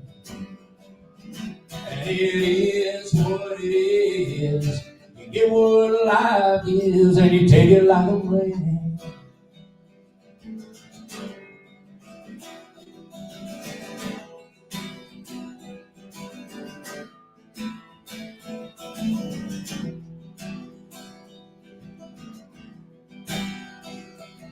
When the weekend's over and it's time for work, we put on them boots and get back in the dirt to earn another dollar for our pay.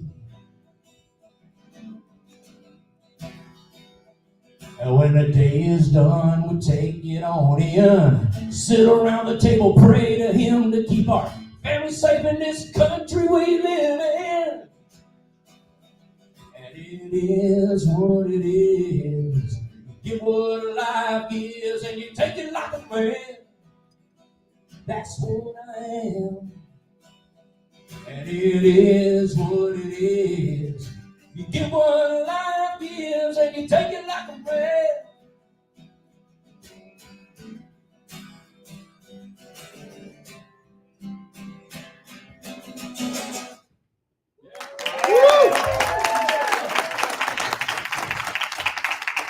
So, if you was able to catch and understand me in some of the lyrics, you know, it is what it is. You get what life gives.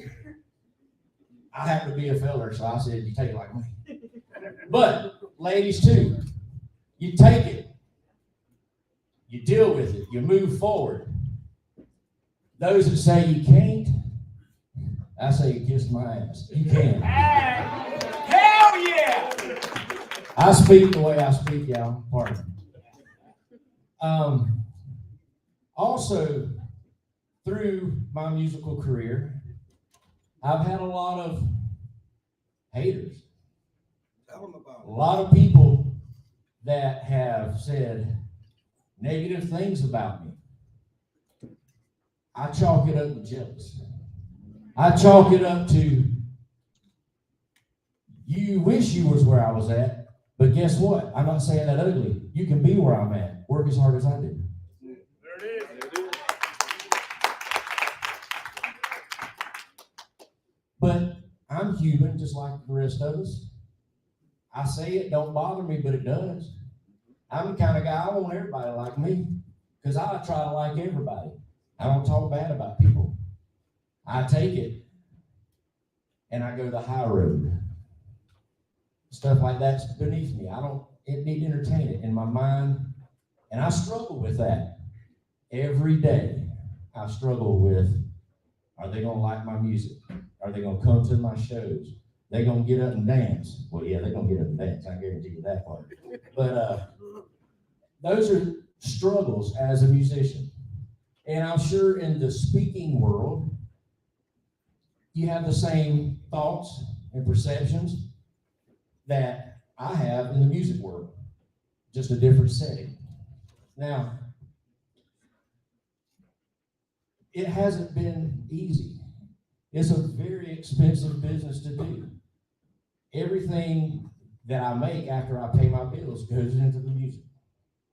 And if I never really make it in what the traditional sense of making it means, you know, I still feel like I will be able to sleep at night and be comfortable with myself, because in the end, I did everything I needed to do, and I tried to do it the right way. I never crossed anybody. I never done anybody wrong. I always took the hits, made sure everybody around me would make money, even if I didn't. I used to joke around in the music business. Again, like I said, there's a lot of underhanded kind of things that you have to deal with. Always people trying to take advantage of you. They want you to sign over this, the rights to that. You know, we'll put you on the stage with big national acts. I'm like, I'm good. I've already opened for 12 national acts without you.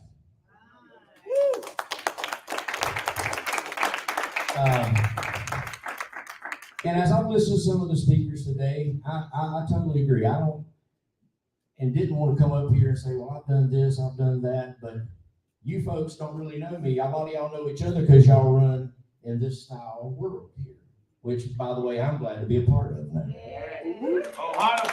But, so that you know, and I'm not bragging, not trying to live high up on the hog, you know, and shoot my mouth off, as we say in East Tennessee, but, you know, I've had the opportunity to open for Dolly Parton, Leanne Womack, Eddie Montgomery, Rhonda Vincent, Andy Griggs. I mean, the list goes on. And, man, I just got it on myself. You know what I mean? I put myself out there. Didn't know whether I would sink or swim. Didn't know if I would be received well. But I was like, you know what? The only way to learn how to swim is to jump in. And I'm the kind of guy, I'm going to jump in the deep end because I want to make sure I'm good enough. You know what I'm saying? Woo! Now, how I got here. Last year, as Miss Brent said last night, I covered an event for her. And from there on, we just been like peas and carrots. We talk at least twice a week, if not more. And I guess it's okay to say this, but I'm proud as an artist to be sponsored by BTBY.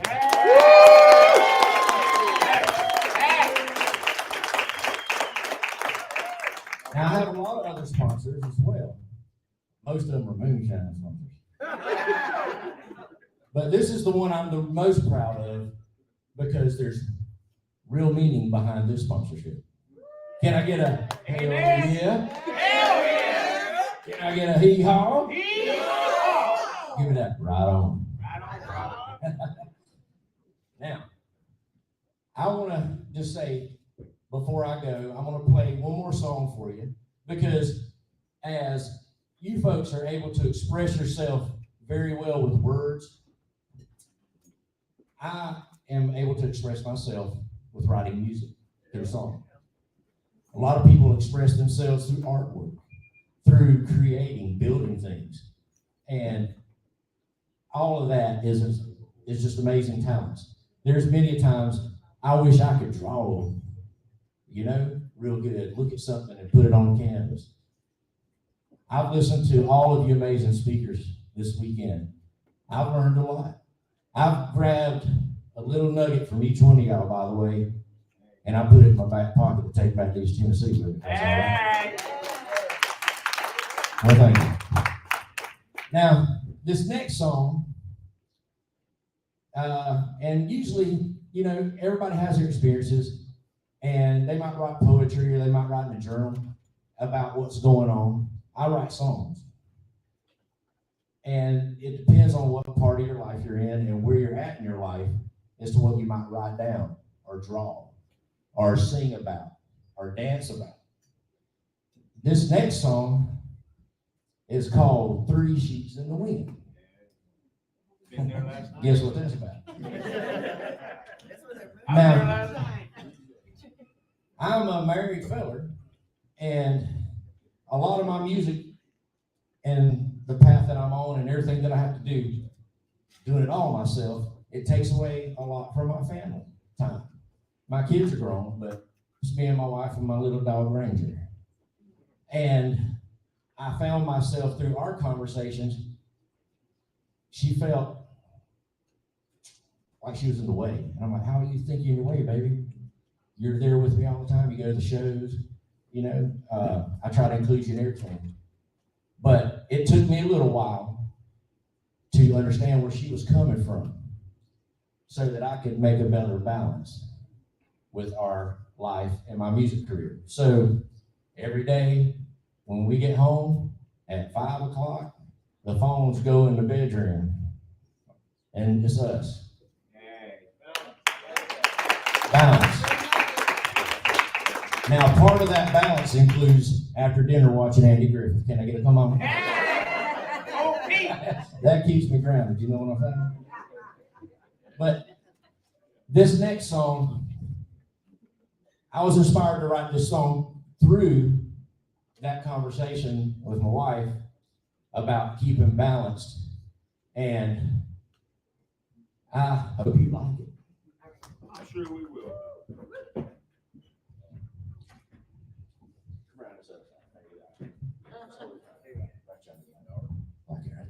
I'm gonna pretend she's my mic stand. I'm gonna adjust. Tighten that over there. That's funny right there. I don't care who you are. Anyways, this one's 3 Sheets in the Wind, y'all.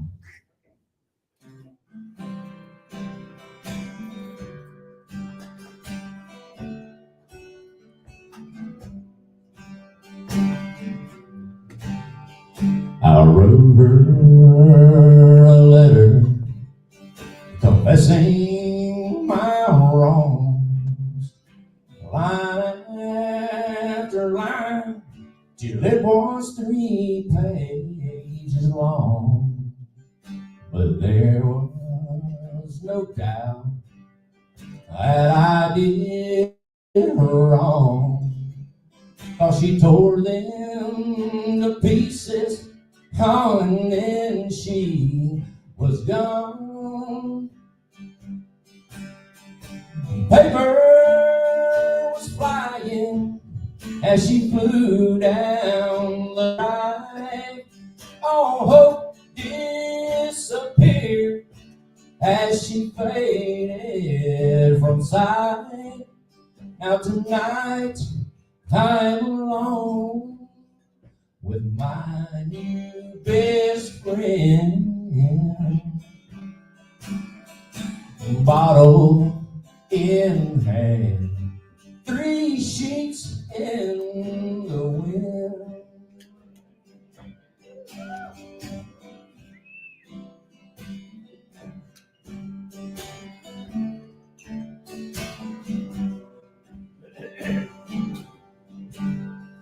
I thought if I'd lay down my heart on those lines, after she read them, how forgiveness would be mine. But there was no doubt that I did her wrong, 'cause she tore them to pieces, oh, and then she was gone. Paper was flying as she flew down the drive. All hope disappeared as she faded from sight. Now tonight I'm alone with my new best friend. Bottle in hand, 3 sheets in the wind.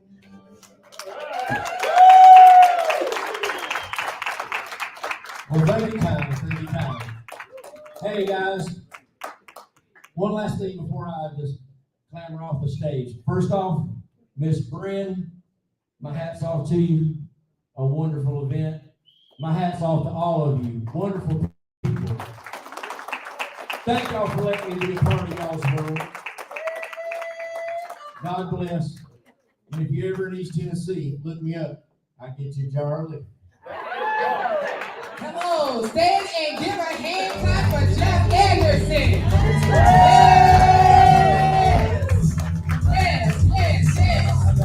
He decided to do something. He decided to share his gift. He decided to step forth and allow himself to be seen. Say, I decided. I decided to show up here at BTBY. I decided to let people see my gifts and talents. Say, I decided. I decided to open up my mouth and step forward with my words. Say, I decided. This is where we at. Oh, today your difference makes the difference. And next up, we have the heart doctor, Erin Page. Let me tell you, it's something about being gifted and not trying to be it like nobody else. She comes up and she uses her abilities to produce healing in each of us. And so as Erin comes to the stage, I need y'all to stand up to your feet and say, I decided. Oh, y'all better put some chest hair up on there. Y'all ain't 8 now. Don't get sleepy. I decided that I'm going to be the authentic me. Come on, Erin. Get it, girl. That's right. That's right. Yes. We all decided to say yes to coming here and spend time with each other, be inspired by each other, uplift each other, and love each other. Love, love, love, love, love, love, love, love, love. You are loved. You are loved. You are so loved. The frequency of love in my world is the ultimate frequency. Love in my world stands for let optimal vibrations enter. Abdul talked about breath work. And I'm going to expand on that because I'm a firm believer in that, and I teach a workshop where I give you 6 breath exercises within 4 sessions. And yes, breathing in through heart space. I'm gonna just give you a little bit and expand a little bit on what he's already, and the tools that he's already given you. There is science behind the fact that the heart actually has what they're calling a mini brain. There's neurons and all kinds of, the electrical currents and all of that creates this mini brain. And what I found fascinating, how many of you think with this, with your head all the time? I know all of you do.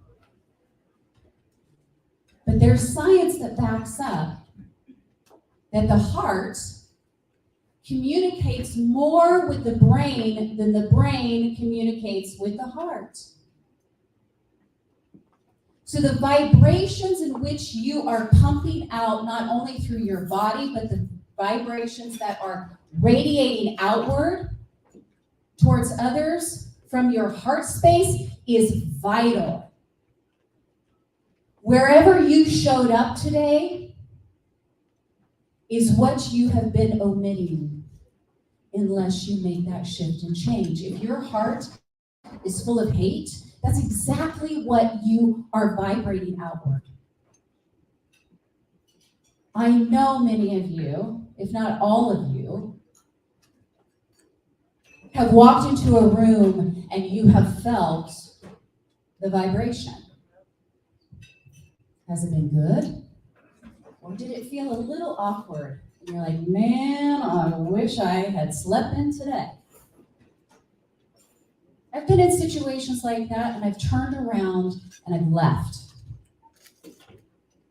That's how important it is. I did not want to take on the energetic of that space. It matters. The scientists that did the measuring of the vibrations of the heart and how they go outward, think about who believes in radio waves, right? And radio frequencies. If you believe in that, and you believe, think about it. When we go to the hospital and we're having heart issues, what do? They pump us with electricity. We're electrical currents. We're frequencies. The scientists measured these frequencies outward from your heart vibration, or through the people that went through the study, and it measured up to 9 feet. But some wise soul, an inquisitive soul, raised their hand and said, well, how do you know it's 9 feet? The scientists responded saying, well, we believe it's infinite. It's our man-made instruments that measure up to 9 feet. So I tell you all of this to talk about the vibration of love.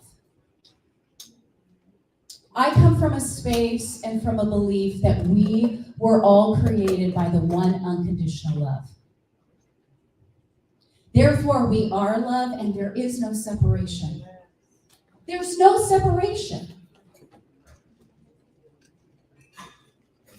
Your source created you in unconditional love. I mean, feel that. I get emotional thinking about it. That God, source, spirit, whatever you want to call it, loves me, little old me, enough to say that I am worthy of unconditional love. And I'm here to tell you that if there is anyone in this room, because we're all in service, if there's anyone in this room that feels like they are not receiving the love that they deserve, raise your hand and I will be the first one that comes up and gives you a hug. Or email me, text me, and I guarantee there's people in this room. Dr. West talks about 1 degree. Who are you reaching out to? Who are you connecting with? There are people out there that want to give to you. So you might be wondering who this is. This is me. I'm roughly 17 months old. And there's a story behind this picture. You know, in the old photo albums where they had the glue and then they had the plastic, you know, kind of in the 70s, and over time that glue dries out, right? So I pull out this photo album, and the original of this picture, you know, with the white border around it, and they've got the, you know, date time stamped onto it, falls out. Oh, well, you know, this is several years ago. I'm like, oh, okay, cute picture. Look at me.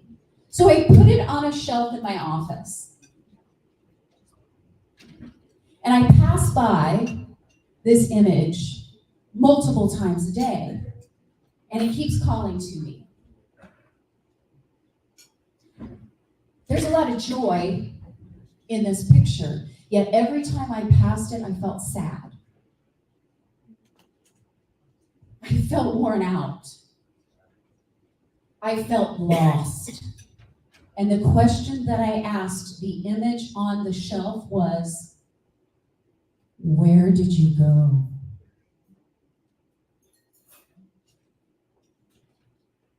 Where did this go? Because when you look at this picture, and when I tap into, we've talked about our inner child and all of the, you know, what's happened with the traumas and all of that. When I look at this little girl, she doesn't know. She has no idea that in her early 20s, she's going to be raped. She's going to have a conviction for a DUI, and I almost killed someone in the accident. Bouts with bulimia and anorexia, because I was trying to please everybody else. I was trying to please all of the magazine covers. I wanted to be a model, and you know what? After the rape, no one knew that this little girl would sneak down into the guest bathroom of her sorority and purge everything in her stomach in the middle of the night. This little girl didn't know that. So of course, when I pass by her, I'm going to feel a little sad. But then one day, I passed by her and I stopped. I picked up a little photograph, I held it next to my heart, and I said, I don't know where you went, but I'm coming to find you. And that's what I've been working on. So much, I am so determined to become the joyful human that this little girl was and still is. She's still inside of me. The boy, the girl, whoever, whatever you are, that child is still within you and seeking you. It wants to play with you. It wants to be childlike with you. It wants to be nurtured by you and cared for and loved by you. I'll tell you what, last year in February, I was only a month out of an abusive relationship. And do you know, a few weeks after the big incident, I'm laying in bed and I've rolled over to my side and I'm looking out the window. The sun is streaming in. This little girl comes and stands next to my bed. And she says, come back, come back. This picture was part of my process to release myself from a situation that I didn't need to be in. She also, the final day before I left, she was what I thought of. And I said, if I don't leave now, next time he'll squeeze. So what I'm going to challenge you to do is to find this little boy or little girl again. Find an image that brings you joy. Joy is different than happiness. Joy comes from within. Happiness comes from the external. Find an image in your mind or a physical image that brings you joy, because this, in my opinion, is a very joyful human.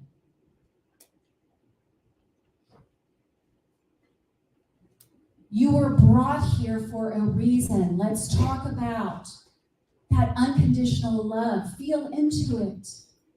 Let optimal vibrations enter every single day, even if it's just a little bit. Step inch by inch, life's a cinch, yard by yard, life is hard. My ex-mother-in-law told me that. But the thing about it is that when people hear my timeline, okay, the timeline, we have 2 ticks on our timeline that we share, and it doesn't matter where you've come from, what you do, what color of skin, it doesn't matter. It's your birth and your death. And there's a line in between, right? And I used to say that it was the ticks on the timeline, but now I was told, got a huge download that said, no, that line that runs from birth to death, that straight line is your soul. It is who you are. Yes, you're going to have ticks on your timeline that go up and down and up and down and up and down, and there's good and there's bad and there's good and there's bad. But you can always come back to center, right? Heart space.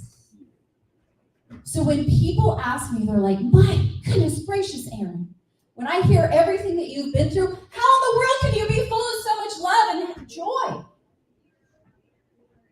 It's because I decide to not wallow in my pity. Everyone has the right to their pity party. It's how long you stay at the party that matters. Don't stay too long. Every single one of you, everyone has individual, unique gifts. Remember that unconditional love? It created you with qualities and characteristics unlike anybody else. We need you. Decide. I make a decision to be this girl as much as I can. Do I have bad days? Heck yeah. Do I go up to her and go, you know what? I am so sorry. No, literally, I have 2 of these actually because they messed some stuff up in shipping. So I have them one on top of the other next to my prayer altar. And I will literally go up and touch her and say, I am so sorry I did not serve you to your highest and greatest good today. I'll do better tomorrow. There are mornings that I wake up and I touch her, I look at her and I talk to her, and I say, how can I be of best service for you, my child? Because ultimately, when I take care of myself and the inner child within, I can go out and serve y'all. Start with yourself, okay? So I'm an artist, and I have some of my inspirational affirmation tiles back there and some different things. Oh, and also I have a free gift. Let's talk about being a ripple. Remember all the unique gifts that you have? Every time you wake up in the morning and you put your ripple rock into the pond of life, what does that do? It creates a ripple. Remember I talked about the vibrations of the heart? It's the exact same thing. Use your talents and gifts, whether it is speaking, whether it is through musical serenation, whether it's through dancing. I know I was gripping last night. Put that ripple rock into the pond of life and create your ripple, because someone is waiting for you. Someone is waiting for your talent, for your compliment, for your smile. Smiles are free. Change somebody's life with a smile, And make sure you're sincere with it and the joy in your heart comes out in that smile. It will help radiate. It will put them in a state where they will go out and put their ripple. They will put their ripple rock into the pond of life, and then we're all intertwining. And wouldn't we want to all be in the vibration of love? The vibration of love will cure anything.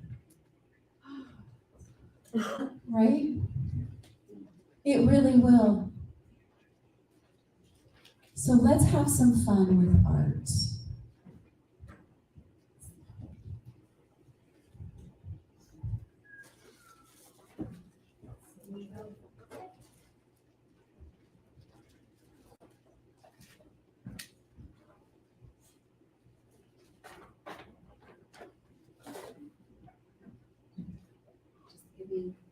Just give me a second.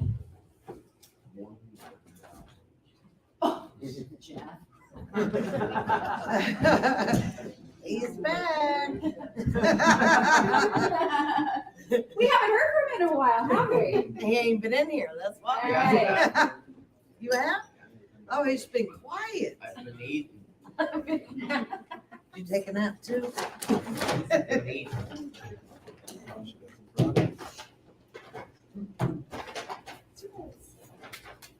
Just brought a variety of colors.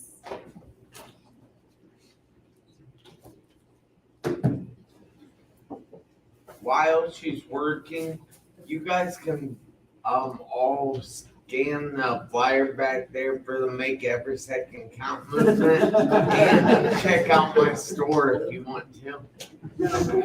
Perfect. We're gonna get that person. Well, absolutely. Thank you, Joe, for filling that time.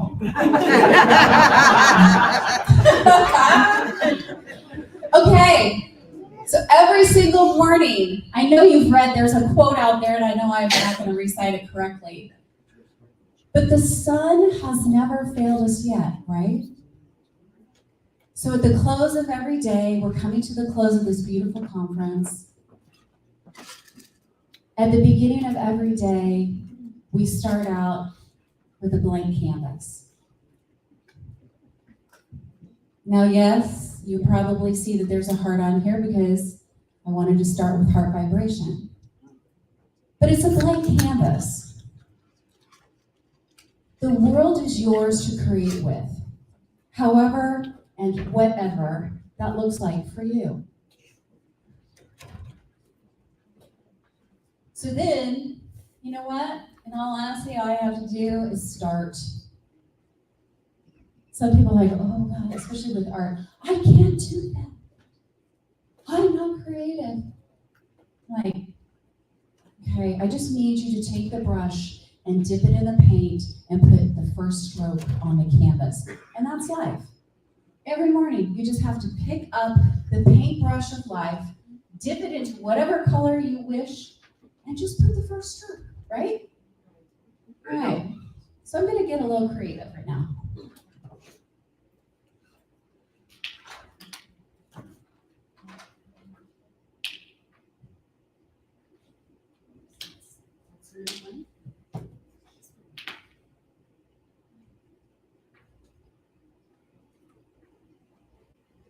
Love, love, love, love, love, love, love. I like Snow White. I like to whistle while I work. I like to sing when I work. By the way, my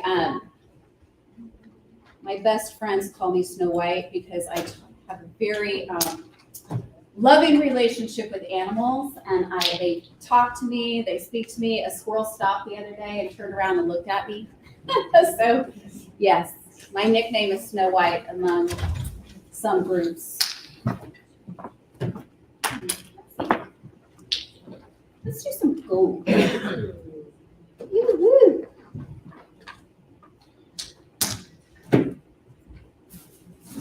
See how easily I just squirted out that paint? It's effortless.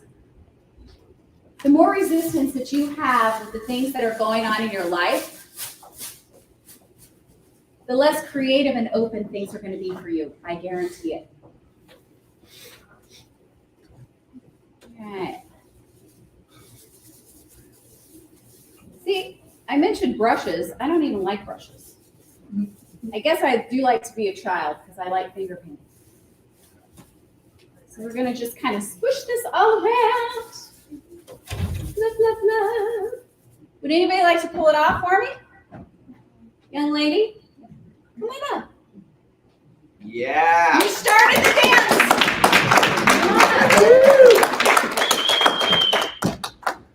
You got this. All right, so take one side and just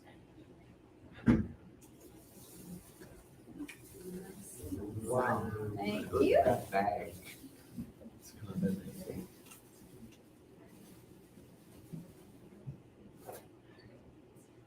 Did you get paint on?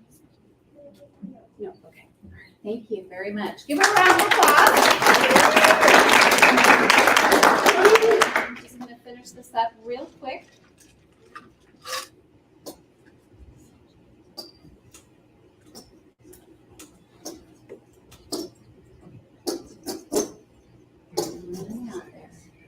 That's okay.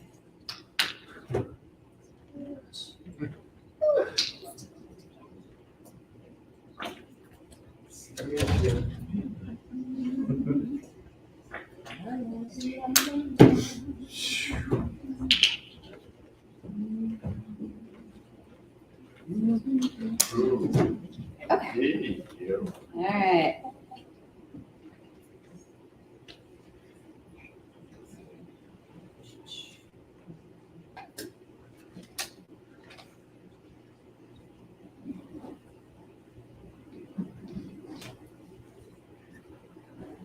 So in life, not guaranteed.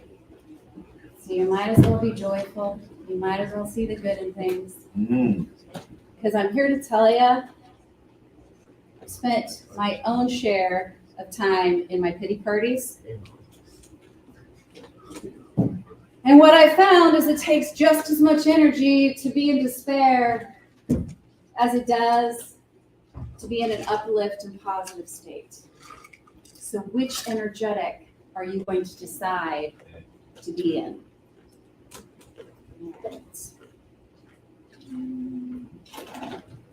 All right, so here we go. This is your creation. Right?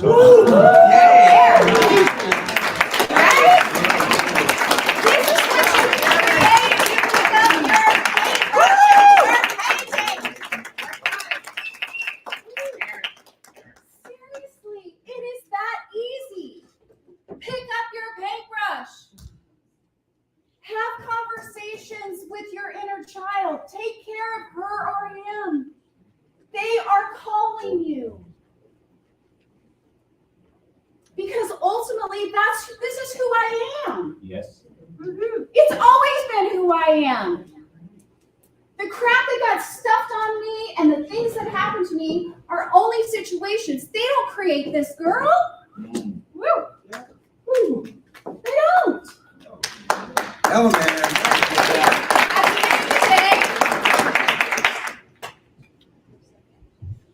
And guess what?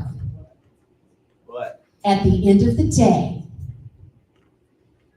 and you don't like the painting that you created, what did I say? The sun never failed us.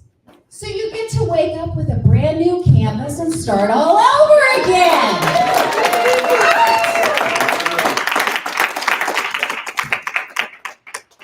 It is a true honor and a blessing to be on stage with you today and to share time with you this weekend.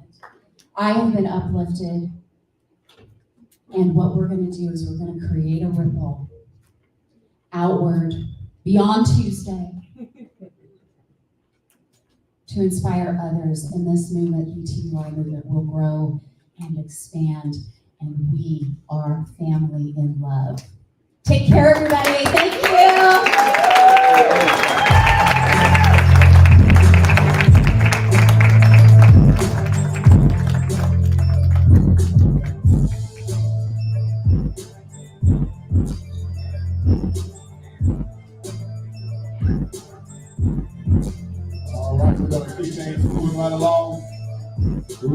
things moving right along.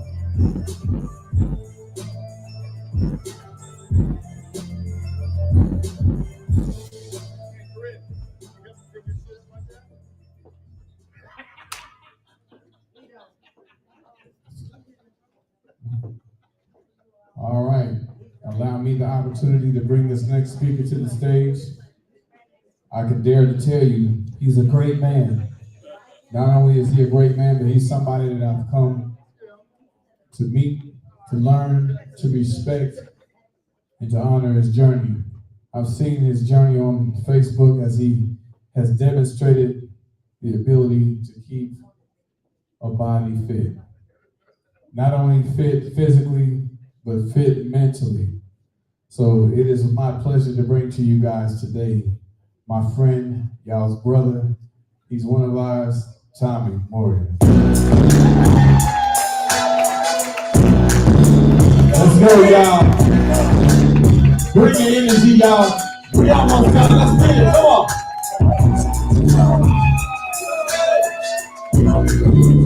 Yeah.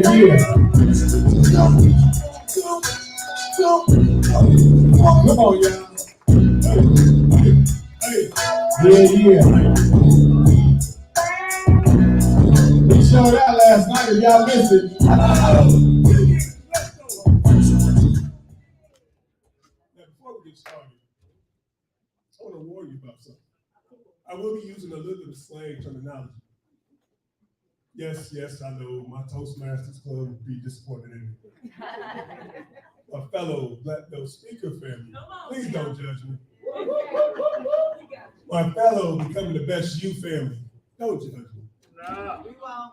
But what I want to do is, I want to give it to you raw.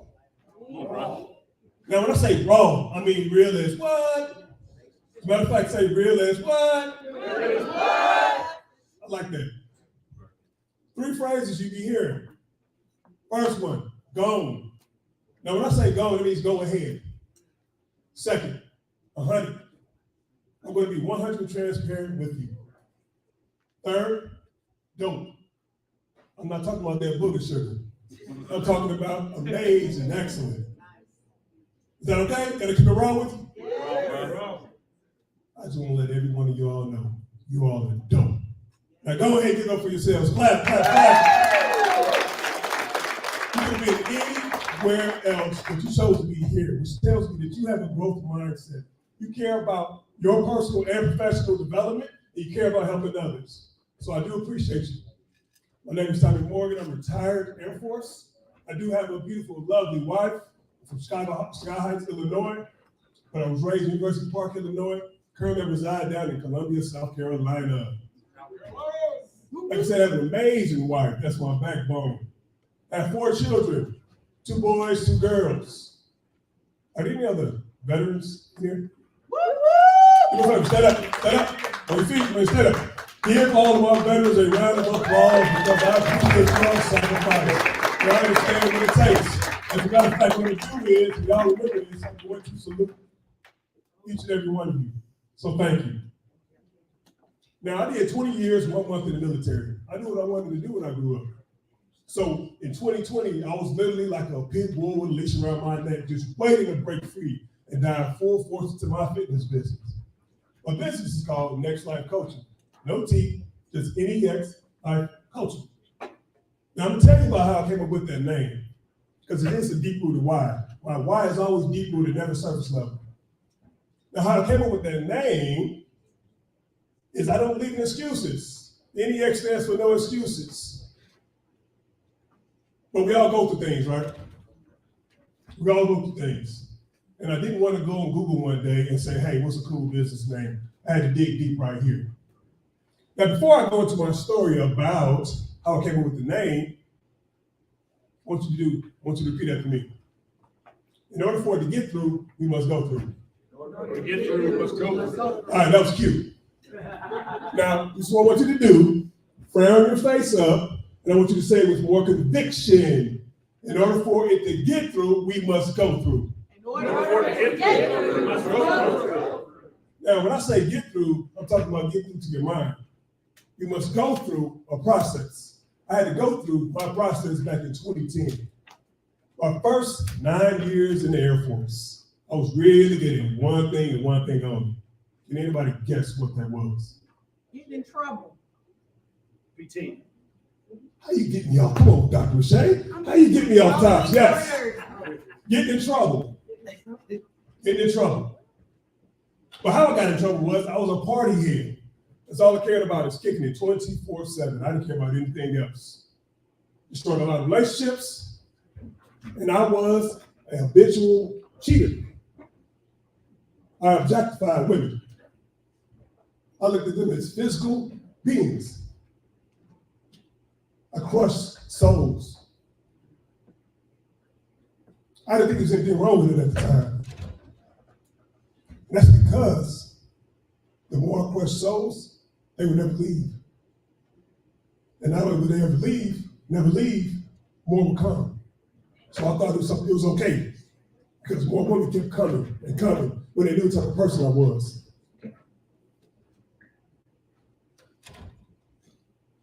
Crushing souls is not a good thing. But in 2010, I had a series of unfortunate events that took place that made me literally do a 180-degree turn in my life. And I want to share that with you. Come on. At the end of 2010, I was in the process of my second divorce. She was pregnant with my now 12-year-old son. Take your time, Tommy. All right. During this particular time, Bring it raw, bro. in the beginning stages of our separation, I had to live in a moldy, roach-infested room. One night, I literally was sleeping, had my eyes closed, and I heard, I said, am I dreaming? And I heard it again. I said, that can't be dreaming. I woke up, flipped the light switch on, and I saw a roach this size, crawling on the wall, and it was flying, flapping, and it was slapping, it hit the wall. That was the noise I was hearing. But I had to get myself out of the situation. I stayed in there for 2 months until I found a new apartment. So things are looking up. Yes, I'm still in the process of going through my second divorce, but at least I'm out of that moldy, roach-infested room. As soon as I get into my apartment, I get hit with a $12,000 debt to the military because I didn't sign the proper paperwork to get me out of my housing situation. I have no idea what to do. Has anybody ever owed Uncle Sam any money? They snatch it quick, don't they? Gone. Majority of my paycheck was literally going to this debt. I still had rent to pay, I still had utilities to pay, I still had a car note to pay, and I still had child support to pay because I do have an older daughter from my first wife that I still support. I'm asking supervisors, what do I do? Can you help me out? And nobody's giving me any answers. Until one supervisor, his name is Chad, came through, clutch is what I like to call him. So he came through and was able to reverse my debt, get it cleared. Thank God. Debt is cleared, still going through divorce, but at least I'm still moving up. I'm no longer down here. Now, during this particular time period, I'm just getting into the Facebook thing. And you know how it is when you first get excited, when you go into Facebook, you see your mutual friends list and people you haven't seen in years. And you're like, oh man, this person's doing well. I love it. I see a name that pops up on that list. His name is Courtney. I said, man, this is my little brother. He was like my little brother in high school. So I sent him a friend request. He accepts. And he sends me a message. He says, I see you doing big things in the military. I said, I'm proud of you. He said, I also want to thank you for what you did for me in high school. You kept my head on straight. You kept me headed in a great direction. I'm the CEO of my own promotion company. I have a beautiful little girl, and I owe some of that to you because you kept my head on straight. So he said, thank you, big bro. Now I want to go back because during this time, I didn't know I could have a positive influence on somebody's life like that. Because what I kept hearing was I had spouses who didn't want their husbands to hang around with me because I was a bad influence. And so for Courtney to tell me, thank you, big bro, was shocking and touching. Well, this world we live in can be crazy. And Courtney was murdered 2 months later. Brutally. He shot 25 to 30 times. Well, in the process of trying to process this information, not understanding how I could have had such a powerful conversation with somebody and they just get taken away just like that. It takes me about a week. I'm still trying to process it. And I get another message that says, your grandmother's not doing too well. She's in the hospital. Now, this is Big Mama. Literally, the glue that holds our entire household together, our entire family. My biggest fan. Whenever I had letters from colleges who were interested in going to their school to play football, I would give them straight to my grandma because I wanted to make her proud. She gave the best advice. Shortly after hearing about my grandmother not doing too well, she passed away. Here I am, not understanding what to do. There's a quote that says, grandmas hold our tiny little hands for just a little while, but our hearts forever. My grandmother has my heart forever. But I'm sitting here, devastated, shoulder slumped, not knowing what to do. And I'm picking up at God and asking, what lesson are you trying to tell me? What are you trying to teach me? And I feel this fire boiling, and it's coming up. And I feel it right here in my forehead. And my head gets bigger and bigger. I have so much rage in me. I don't know how to control it. Now, I wasn't suicidal, but what I had was, if the wrong person said the wrong thing to me, it was going to be one. And anybody knows how to fight knows what that means. And at that moment, right before I almost broke, God said, sit still. Don't move. Sit still. You see, when you live a life in a fast lane, you speed past growth development, and you can be headed down a path that's not conducive to the path that you need to be headed down. So he says, slow down, sit still. I did that.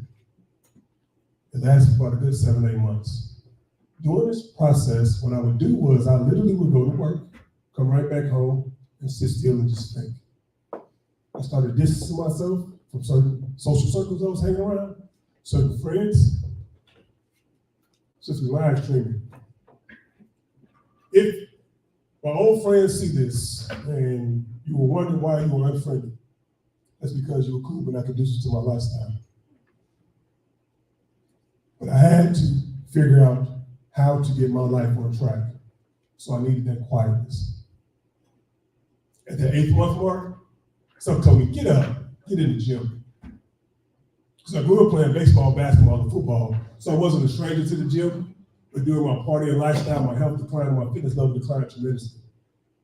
So I got back in the gym, motivated as ever, pushing weight around, focused, killing the weights. Anybody ever done it before? Where you had the workouts and things, you had no real fitness goal, but you know you needed to work some things out. But that's how it was. Focused. And the guy saw me and approached me and said, I see you in here putting in some serious work. He says, I'm starting my own fitness business and I want to use you as a protege to help promote my business. Would you be interested about coaching a bodybuilding competition? I said, bodybuilding? Oh, nothing about the bodybuilding, but I don't have nothing else going on, so let's do it. You would have thought I jumped on that opportunity right then and there. Nope, I didn't. I did what a lot of us do. I procrastinated because it felt like I needed the perfect time of day, perfect weather, perfect workout outfit, perfect supplements in order to get the process started. So I was in a drag on and on for about a good 6 months, and then finally I said, let's do it. Best decision ever. He put me through an 11-week program. I lost 40 pounds. I was shredded. Guess what? Now it's time for me to step on stage. A bodybuilding stage. And I'm nervous. I have no idea what to expect. I'm walking fast, but for some reason, everything is in slow motion. And I look at all 800 people in the audience. It felt like I locked eyes with every single person. And I look at the lights, and the lights are bright, shining directly on me. And the craziest thing happened. There's a light right here. It is brighter. It's the brightest one.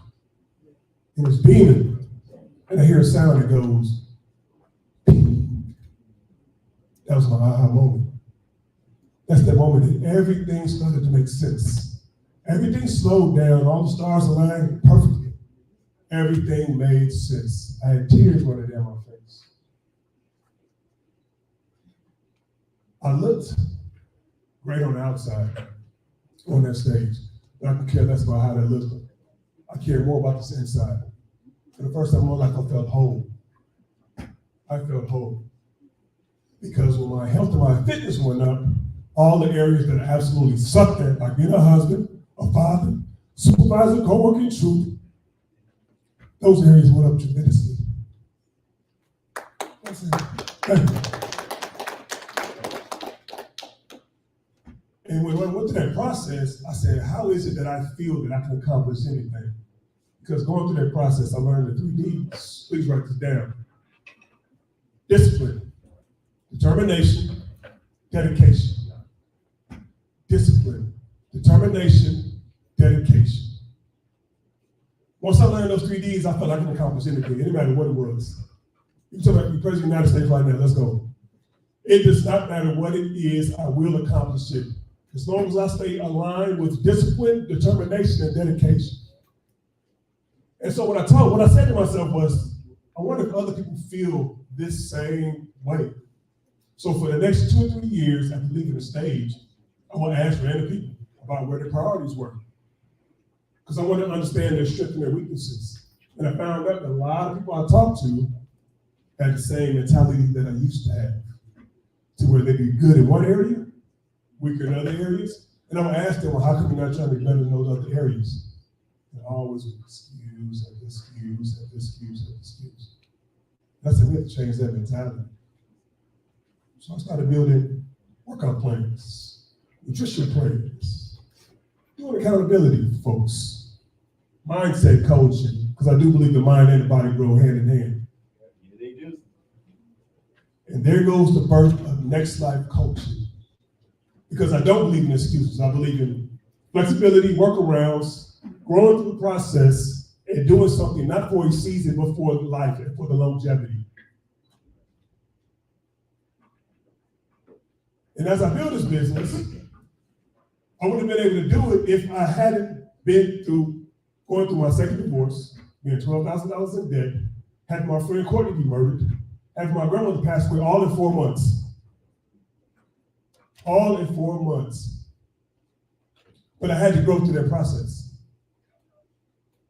Now I'm standing here today, no longer as a boy with his shoulders slumped, feeling defeated. Now I have my shoulders back, chest up. I feel confident about whatever it is that I want to do. I have a successful business. I've coached hundreds of people, not locally, not nationally, internationally, all around the world. Europe, Asia, all over the world. I've coached people in fitness. I'm standing here as a successful father. I had a good relationship with my oldest daughter, my oldest son. I have my 2 young kids. 2 weeks ago, I was laying down and I was doing a workout. I was doing abs. Crunches. My youngest son, my 5-year-old son, he comes in playing, he's watching what I'm doing, and he starts doing exercises with me. I said, I kind of grew up with the mentality of do as I say, not as I do. I don't believe in that at all. I believe in leadership by example. Because me seeing my son watch what I do and do the exercises with me, he's learning. My kids watch my every move. Now I'm in the house with my lovely wife, my backbone.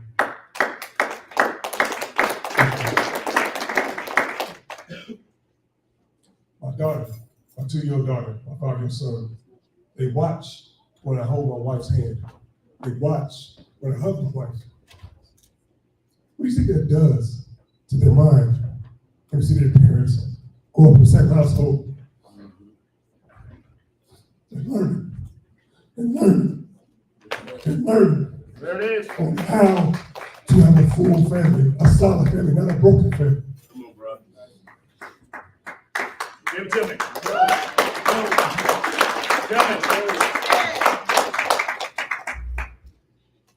Now, I'm also standing here as a successful husband.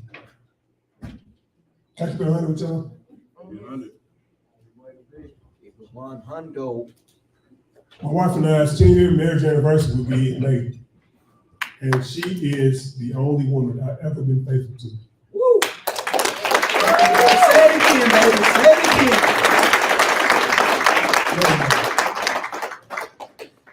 I would have a lot of guys ask me, how are you able to be a fitness instructor, have women talking about you, interested in you, and still stay focused? I said two things. First, where your focus goes, your energy flows. If I'm on IG looking at IG models all day, how can I be faithful to my wife? How can I pay attention to my wife? Second thing, control your sexual appetite. Don't be loose. I see too many men breaking women down. Just because they keep coming back doesn't mean that what you're doing is right. Stop breaking women down, build the women up. There you go.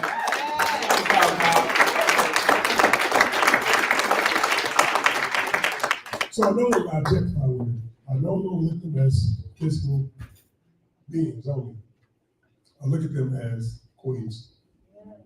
I look at them as nurturers. I look at them as being super dope individuals. But I would have understood that if I hadn't went through my process. If you ever find yourself struggling, going through a process, you don't understand it, that's okay. Always move forward. Keep moving forward with grit, determination. Don't ever stop, because on the other end of this thing, you're going to be all right. And you're going to go through the process, but I don't want you just to go through the process. I want you to grow through the process. My name is Tommy Morgan. I thank you.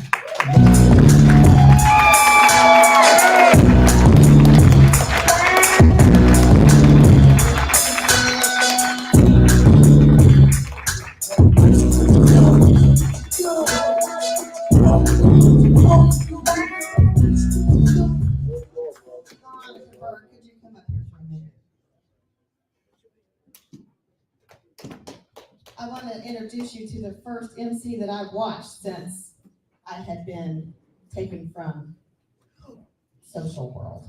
We'll talk about that later. She MC'd Dr. Ruben West event in 2019. And she accepted me for where I was. But then I saw her at Dr. Michael Freeland's event. And she talked about baggage. And that made a difference on me. So this woman comes in carrying this suitcase and these bags, and man, she's just loaded down. Tell me why you did that. Well, first of all, thank you for having me. You're doing an amazing job. And the reason why I have that concept is a lot of us don't realize that we are carrying baggages that we don't even know about. It's things from our past that are just loaded on us. We're carrying it around like it's a normal situation, and we just don't know how it's weighing us down. That touched me because I had baggage still with me. Even after I watched you MC that event with Dr. Ruben West, even after Dr. Ruben West sat in a room and told me I was not that person anymore. And then a year later, I show up at that man's event, and you made it clear that that baggage needs to be let go. Your baggage needs to be let go. Give them some words of wisdom. I tell you what, it can be something as simple as just the way we carry ourselves, the things that we put on our own selves. We were getting on the elevator, and there was a young man on the elevator too, and he said, "Let me get off, it's my turn." And it wasn't his floor. We said, "Hold up, you put yourself out. It's not your turn, it's our turn." There are things that we just have to let go. When we're little, there are things that are put up on us from the foundation up, and we just think it's just natural. That's just the way it is. You have to learn from everybody. And that's one of the things I do. I work with children, and I tell you, they will tell you the raw truth. Doesn't matter who's on this stage. There's nobody that has been in this room that I didn't learn either what to do or what not to do from. Thank you. Come on up here, Mr. Prince Michael.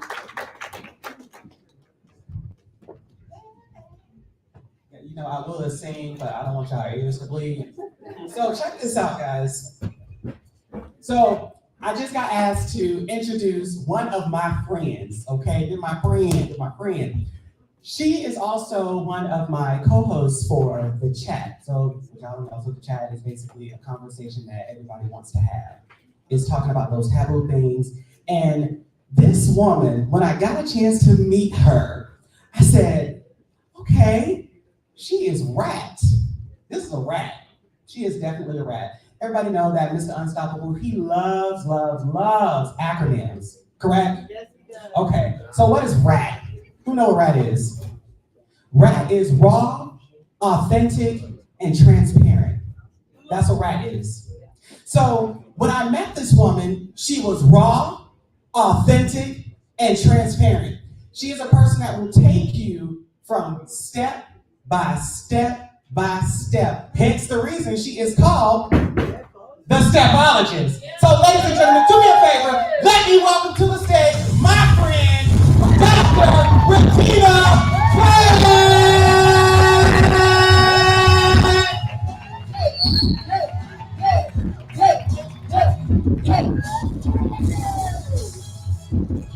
I am a winner. I am a winner. I am a winner. I am a winner. I am a winner. I am a winner. To the word.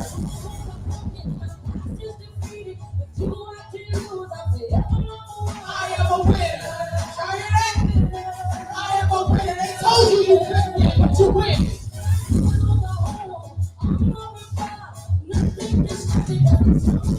I am a what? Say, I am a winner. I am a winner. I am a winner. Drop that. Say I am a winner. Say I am a winner. Regardless of what I've been through, I am a winner. See, I told y'all. And you watch when I come up here every single time. See, I'm a winner. I am the miracle standing before you. See, I knew mama was gonna die. Before I ever entered the earth realm, I was already told what was gonna happen. I was listening to people say that they can't remember the first time when they were younger that something happened. I'm gonna tell you, my first memory was trying to provide for my mother as I was in her womb. Why? Because she was dying. I am a winner. I am a winner.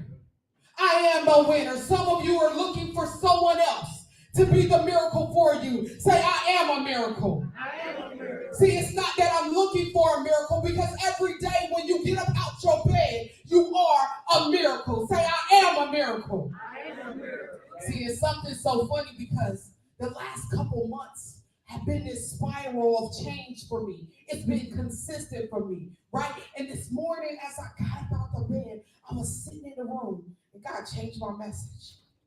He shifted it. He said, I smiled on you. He said, I smiled on you. He said, I smiled on you. He said, people are sitting in that room and they don't understand that they've been smiled upon. And I was sitting yesterday. It was hard because there was a shaking happening in this space yesterday. And I was in this space and I kept going, yes. And the sister was out there taking pictures, and I said, say yes. Do y'all get what happened with the yes? Everybody do it when they say yes. Yes. You see how your face muscles just change for you. Say yes. Yes. And see, there's something like about me knowing that he has smiled upon me, and it gives me the privilege to walk into spaces where I see individuals who are game changers just like you, and I smile upon you. Say yes. Yes. See, it's something about leaving conferences, and you leave a conference and you've been connected with someone else's energy was just the energy you needed to be connected to. I call it a container. It's something about your spirit just jumps and it says yes. Oh, y'all stop playing with me. Say yes one more time. Yes. See, when he told me this morning, what he said to me, and the song was playing by Jessica Redding, and she said, God has smiled on me. He has set me free. God has smiled on me. He's been good to me. I was at the desk and I was over there stomping, y'all. I had my earphones on, like, boy, Come on, girl. you want me to tweet something this fast? Hold on, Jesus. He said, remember, you was in corrections for 10 years, and I walked you out of corrections. I walked you out. I didn't get you fired. I walked you into a grant assignment. I walked you out of corrections. And then you entered into the next position. There was a grant offer position because you asked me for a soft landing, and I provided a soft landing. Just a soft landing for you. But when the 10 months was over, I said, keep on walking. I ain't talking. I was like, hold on, God, hold on. What am I gonna do next? And then I put you in a position where you was making more than you was making on the original situation, right? Because it was a situation. It was a station on my path. So I am Regina Platt, the stepologist. Ask me what stepology means. What is stepology? See, it's the system of what? The study of what? See, and some of us have been looking at other people's steps. She did it like this, he did it like that, right? You're looking at everybody else's steps. Remember, there's this little parable where you have the husband and the wife, they just got married, and they cooking a ham, right? They got this big old ham, I don't eat pork like that, right? But they got this big old ham, and they had laid it out, and they had bought this ham, and they cut off all 4 sides of the ham. And they throw this junk away. And then they take what they got left and put it in the pan. And the husband like, bro, what's wrong? What are you tripping? We just paid all this money for this ham and you throwing it away. And the wife said, well, that's how mama do it. And he said, ask your mama why she do it like that. And the wife went back and she asked the mama why she do it. And the mama said, grandma do it like that. That's how grandma do it. When grandma cook her ham like that ham be good, right? How many times have you picked up on other people's behaviors and you passed it along to your children, your trauma along to your children, your mother and father's trauma along to your children, and you're trying to figure out what's wrong with your kids, but you handed your kids that brokenness. So they losing money. Why they losing money? Why you throwing away money? Because grandma did. Come to find out, grandma didn't even have a big enough pen. Grandma was using the resources that she had. So you throwing away stuff, you living in poverty, you still on the block. Why? Because mama and them did it, and grandma and them did it. You going from husband to husband, relationship to relationship. When I study people from overseas, they don't have a whole bunch of exes. In America, we got this lineage of exes. Here's my ex this and my ex that. God has smiled on you in this season. You don't need a list of exes. You need to learn to concentrate on your one. Because the brokenness that you're dealing with right now is because you look to the south, you look to the north, you look to the east, you look to the west, right? And you blamed it on all them, but the only thing in common with all of them was you. So you failed the relationship. You failed to be the parent that you needed to be. You failed to operate on the job the way you needed to operate on the job. You failed to enlighten yourself that you could be happy and you could smile. But I say yes. Say yes with me one more time. Because it hurt a little bit, though. Tell me it hurt, because you know you've been lying to yourself. One of the first things I want you to learn as I speak to you, the main person you need to be brutally honest with is yourself.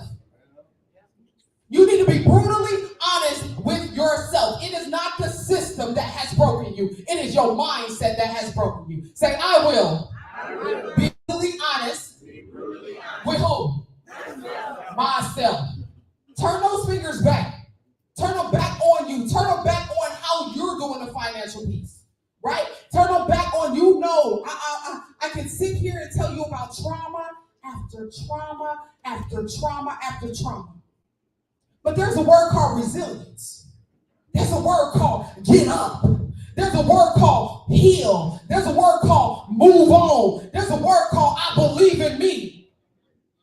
And some of us believe more than the brokenness of us than we believe in our wholeness. And I serve a God. I don't know who you serve. You got your own person.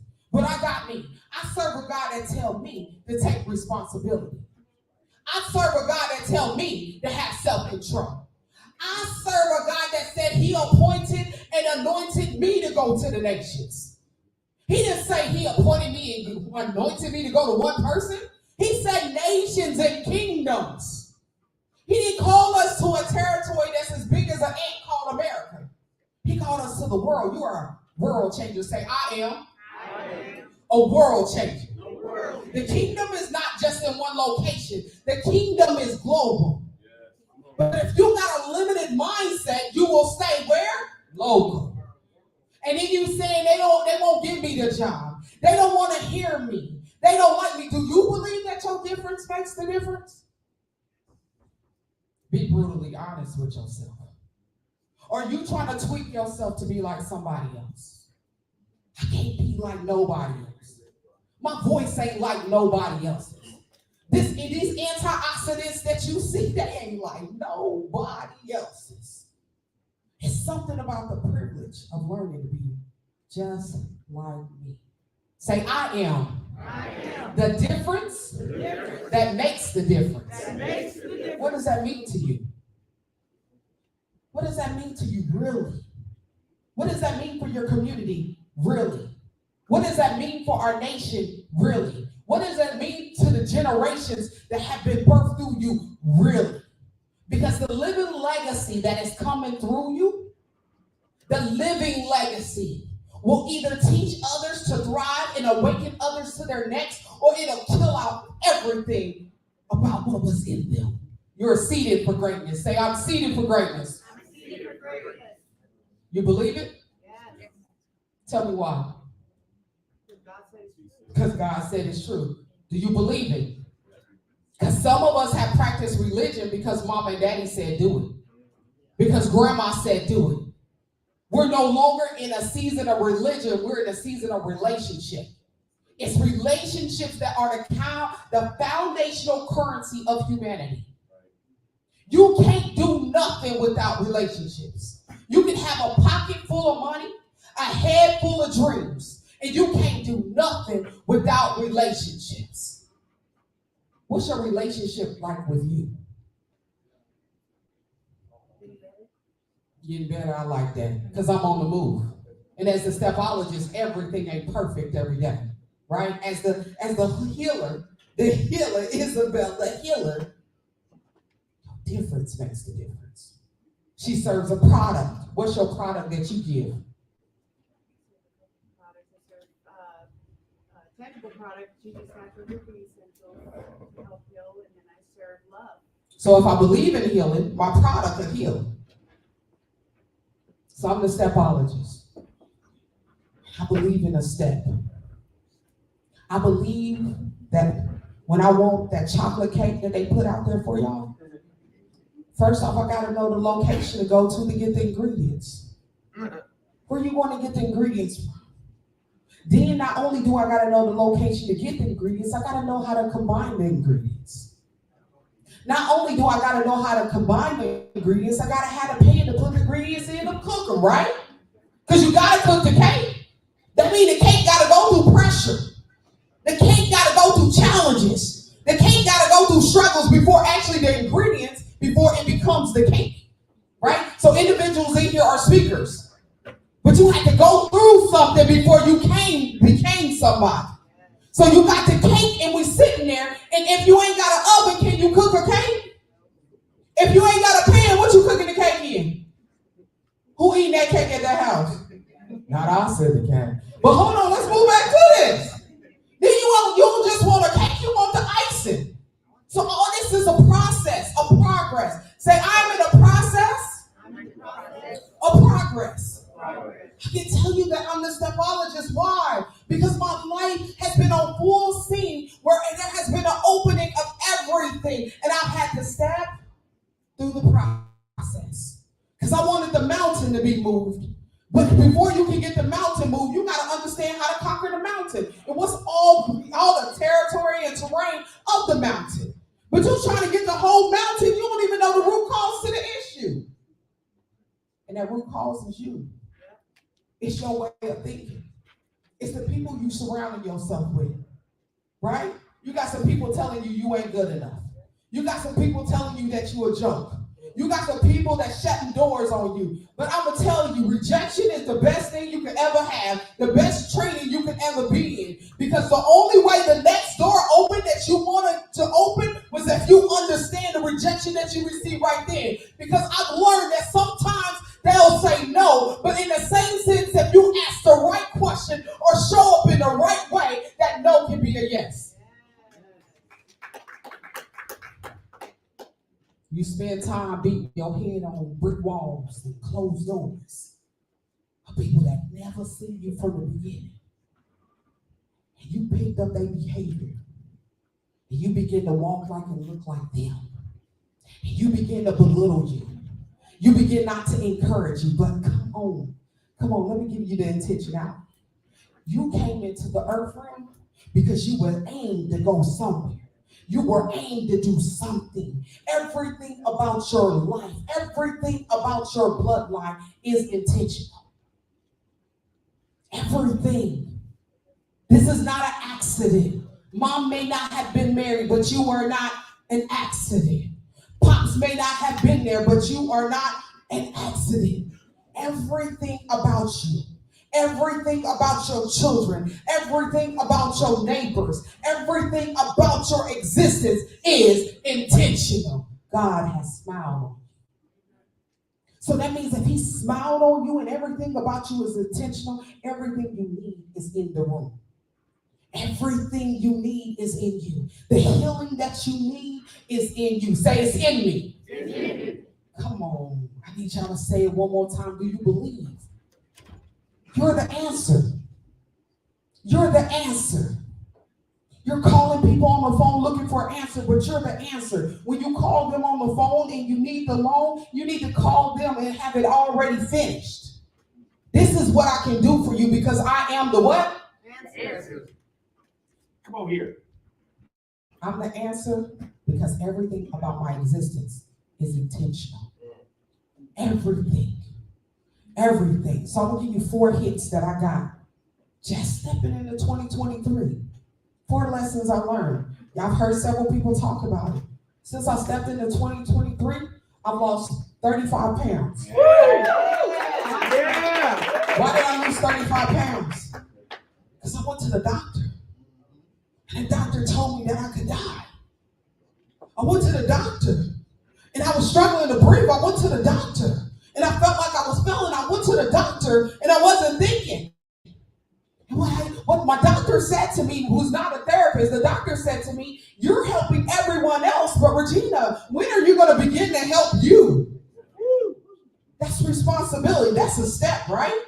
Either I want to live or I want to die. I can't come to the stage and tell you I'm the stepologist and get hyped and crumb juice. I can't come to the stage and tell you I'm the daughter of a true and living king and I'm acting like a broken thing. So check. That was 1. 2. When you think about losing weight, people can lose weight and be eating the wrong way. I started having to say no. Because you know when we get emotional, we want to say, yeah. And then you be looking like, no, right? So what I started doing is looking at food that brought life to me. What I eat. Hold on. What's this? Hold on. The vegetables a little dingy. I don't know if I want them. Was you really hungry or are you just stuffing yourself? Right? Who you hanging with? If every time you hang with them, they want to eat, should you be hanging with them? Come on, Isabel, let's go get something to eat. Well, I'm trying to drop some weight. You don't want to eat with me? You don't want to eat with me? Well, Isabel's a healer. So can she eat all the time, everything? No, she can't do that. Regina is a stepologist. I'm the bridge to people's necks. My life is transparent. You see me anywhere, anytime you see me, I'm going to be me. I'm not shaking up, I'm not checking. I got a little makeup on, you know what I'm saying? But if you call me in the morning, I was looking like E.T. Phone Home. I'm just keeping it real. The other thing I learned is that my children got to leave me. It's my responsibility to make sure they're ready to leave me. It ain't about if their daddy was there or not. It's my responsibility to make sure they're ready to leave me. All of my children are exiting my house this June, right? what I'm about to do with my life. My kid said, Mama, you said you was gonna travel the world. I said, I did. They said, Mom, you know, you said that when we was in elementary school. And you done already been out the country. And you done already sat in the presence with people of virtue and of value. Mom, you're already stepping into your destiny. Mom, we can't be in limits because you don't let us see limits. So if you can go, we can go and grow too. So I'm sending them to Chattanooga. And they gonna call me, watch. And I ain't gonna say come home, right? Because I'm gonna be all around the world. I'll be like, I'll see y'all when I get back. But the thing I'm saying to you, there's some things you gotta let go of so you can grow. As a mother, I didn't have time to think about me. I spent all my time thinking about everybody else. You gotta let go so you can grow. It don't mean you don't love them, but it means you got more to you. My last thing I'm gonna tell you, because this dude that came up here on the stage, like he gonna pump me because I'm short. Last thing I'm gonna tell you, yes. I learned to say yes. And it's not yes to everybody else. I learned the fragrant flavor of saying yes to me. All right? So I tell you, it's your season to step. It's your season to move on up. Take hold of your blessings. Come on, put your hands together. Knowing your best is yet to come. Step into your rhythm. Step into your lane. Thank you all.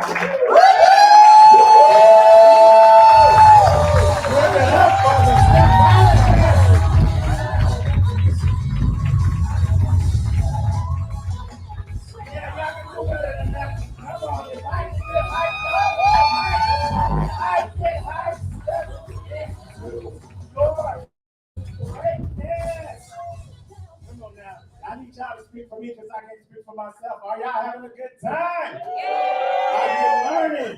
Yeah. Are you stepping into your best self this afternoon? Yeah. All right. I need you to keep that energy high and keep it going because we've got another speaker that is coming to the mic. This man is so bad, boy, I can't even speak about it for too long. You know what? He hails from the great state of Florida, and he's doing great things down there as a realtor. He's doing great things down there as a father. He's doing a great thing down there as a husband. But he said that wasn't enough for him because his mission is greater than the state of Florida. This man, he is changing nations. He is a Civility Award winner with the I Change Nations Association, and he also is part of Toastmasters International, about to be given their greatest designation of Distinguished Toastmasters. Oh, come on, BTBY, get on your feet and give it up for Mr. Donald Colton.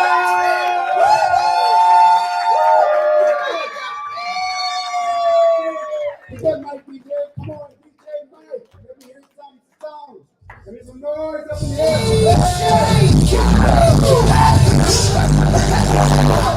All I do is win. No matter what, money on my mind, I can never give up. Every time I step up, everybody hands go up. And they stay there. They stay there. They stay there.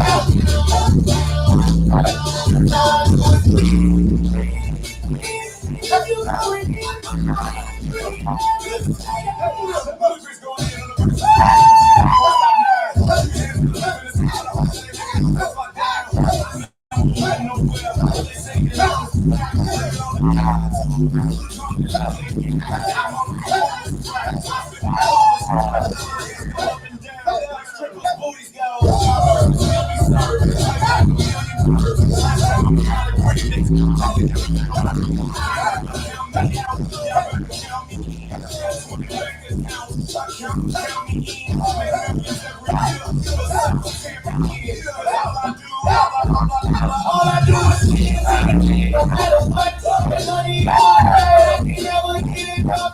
Every time I step up in the field, everybody hands go up. And they stay there. And they stay there.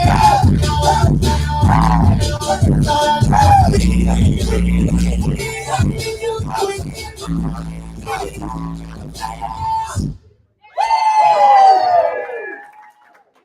of you know that before you enter into any room, the one thing that should precede you before you enter into that room is what? It's going to be your energy. Woo! I'm about to lose my voice. But let me tell you about your energy. Your energy will do two things. Your energy will either attract people to you, right? Or your energy, it will repel people from you.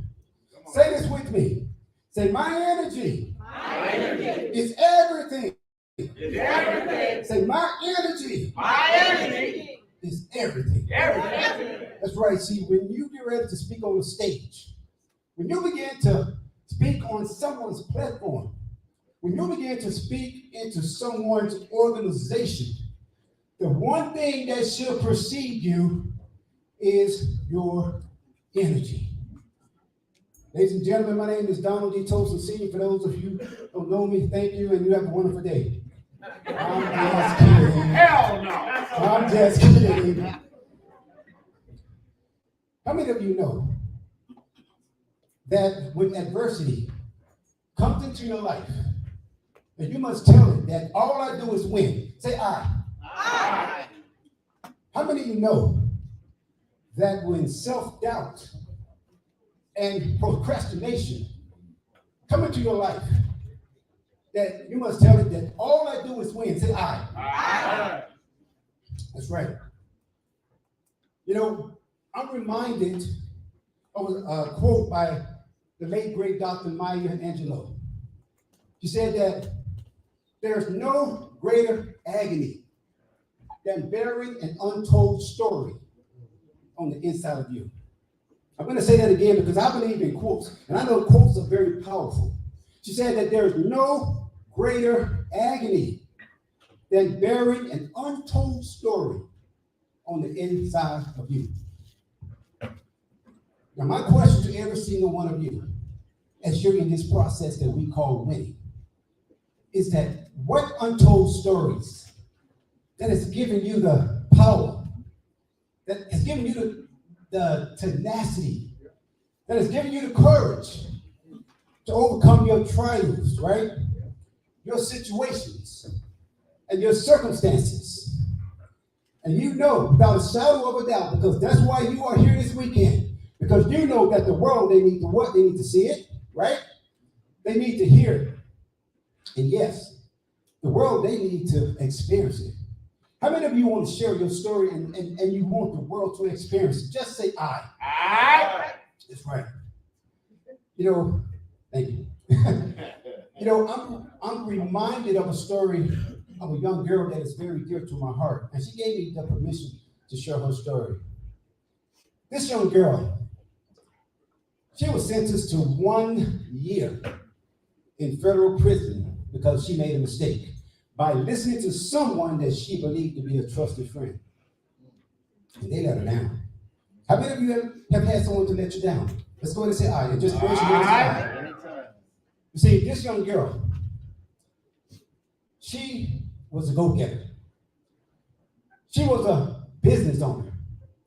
She created something from nothing. And she was a loving daughter, a loving mother, and she was a loving wife. But she made a mistake like most of us have made mistakes. And I had to sit down. I had an opportunity to sit down with this young lady.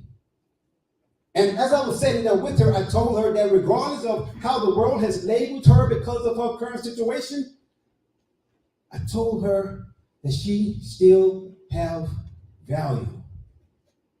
Do you know that you still have value? Regardless of how the world has labeled you, because you might have tried this, that didn't work. You might have tried this, that didn't work. Your marriage might have failed, that didn't work. But you still have value. And as I was sitting there and I was talking with this young lady, I began to reflect on my own life. And I realized something. But as I was talking with this young lady, I realized that I too had made a mistake.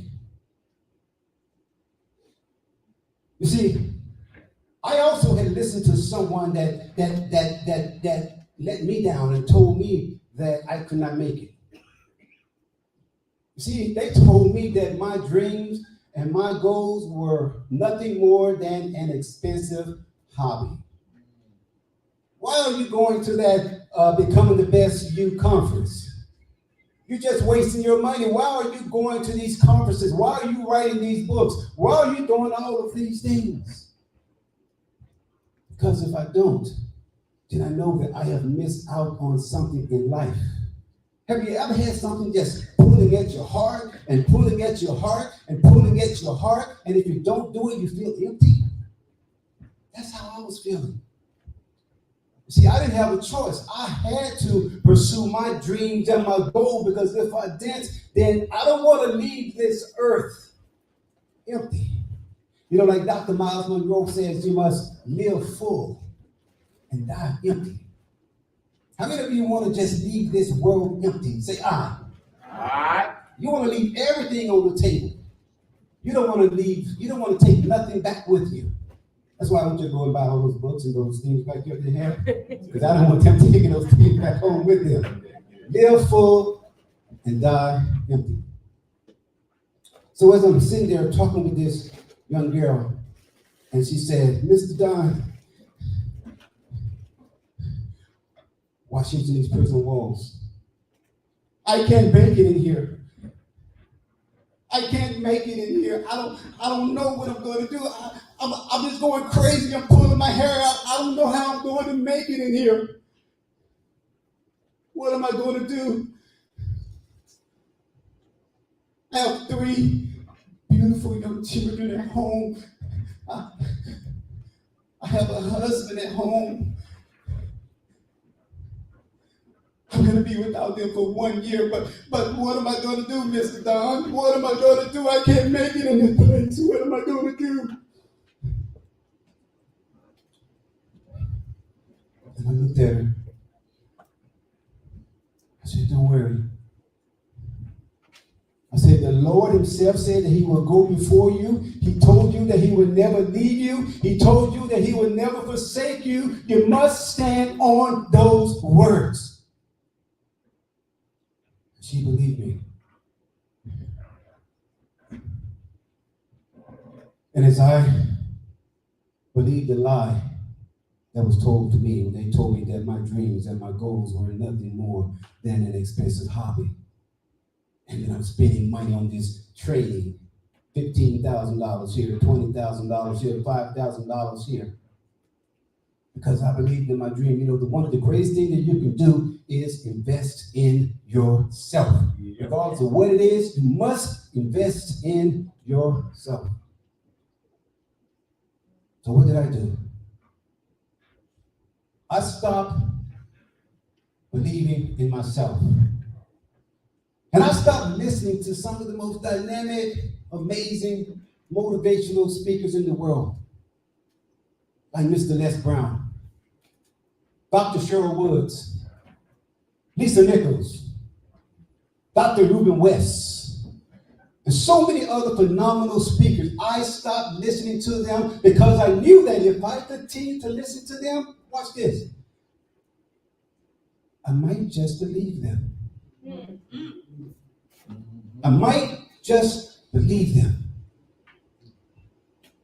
And I didn't want to take the risk of getting hurt. You see, I'm sure most of us have heard this. If you are not willing to risk, then you cannot grow.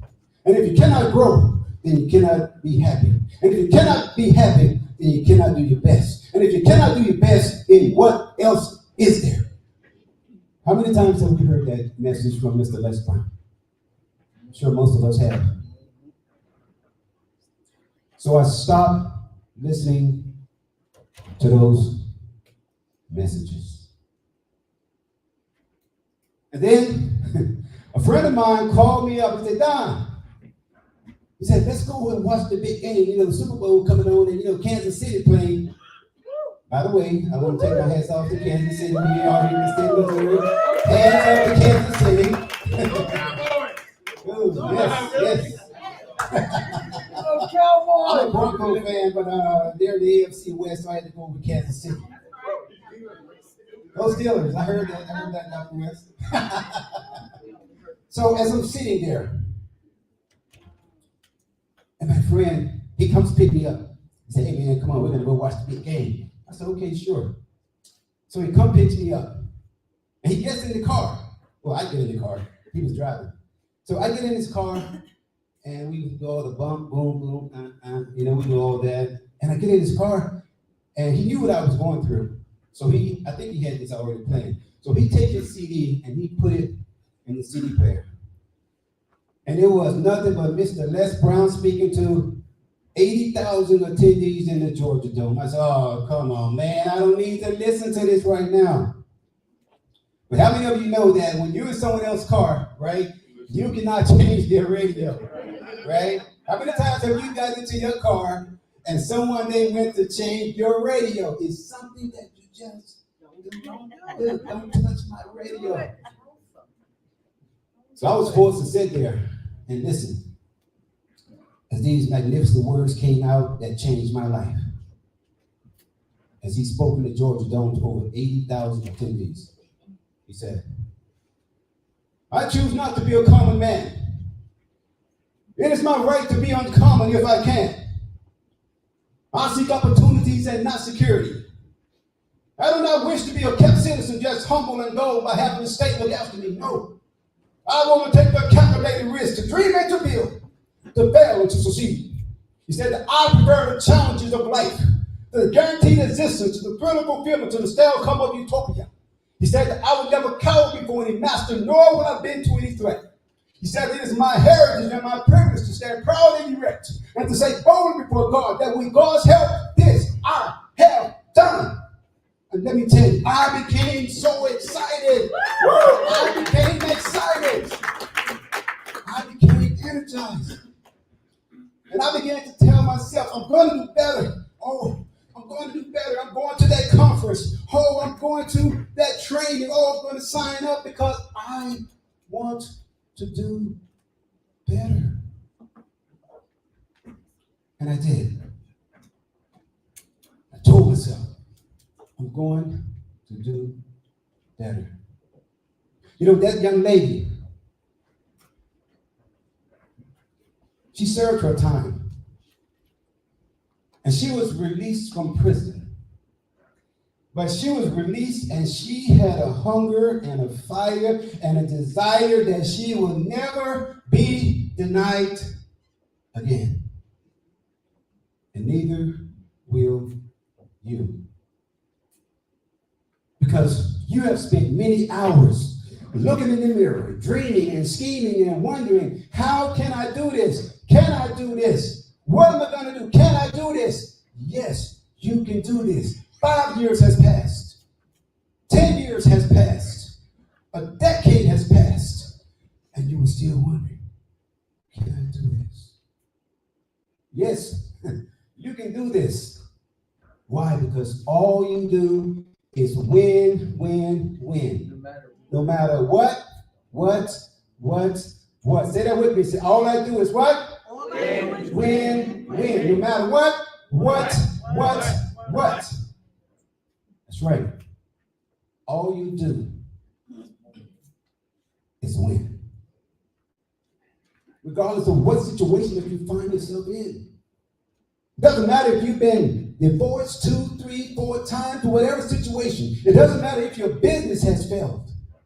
It doesn't matter if you've tried and tried to write that bestseller. Guess what's going to happen? As long as you don't give up, you're going to win. You know, one of my favorite scriptures is you win if you don't quit. Have you heard that before? You win if you don't quit. So you say to yourself, you say to yourself, okay, Don, yeah, you're right. I'm a winner. But how do I unlock the prison cells that are in my mind. How do you unlock something that's in your mind? Well, I'm glad you asked. The first thing that you must do is that you must recondition your mind. So what does it mean to recondition your mind? It means that at some point in time that your mind was renewed and transformed. Be ye transformed by the what? Renewing of your mind. Watch what you say about yourself. I'm stupid. No, you're not. I can't do that. Yes, you can. I wasn't born with a silver spoon in my mouth. It doesn't matter. I wasn't born to speak on stages. Yes, you were if you want to. I can't speak like Dr. Reuben West. You shouldn't try to. You should be trying to speak like you. I can't speak like Mr. Les Brown. He wasn't always there like that. I can't. Yes, you can. Why? Because all you do is, no matter what. That's right. All you do is win. No matter what. I heard this wonderful story. I love stories. I think I'm a storyteller. At least that's what my son told me. He loves to listen to me telling him stories. I heard these scientists, they wanted to see how long it would take someone to give up. My time is up already? 2 minutes, 17 seconds. Oh my That's how long goodness. it takes to give up. Well, it takes 2 minutes and how many seconds to give up? 15 seconds. So they wanted to find out how long it would take for this dog to give up. They took it out on the first day. They put him on the leash, they put the stake out there, and they realized that he could not get to it. So he gave up. How many of you have had something that was coming your way that you knew that you could do, but guess what happened? You gave up on seeking after it. And when you thought that you could have it and it was right there in front of you, guess what you did? You stepped away. Second, you must utilize your gifts and your talents. Never allow someone to tell you what you cannot do. And the third thing is that you must never give up. Never give up. I don't know what your dreams and your goals are.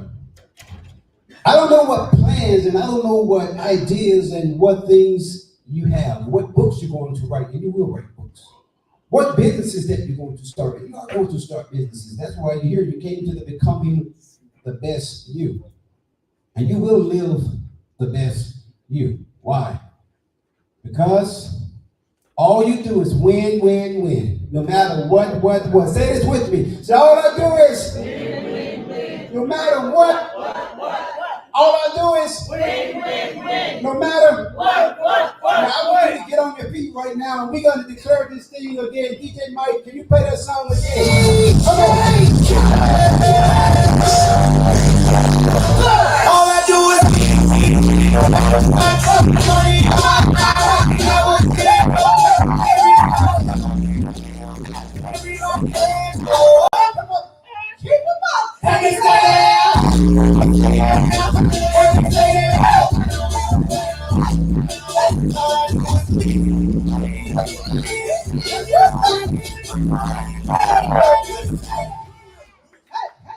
ladies and gentlemen, go eat toast and sing.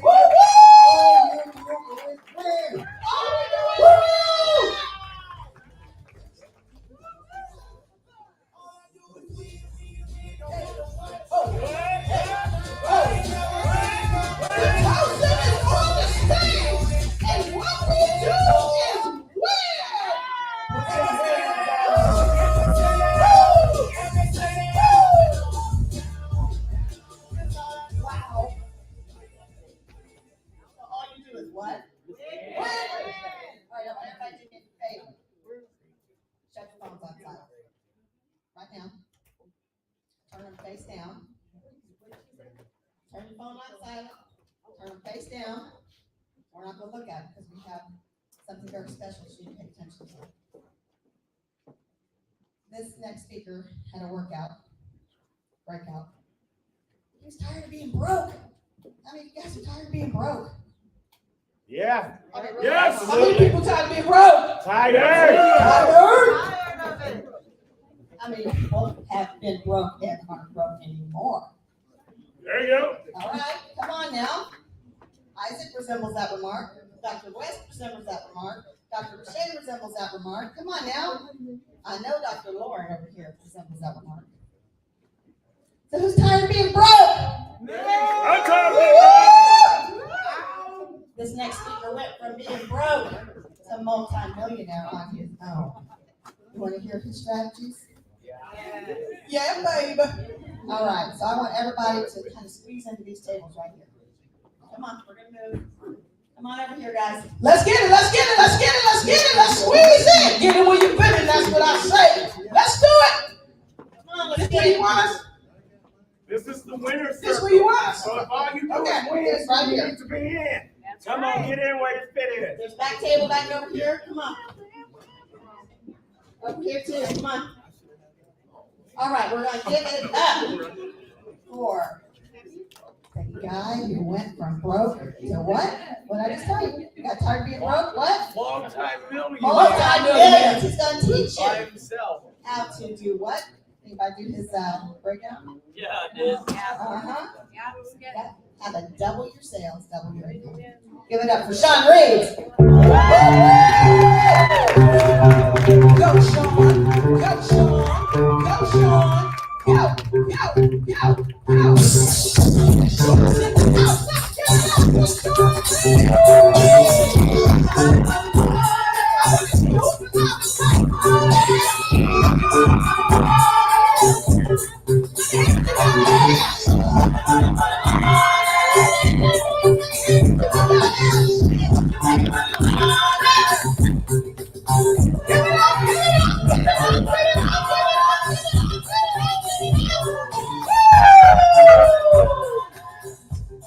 All right. Look here, we got the cream of the crop. Everybody else went home. All right, awesome. All right, well, what is it?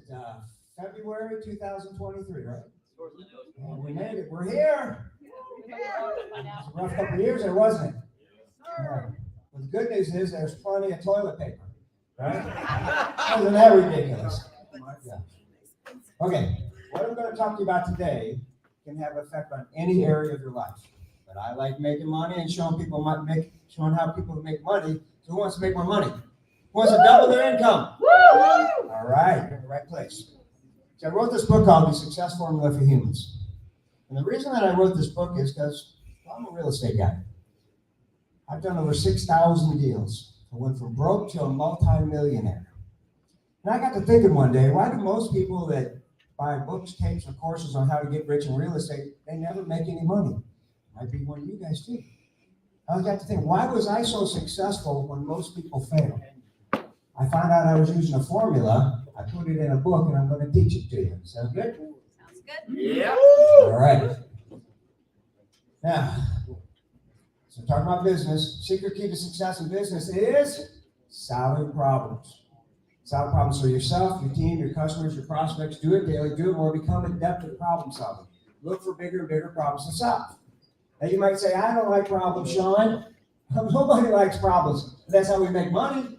Zig Ziglar said, help enough people get what they want, get what you want, right? Let's say you walk into Walmart or Macy's or Target and you have a problem. You're going to talk to the clerk behind the counter, right? Well, what's going to happen if the clerk behind the counter can't help you? Are they going to kick you out of the store? No, they're going to call their supervisor, right? Well, who makes more money, the supervisor or the clerk behind the counter? Supervisor, right. Why? They solve bigger problems, right? So look for bigger and bigger problems to solve. You get to make more money. Okay? That's my talk. Have a good night. All right, so I'm going to tell you a story. My story. Right out of high school, I did not go to college. I helped my parents open up a hardware store. And we opened up a second store and a third store. And I worked for them for 16 years. And the most money I made working for them was about $30,000 a year. Now, I got out of high school back in 1980, so that makes me a seasoned guy. So $30,000 wasn't that bad back then for a young guy. But then one day, my parents called me up and said, Sean, we got some good news for you. We want to come down to the store and talk to you. I said, great. So they came down to the store. We sat down. I said, what's the good news? What's the good news? They said, we want to sell you this store, nothing down, 100% financing, sign on the line, and this store is yours. And most people be excited about that, right? I paid my dues. Well, have you ever heard when somebody gets into a car accident or something serious, they say, my whole life passed in front of my eyes. Well, they're thinking about their friends and their family and their loved ones. Well, when my parents made me that offer, my whole future life passed in front of my eyes because I could see myself being 80 years old, selling the same nuts and bolts and pipe fittings for the rest of my life. And you know what? That kind of scared me because I thought I had more potential for that than that. So I thanked them for the opportunity, and I said, no, thank you. I thought, if I don't get out of here, I'm going to be that 80-year-old guy. So I said, I quit. I didn't even plan on quitting that day. It wasn't even in my mind. So I quit there, started bouncing around a bunch of different jobs. Years later, I'm working at night from 8 o'clock at night till 5 in the morning. I'm making okay money, but I get to thinking, you know, I'm supposed to be rich. Even when I was a kid, I thought I was going to be rich. I'm making okay money, but I'm not going to get rich. I thought, what can I do to get rich? Well, let's get into the success formula for human here. The first step in the success formula for humans is everything starts with a thought. Everything in our man-made and woman-made world starts as a thought. Everything. You know, like this cordless microphone. They used to have a cord, right? Somebody thought, boy, it sure would be nice not to have to drag a cord around. Started in somebody's mind as a thought, brought out into the physical world. There's chandelier right there. Started in somebody's mind as a thought, showed up in the physical world. Everything starts as a thought. And they say your thoughts are things. And actually they are. They actually go out in the universe to track back what you're thinking, good thoughts or bad thoughts. Don't believe me? You ever call somebody up on the phone and they say, I was just getting ready to call you. Or your ears must be ringing. We were just talking about you. Your ears must be ringing. What the heck does that mean? That means your thoughts were connecting into the universe. Or you might have a spouse or a significant other. You might be thinking about it in the middle of the day, and all of a sudden, out of the blue, you get a phone call or a text message. Hi, honey, just thinking about you, wondering how your day's going. Who's ever had that happen? Yeah, so your thoughts are things. So be careful what you're sending out there because it just might come back. Good thoughts or bad thoughts. You gotta watch it. Next up in the formula is decision. You have to make a decision that you're going to achieve a goal. Do we have anybody here, well, actually I heard, that has lost a significant amount of weight without surgery? 10, 20, 30, 40 pounds? Yeah, I've recently lost 40 pounds. Thank you. Well, I'm willing to make a wager with you. We've also heard of people who lost 100 pounds, 200 pounds. We've heard of those people. I'm willing to make a wager with you guys that this time you were able to lose the weight was not the first time that you tried to lose weight. I mean, you tried every diet under the sun. You tried the marshmallow diet, the pineapple diet, the cabbage soup diet. You remember that one? Yeah. And nothing worked. You just said I was big boned. Even my dog was big boned. I ain't never seen a fat skeleton. But what changed this time that you were able to lose the weight? What changed was you made the decision that this time I'm going to do it. So you have to make a decision that you're going to achieve a goal. Next up in the formula is a white, hot, burning desire. You got to want it bad. That fire in your belly. Nothing's going to stop me. See, that white, hot part comes from, let's say you light a candle. You look at a candle flame. There's different colors to a candle flame. There's blue and green and yellow, white. White's the hottest part of the flame. You have to have a white, hot, burning desire to achieve your goal. You see, there's three types of goals. There's an A-type goal, a B-type goal, and a C-type goal. Now, an A-type goal is something real simple. Like, I'm going to get a Big Mac and fries for lunch. Unless the McRib is back, right? Yeah. Then tonight for dinner, I'm going to fix some spaghetti and a salad. That's an A-type goal. Most people can achieve an A-type goal. Then there's a B-type goal. Something a little bit more challenging than getting a Big Mac. Let's say you're going to take a European vacation. Okay, are you going to go to one country or are you going to go to several countries? How are you going to get around? How are you going to communicate? Where are you going to stay? How much is it going to cost? You know, you can get off work. There's a lot more to a B-type goal than just getting a Big Mac.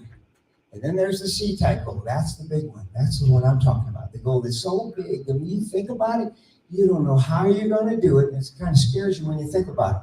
That's when you know you got a good goal. And the multiplying factor of the whole formula is action. Nothing happens till you take action, baby. You got to go do something. So now I'm working at nighttime, thinking, what can I do to get rich? Well, there's something I didn't tell you. Right out of high school, back in the early 80s, they had all these nothing down real estate seminars coming through town. Buy houses, nothing down, no qualifying. I thought, well, I qualify for the nothing down part because I got nothing. So went to a couple real estate seminars. I'm 19 years old. Over the next 2 years, I bought 20 houses. And then I stopped. So years later, I'm thinking, well, last time I checked, people still need a place to live. So I thought, okay, I'm going to start buying houses. That's how I'm going to get rich. So I made the decision. I'm going to buy houses. And every day goes by, I'm thinking about it, getting that white hot burning desire going. But I got to take some action. One problem. Got to be a good problem solver now. Don't forget, we got to be a good problem solver. One problem is I was broke. I didn't have any money. I mean, I had a couple $1,000, but I didn't have any money. Not enough to buy a house. See, I don't know if you know this or not, it takes money to do real estate. Now, it don't have to be your money, but it's got to be somebody's, but I didn't have any. So I got to thinking, okay, who's got money? I thought, well, banks have money. So I went into a small, local, no-name bank. Not one of the big guys. Walked in, I talked to the receptionist. I said, I would like to speak to your commercial lender. She said, well, that'll be the president of the bank. I was like, the president? No. I said, don't you have like a clerk or somebody I can talk to? I still want to get kicked out of the bank by the president, you know? She says, no, he's the guy. I was like, okay, well, let me have it. So she brings me into his office. I go in his office, I give my best power handshake. Hi, I'm Sean Greaves. Folks, listen up. When you meet somebody for the first time in business, you give them, man or woman, you give them a firm handshake, look them in the eye, and repeat their name a couple of times. One, it helps us remember their name, and two, we like hearing people say our name. Okay? So he says, come on in, have a seat. He says, what can we do for you? I said, well, I want to buy houses and fix them up and sell them.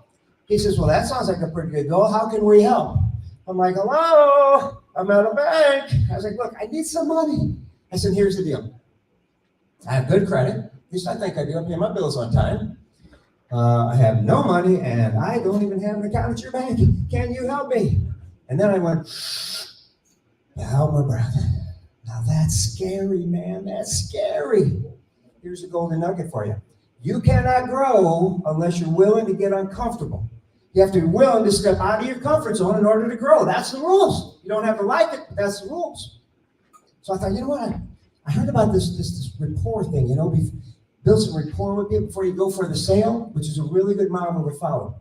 So when you go to meet somebody for the first time in business, it could be a job interview. You might meet them at their house or their office.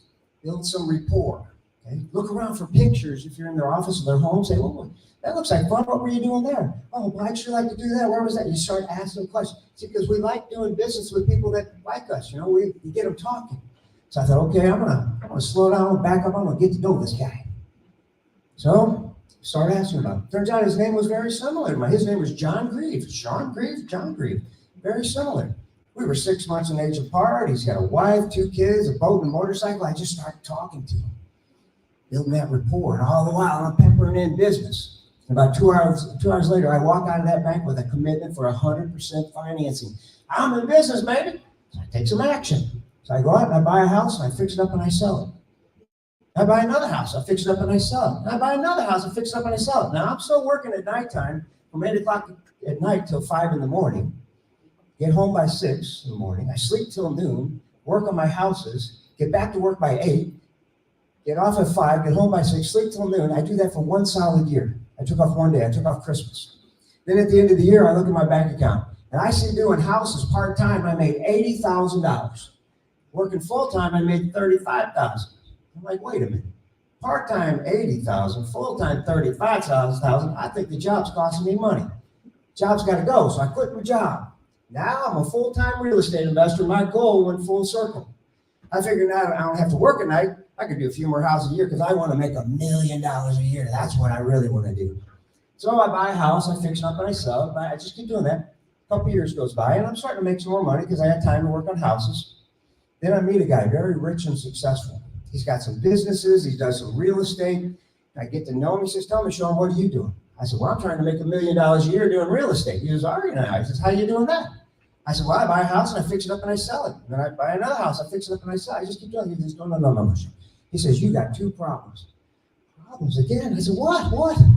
He says, you can only make so much money with your own two hands and you run out of time at the end of the day. He says, you got to buy multiple houses and you can't work on them yourself. He says, you'll make less money per house because you got to pay for the labor, but you're going to make it up in volume. So I'm like, okay, got multiple houses, don't work on myself, got it. So now I got to go talk to old John at the bank, right? So I go in, I talk to John, tell him about my plan of doing multiple houses.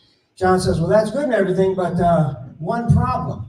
The problems never stop. I'm telling you, and they never stop. You probably know about this already, don't you? They never stop. I said, what's the problem now, John? He says, well, we got a new board of directors, and well, we can only finance you one house at a time. I'm like, what? Come on. You never lost a penny with me. You know I'm good for the money. He says, yeah, I know, but, you know, that's just our program. I said, are you sure? He goes, yep. I was like, okay. So I walk out of the bank. Then I get to thinking, okay, I need some more money. Who's got money? I said, well, banks have money, but you know what? Banks got stupid rules, and I don't want to jump through their stupid hoops. So I thought, who else has money? I thought, there's private people that have money. I thought, what if I find some private people, maybe just pay them a little bit more interest than whatever they're making now, maybe they want to invest with me. So I ran a newspaper ad. Remember what those were? Yeah. This was before the internet. Things were hard. Well, I got 3 phone calls. First guy called, he was lonely and just wanted to talk. Second guy called, he had $5,000. Well, that wasn't going to happen. I already had $5,000. Third guy calls, I get to talking to him. I said, well, how much do you think you have to invest? He says, well, I got at least $1 million. I said, ooh. I said, I think you're my guy. So I talked to him a little bit more. And I said, I tell you what, why don't we set up a day and time for me to come over to your house and meet you and your wife, and you know, we'll get to know each other. I'll bring pictures of before and after pictures of houses I've done, some closing statements, and see if it's a good fit. He says, okay. So a couple days later, I go over to the house and I meet them, and they're super nice people. I mean, the nicest people you ever want to meet. So I started building that rapport, right? I show them pictures of houses that I've done, closing statements. We talk about an interest rate. About 2 hours later, they look at each other and they say, you know what? We like it. Let's do it.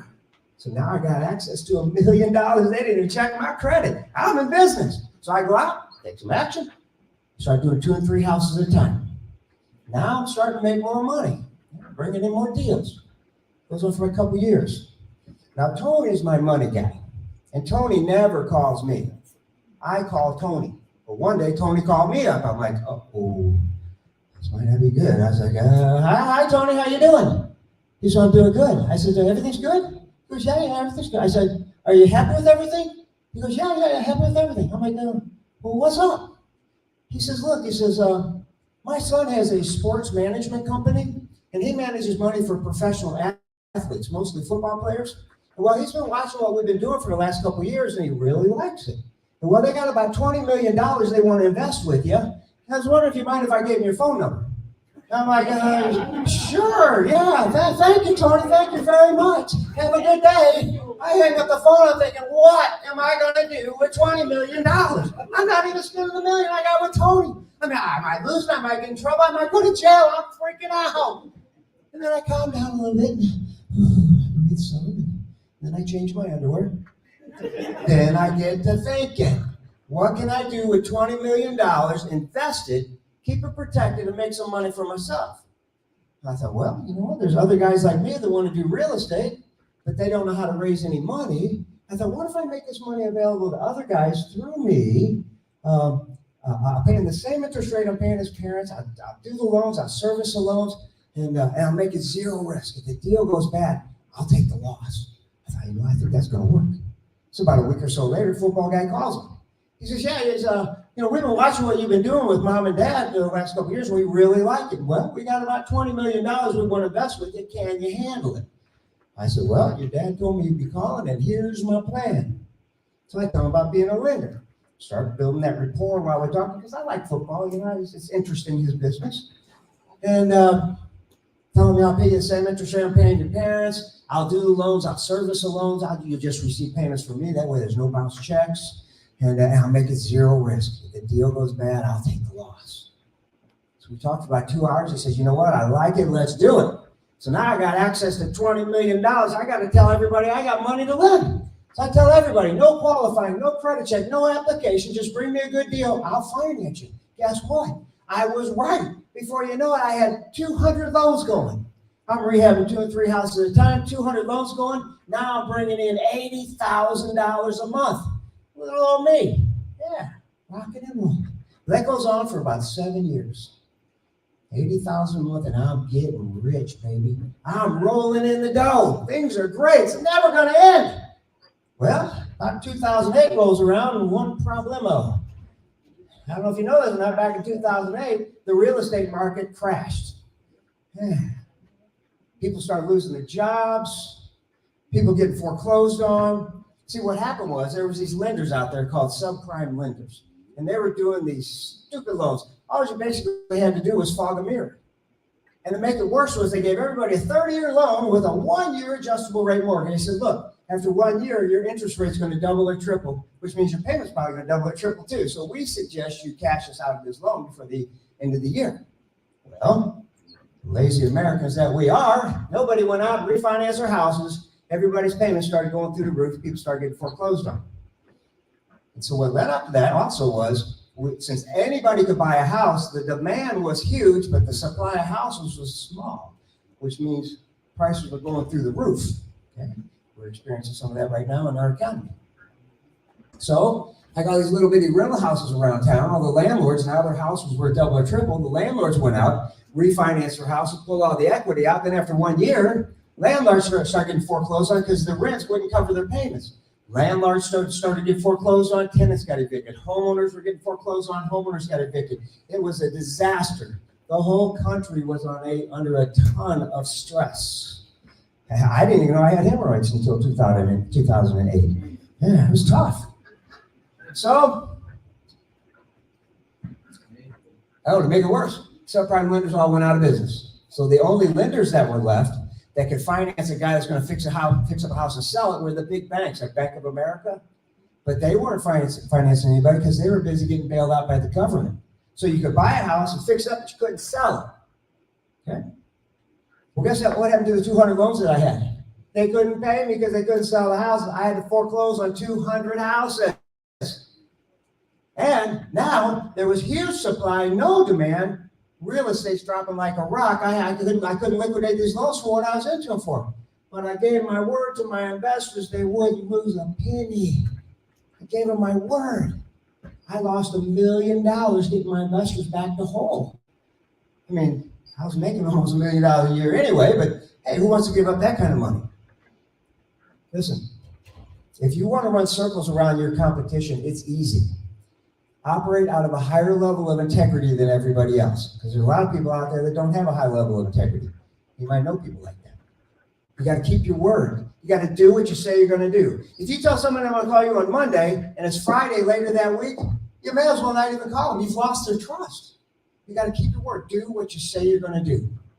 So, got my investors back to whole. I don't have any houses, no loans going on. I'm sitting back. I'm watching the economy crash. Thousands of foreclosures, millions of foreclosures all over the country.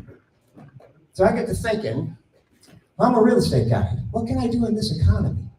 I got to be able to make some money. I mean, everybody's going broke, but there must be a winner. Well, I started looking around. I'm from St. Louis here, coincidentally. In the North St. Louis County, there's a lot of low-income houses. And they were all vacant, thousands of vacant houses. So I thought, where did all the tenants go? So I go over to the St. Louis County Housing Authority. I said, tell me about this Section 8 housing program, you know, where the government pays the rent. And a lady tells me about it. I said, is there a demand for Section 8 housing? She goes, oh, we got thousands of people holding vouchers, but there's no houses available. I said, there's thousands of houses available. She goes, no houses. So what does it say? Find a need and fill it. Yeah, this is a problem, solve a problem. I said, I'll be back. I went out, I started buying houses like a madman. I had 4 and 5 rehab crews going. I could get a house rent ready in a week. Before you know it, I had 83 rental houses. Now I'm bringing in $42,000 a month in profit for me. Now it's not $80,000 a month like I was making before, but you can squeak by on $42,000 a month, right? Maybe a hamburger helper a couple nights a week, right? Well, I run my rental business for about 4 years. And guys start calling me saying, Sean, banks are lending again. Are you lending? See, because I finance the fixer-upper houses. I said, yeah, I'm still lending. 'cause I kept my word with my investors. Still got tons of money. So, time to get the loan business back up and running again. Before you know it, 200 loans going, 83 houses, rental houses. Now I'm back up to bringing in $80,000 to $90,000 a month.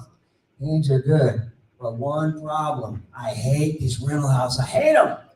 Low-income tenants are high maintenance. They will give a woodpecker a headache. So I thought, boy, you know, I'd sure like to get rid of these houses.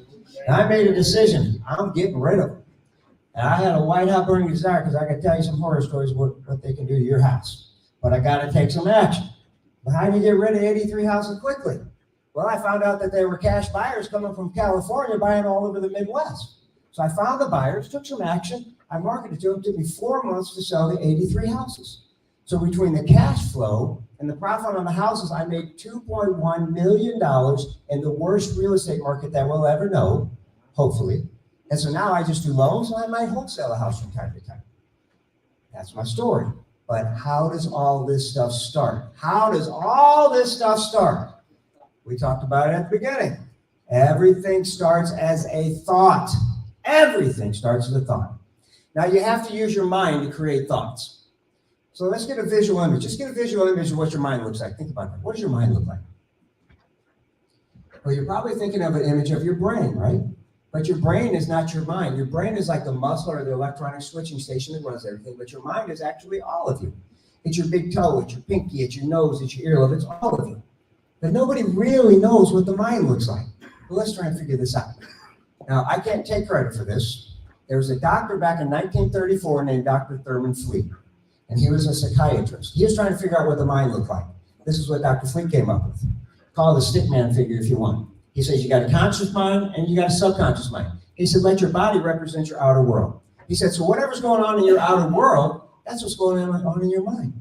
You know, if you're the kind of person like, man, I can never get ahead. Nobody's going to hire me. There's no jobs out there. Oh, that contract fell through. I knew it'd fall through. I'm broke all the time. Hey, if that's what's going on in your outer world, that's what's going on in your mind. What about that one guy that everything he touches turns to gold? Like an Elon Musk? What do you think's going through his mind? Success is going through his mind. Okay, so let's look at the conscious mind. Your conscious mind is your filter to your outer world. Because we're constantly being bombarded with information almost 24 hours a day. I mean, we got friends, family, clergy, billboards, books, magazines, internet, TV, radio, motivational speakers up here. Constantly being bombarded with information. Now, it's your conscious mind's job to filter that information out, because not all that information is good. Okay? If you don't like something, you're just going to kick it out. Boom. If you like it, you're going to send it down to the subconscious mind to be stored as a little bitty file, a little bitty program, just sitting there waiting for you, because you start saving these programs from the day you're born in your subconscious mind. See, I was at the grocery store the other day, and on the sound system, there was a song on their sound system that I haven't heard in 40 years, but I knew every word to it. Because I had it stored in my subconscious mind as a little bitty file, a little bitty program, just waiting there for me to pull it up. I may never pull it up, but it's there. You start saving programs. Okay? So when you have a goal, it all starts with a thought in your conscious mind. But nothing's going to happen until it gets sent down to the subconscious mind. Because here it comes, guys and girls. The magic happens in the subconscious mind. You have a magic genie in a bottle in your subconscious mind. You all have a magic genie, and you've all used it. You just didn't know it. How cool would it be to find out how to use this magic genie to grant you every wish that you want? Because he's sitting there saying, tell me what you want. Your wish is my command. I will make it happen. We all have a magic genie. You want to know how it works? I'll tell you. All right. Now, nothing happens till it starts in the conscious mind. It has to be sent down to the subconscious mind for the genie to take hold of it. Now, the subconscious mind doesn't know the difference between the truth or something imagined. It's just going to go to work to make it happen. And it doesn't question anything you put into it. It's just like a computer. The computer doesn't say, whoa, are you sure? Are you sure? No, it doesn't do that. It just goes to where it's automatic. The subconscious mind is just like a computer. It doesn't question anything. Now, when you're a little bitty baby, you show up with 3 preset programs, factory installed. The fear of falling, the fear of loud noises, and the need to eat. Because those little babies will sure let you know when they're hungry, won't they? Yeah, and that poopy part, I don't think you need a program for that. That just comes to squirt now. Yeah. All right, but if you show up with 3 precept programs, factory installed, that means all of your fears, your phobias, and your habits that you have now are installed by you or somebody else. Because when you're a little bitty baby, how can you be afraid of flying in an airplane? You don't even know what an airplane is. You install it. How can you be afraid of a snake? You don't even know what a snake is. You install it or somebody else installed it. Because when we're real little, who starts programming us? Our parents do. Yeah. I mean, a lot of us, we like the same foods as our parents. We vote the same way. We're the same religion. You know, most smokers, their parents were smokers. Most overweight people, their parents were overweight. See, we start getting programmed from a very early age. You're going to reach a certain age in your life, and you're going to do or say something, and you're going to stop dead in your tracks, and you're going to say, I'm turning into my mother. I'm turning into my father. Don't worry, if it hasn't happened yet, it will. So, we know thoughts start in the conscious mind. It's got to get sent down to the magic gene, the subconscious mind, in order for it to be sent out into the outer world. Without it going to the subconscious mind, it's just going to be a fleeting thought. It's going to drift right back out of your conscious mind. Because a lot of times there's things that we wanted to do, but we didn't make a decision. We didn't have a white-hot burning desire. We didn't take action. It just drifts away. Happens to us all the time. So, we all like making money. Let's set a goal. Let's just come up with a dollar figure of maybe what we want to make this year. Okay? Let's go with, I want to make $200,000 this year. Okay, that might be high, that might be low, it doesn't matter. Let's just get a starting point. Okay, so let's say you have a goal or a thought starts in your conscious mind. It's just a thought right now. Nothing's going to happen yet. Okay, nothing's going to happen. I want to make $200,000 a year. Well, I got some bad news for you. Right out of the gate, there's going to be a battle. Because you're vibrating at a vibrational frequency. Let's call it an X-type frequency. And your conscious mind, that's the boss right now. He's going to go, whoa, whoa, whoa, whoa. That's an X. We're a Y. We're a Y. We're an X. That's a Y. That's not who we are. $200,000. No. But what you got to do is you got to beat up the conscious mind because you're vibrating at a vibrational frequency. You may not be vibrating at a $200,000 vibrational frequency. It's going to try and talk you out of it because it doesn't want to have to work that hard. It's going to be like, you're not smart enough to make that kind of money. Come on, you barely made it out of high school. You dropped out of community college, for God's sakes. Come on, you don't have time. It takes time to make that kind of money. You know, you got things to do around the house and kids' activities. And hey, football just ended, but we got to start watching some baseball, basketball, some hockey. Come on, you don't have time. Come on, just be happy being broke. Give it up. So your conscious mind doesn't want you to have to work that hard. It's going to try and talk you out of it. So what you got to do is you got to beat up the conscious mind. See, that magic genie is just waiting. It's just waiting. But you got to get past the conscious mind before the magic genie gets it. Because you got to beat up the conscious mind. Because I want to make $200,000 a year. Conscious mind's going to say, no, you're not. And that's where most people quit, right there.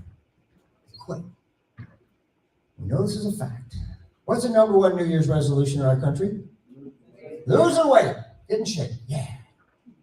New Year's rolls around, you go join a gym for $10 a month, no contracts. That's real commitment right there, boy. Yeah. So that night, you're sitting on the edge of your bed, and you got your alarm clock out, and you're setting your alarm clock for real early because you're going to go work out before you go to work, right? Or you're setting your alarm clock, all of a sudden there's like a little tap, tap, tap on your shoulder. You're like, that's your conscious mind. He's saying, whoa, whoa, whoa, whoa. You're setting the alarm clock for what time? And you're going to get up and go do what workout? Are you crazy? You like eating pizza too much. Cookies. Turn that thing off. We'll say like, yeah, you're right. I don't know what I was thinking. I saw the commercial. It's only $10. I'll cancel it before the end of the month. They turn it off right there. We know this is a fact. The gyms are packed in January and February, but they're empty in June and July. Right? That's because they didn't get the message. The memo didn't get down to the magic genie. But what you got to do is you got to beat up the conscious mind to send it down to the magic genie. So if you stay on it, conscious mind gets a little bit weaker, a little bit smaller. I want to make $200,000 a year. Then the conscious mind is going to go, no, you're not. But you got to stay on it. You got to beat it up, and it starts getting smaller and smaller, weaker and weaker. I want to make $200,000 a year. After a while, the conscious mind is going to go, no, you're not. weaker and smaller and weaker. Oh, I want to make $200,000 a year. After a while, the conscious mind is going to say, he's too strong for me. She's too strong for me. I got to send it through. You're going to see results in your outer world. That's how it works. It's not easy, but that's how it works. How do you really get something into your subconscious mind, Sean? Well, I'm going to tell you. There's a couple ways to get something in your subconscious mind.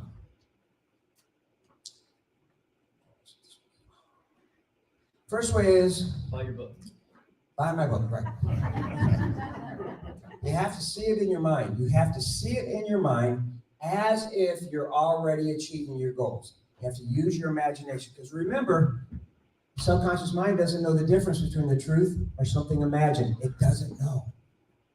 You got to get excited about it. You got to see it. You got to feel it. You got to taste it. You got to want it so bad. Because the subconscious mind doesn't know the difference between truth or something imagined. Okay? And repetition, repetition, repetition. Get you some 3x5 index cards. Write your goal on your index cards in a positive present tense, as if it's already happening. Not going to someday, as if it's already happening. Okay. Sign it, date it, read it 20 times in the morning, 20 times at lunch, 20 times before you go to bed. Next day, get a new card, write it out. Don't do it on your computer, because something magical happens when you write it out. Sign it, date it, 2020. Next day, new card, 2020. Next day, new card, 2020. Next day, cool. And over and over and over and over, every day. Get you some Post-it notes. Write your goal on your Post-it notes. Put your Post-it notes everywhere you go. Put it on your bathroom mirror, on your refrigerator, on your back door, on your dashboard, your computer screen. Everywhere you go, put your Post-it notes. Even if you're not consciously looking at it, your subconscious mind is always looking at it. Okay? And get your phone out, download a recorder app.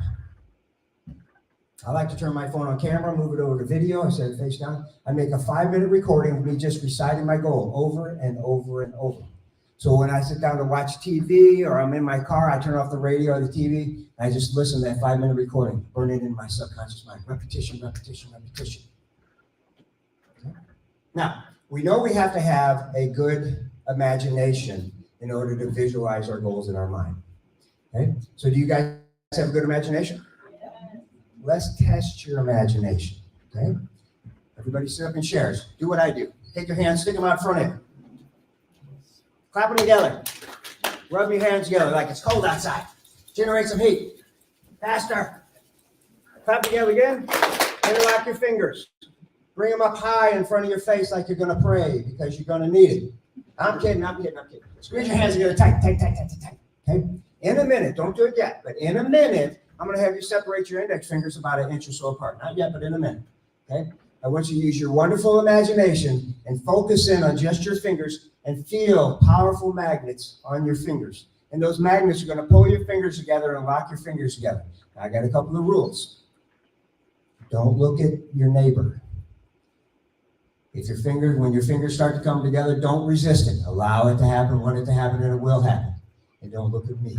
Don't look at your neighbor. Don't resist it. So everybody separate your index fingers about 1 inch or so apart. Focus in just on your fingers. Don't look anyplace else. Feel those magnets starting to come together closer and closer and closer. When they come together, hold them up high because they're going to lock together tighter and tighter and tighter. By the time I count to 3, those fingers are going to be totally touched and totally locked together. 1, pulling and tugging, tugging and pulling and tugging together. 2, we're turning up the frequency. Those fingers are locking together tighter and tighter and tighter. And 3, fingers are locked together tight. Very good. You guys have a good imagination. Separate your hands, put them in your lap. All right. So we know we have to have a good imagination. You guys have a good imagination. Next step, we need to create some relaxation. Okay? We're going to do some relaxation. Good news, I checked with management today, and they said it's okay if you guys relax in here. All right? All right, so what we're going to do is not yet, but in a minute, I'm going to have you close your eyes. Okay? Because it's better to close your eyes and visualize than with your eyes open. Okay? But what I'm going to have you do is I'm going to have you take a deep breath in, not halfway. I'm going to have you take a deep breath in. We're going to hold it for 5 seconds. And when I say exhale, I want you to exhale all the way out. So we'll go all the way in, hold for 5, and then all the way out. Got it? Okay. Both feet on the floor. Get comfortable in your chairs. Close your eyes down. Keep your eyes closed until I ask you to open them. Keep your eyes closed until I ask you to open them. So right now, everybody take a deep breath in. Hold for 5, 4, 3, 2, 1, and exhale all the way out. Take another deep breath in. Hold for 5, 4, 3, 2, 1, and exhale all the way out. Perfect. Another deep breath in. Hold 5, 4, 3, 2, 1, and exhale all the way out. Just continue to breathe with your eyes closed. With every breath you take, allow yourself to relax even more. Let the sound of my voice relax you even more as you go deeper into this nice, deep state of relaxation. Now, as you're relaxing, I want you to focus on the little muscles in the scalp of your head. Just relax those muscles. Just release the top scalp muscles. Send that relaxation down around your temples, your eyes. Just relax. Relax your eyelids so much that they just won't work. Send that relaxation down to your cheeks and your jaw. Unclench your teeth just a little bit. Relax the jaw muscles. That's right. Take a breath in. And exhale, relaxing even more. Relaxing the neck muscles, the front of your neck, the back of your neck. That's right. Now take that relaxation and send it all the way down your back. Relaxing all the muscles in your back. Just keep it nice and comfortable. Take another breath in. And exhale all the way out. Relax your arms, your biceps, your elbows, your wrists, your hands. You can actually feel that energy trickling out of your fingers as you relax even more. That's right. Another breath in. Exhale. Relaxing even more. Relax your chest muscles. Your stomach muscles relaxing now. Send that relaxation down to your hips, your thighs, your knees, and your calves. All the way out of your feet. From the top of your head all the way down to the tips of your toes, relaxing every muscle, fiber, and tissue in your body as you go down deeper and deeper into this nice state of relaxation. Every suggestion I give you now automatically becomes your reality as you relax even more. Now I want you to use that wonderful imagination. I want you to imagine now that you walk into your bedroom at your home and you see that I put a large wardrobe mirror. You might even have one there now, but with a wooden frame and a wooden base. Walk up to that mirror and look into the mirror. Walk even closer to the mirror, almost as if your nose is touching the mirror. Look into your eyes. And as you're looking into your eyes, that mirror starts to go clear. Now it's as if you're looking out a window. And out that window, you can see there's a big field of tall grass and wildflowers gently blowing in the breeze. Sunshiny day, clear blue skies. As you're looking out the window, you notice way off in the distance, there's somebody out there. Look, who is that? Wait a minute, that's you. That's the you that you've always wanted to be. You got a big smile on your face, it's slowly walking toward you. That person that you've always wanted to be. Man, full of energy and excitement and confidence, knowing that you can achieve every goal that you set out to achieve. That's the person that you've always wanted to be. Fear is a thing of the past. You go after everything that you want to go after because that person out there can have you or do anything that they want to do. They are confident they can achieve every goal they set out to achieve. There's people out there that you want to meet. There's no fear to go introduce yourself and meet them. That person's coming closer and closer and closer. You see that person has the exact hairstyle that you like. Dressed in the same type of clothes that you like to wear. That person's the exact weight that you want to weigh. Now that person's coming all the way up to you, all the way up to that window. Now you're looking into each other's eyes. Now that person is stepping through the window now and stepping into your body. That's who you are now. That's the person you've always wanted to be. That's who you are now. Feel that energy, feel your body, that excitement, that confidence takes over your body.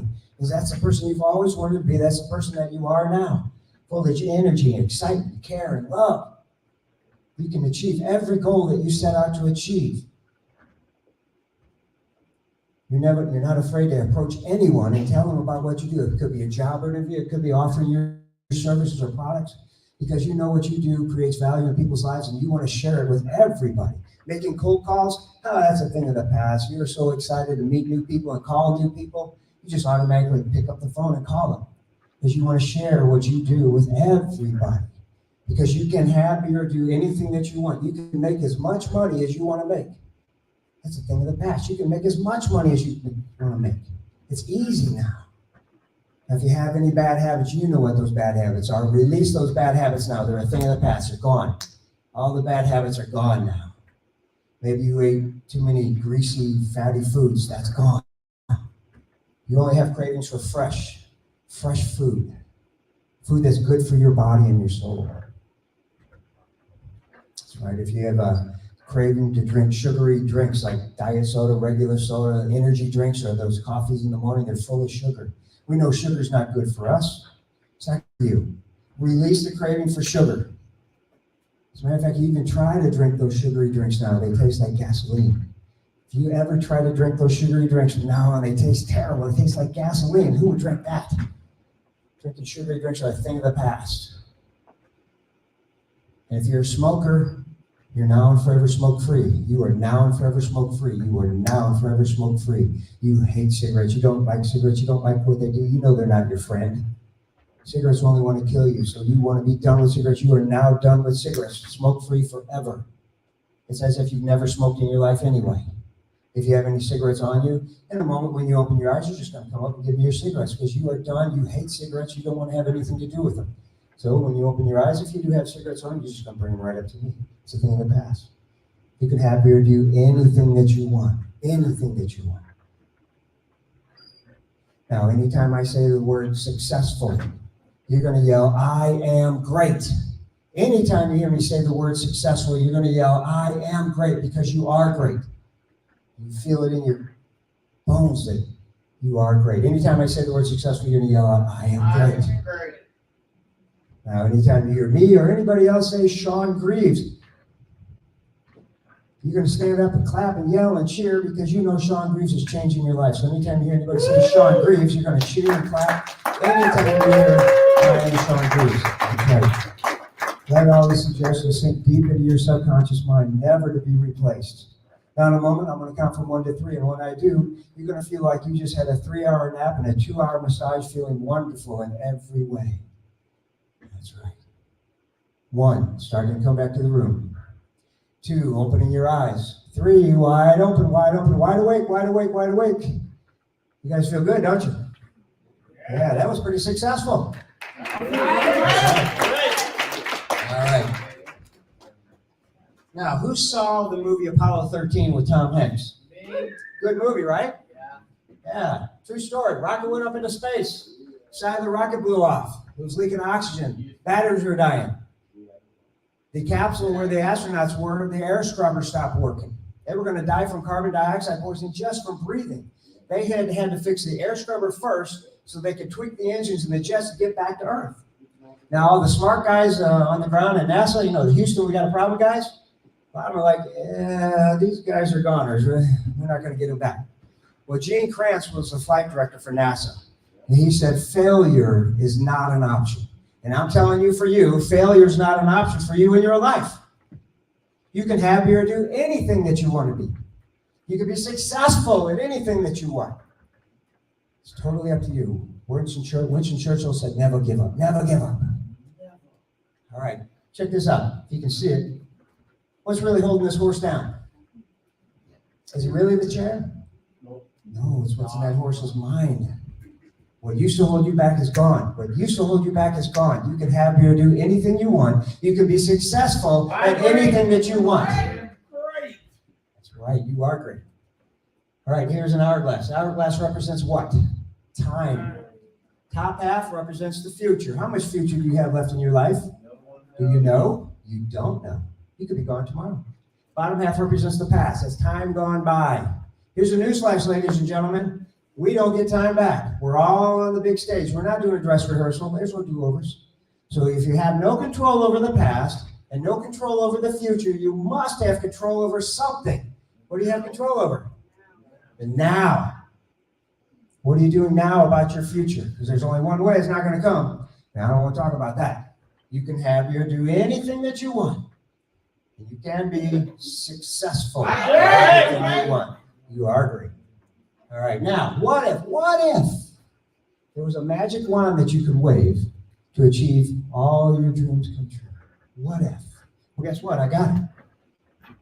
I got these guided meditation recordings. Guided meditation recordings? Guess what you guys were just doing? Guided meditation. You're all professionals at it. Look at this. I got 16 of these. I got one on how to increase your confidence, how to improve your golf game. Yeah, I could use that. How to improve your health, how to sleep better, how to improve your memory, how to release pain, how to stop procrastination. I'm guilty of that one. How to be a better public speaker, how to reduce anxiety. A lot of anxiety in our world. Sports enhancements. If you have kids in sports, let them listen to this. They'll get better at sports. How to stop smoking, stress reduction, better study and exam habits. Once again, for the kids, you want your kids to get better grades? Have them listen to this, they'll get better grades. Success habits, wealth and prosperity, and weight loss. I got 16 of these. I got 16 of these. It says they're $60 a piece. Today I'm offering them for half price, $30 a piece. Or the whole package, that says $200, half price on that too. Great deal. Listen to one of these every day for the next 30 days and go to the next one. In 30 days' time, you're going to be a totally different person. What else do we got here? Here's my information. All right. I teach people how to double their sales, double their income. I got a 3-pronged presentation. I teach the success formula for humans. I teach how the mind works. You now know how your mind works for success and failure. And then I do a breakout session. I do a breakout session like I did yesterday. I don't know if anybody was at the breakout session. Yeah. Is that any good? Yeah. So I teach companies how to double their sales. Because everybody wants to make more money. There's my website, SeanGreaves.com. Yeah! I forgot about that. If you would like to send me a testimony at SeanGreaves.com. I remember that time. I'd appreciate a testimony if you could send me a testimony. And if there's a group you'd like me to speak to, there's my phone number. It's also on my website. If I can help your group, give me a call. Okay? So. And what's your website one more time? The web did you go to SeanGreaves.com? Yeah! You're funny. All right. You can have me or do anything that you want. Is it easy? No, it's not easy. It's hard. Somebody said a lot of times if something's hard, it might not be worth it. But if it's worth it, it's going to be hard. Make it okay that it's hard. Is there resistance out there? Yes. Resistance is everywhere. You know, every time I get on a big airplane, I think, how did they get these big machines up into the air? They load them with food and fuel and water and people with suitcases who can't weigh over 50 pounds.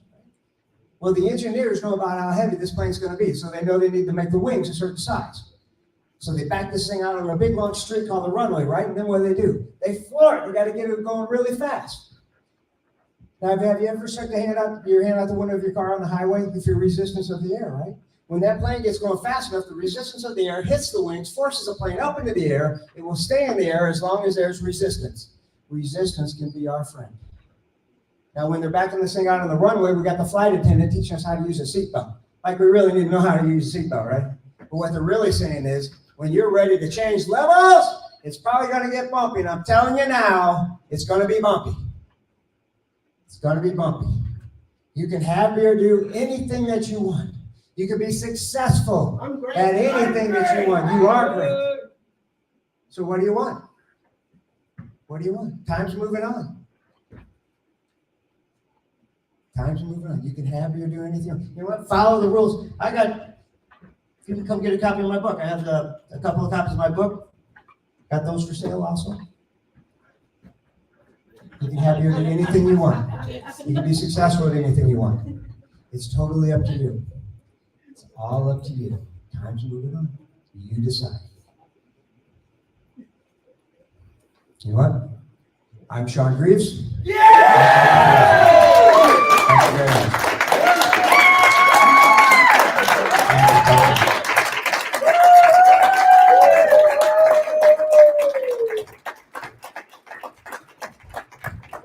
Ladies and gentlemen, one more time, Sean Reeves. Sean, where are you based? St. Louis. St. Louis? Got it. All right, guys, we got a couple more speakers left. How many do we have left, Brad? I don't know. 2. Joe's. You guys need to go potty? Little pee-pee? Gotta go potty potty. All right, you guys got 3 minutes. 3 minutes right now. And you guys gotta come back and bring the heat for the rest of the day. So if you guys gotta use the restroom, now is the time to do it. All we got is 3 minutes. All we got is 3 minutes. Island style, treat. You got a treat? What's up? Are we gonna rap together? No. Island style, not 3. Treat. Treat. You know what comes after treat? 4. Where's the closest tree? Get it? Because I heard it. No, you fucking. I did not know you were 67. 67. That's impressive. Oh, thank you, but December 10th, I made 67. I am 6 months younger than Disneyland. That's a whole funny story, Disneyland. That is. Talk about failure. Yeah, I remember the tickets. The E-ticket was the best one. The E-ticket, you get to the Well, front. you got that. You had A, B, C, D, E. E. E was the E ride. Everything else was like, no. You go now, what, it's $200 just to get Oh, the E? easy. You know, the day that the original Disneyland opened, everything went to complete garbage. Like none of the there was too long the lines. People were using fake tickets. A lot of the rides didn't end up working. It was considered like Black Sunday or Black Saturday, whatever this is. Yep. And see, you can always overcome failure. Absolutely. Yeah. How this happened, I have no idea, but I was given a microphone. So Hey. you did something, you better use it. Got any good jokes? Yeah, I do. Give me one. What's kind of a long one? What kind of a long one? It's a Hawaiian one. Okay, Yeah. let's hear it. Okay, so this Howley guy needs an Uber ride. So Uber driver comes, and the Uber guy is Kanaka. You know Kanaka? Kanaka is an older guy. Okay, he's been around the island a long time. So the Kanaka picks up the guy in Uber. They're driving down H1, heading towards Honolulu, and they go by Pearl Ridge. Pearl Ridge. Pearl Ridge is a great big mall. And the Howley looks at the guy. He says, "Hey man, that's a pretty big thing." He said, "How long did they take to build that?" How long? How long? The guy says, "I don't know." He says, "About 10 years." The Howley says, "Oh, we could do that in 10 months." Kanaka's going like, "You're right, mainlander." So they drive by and they look at Aloha Stadium. The guy says, "Oh, that's a nice stadium. How long did they take to build that?" Kanaka says, "I don't know. I think it's like 8 years." Howley says, "Oh, I can do that, and we can do that in 8 months." Now the Kanaka's like, "You guys, you just brah." So now they go by the Ala Moana Mall, and the guy says, "Hey, that's a pretty good sized mall." He said, "How long did they take to make build that?" The guy says, "I don't know. Wasn't there yesterday." Well done. How long did it take? I have no idea. It wasn't there yesterday. Yeah. That's good. I like Hawaiian jokes. I feel like it was like spam. I got a quick one. Go ahead. What at the Becoming the Best You conference, the tall guy said what to the short guy? What's up, Terrence?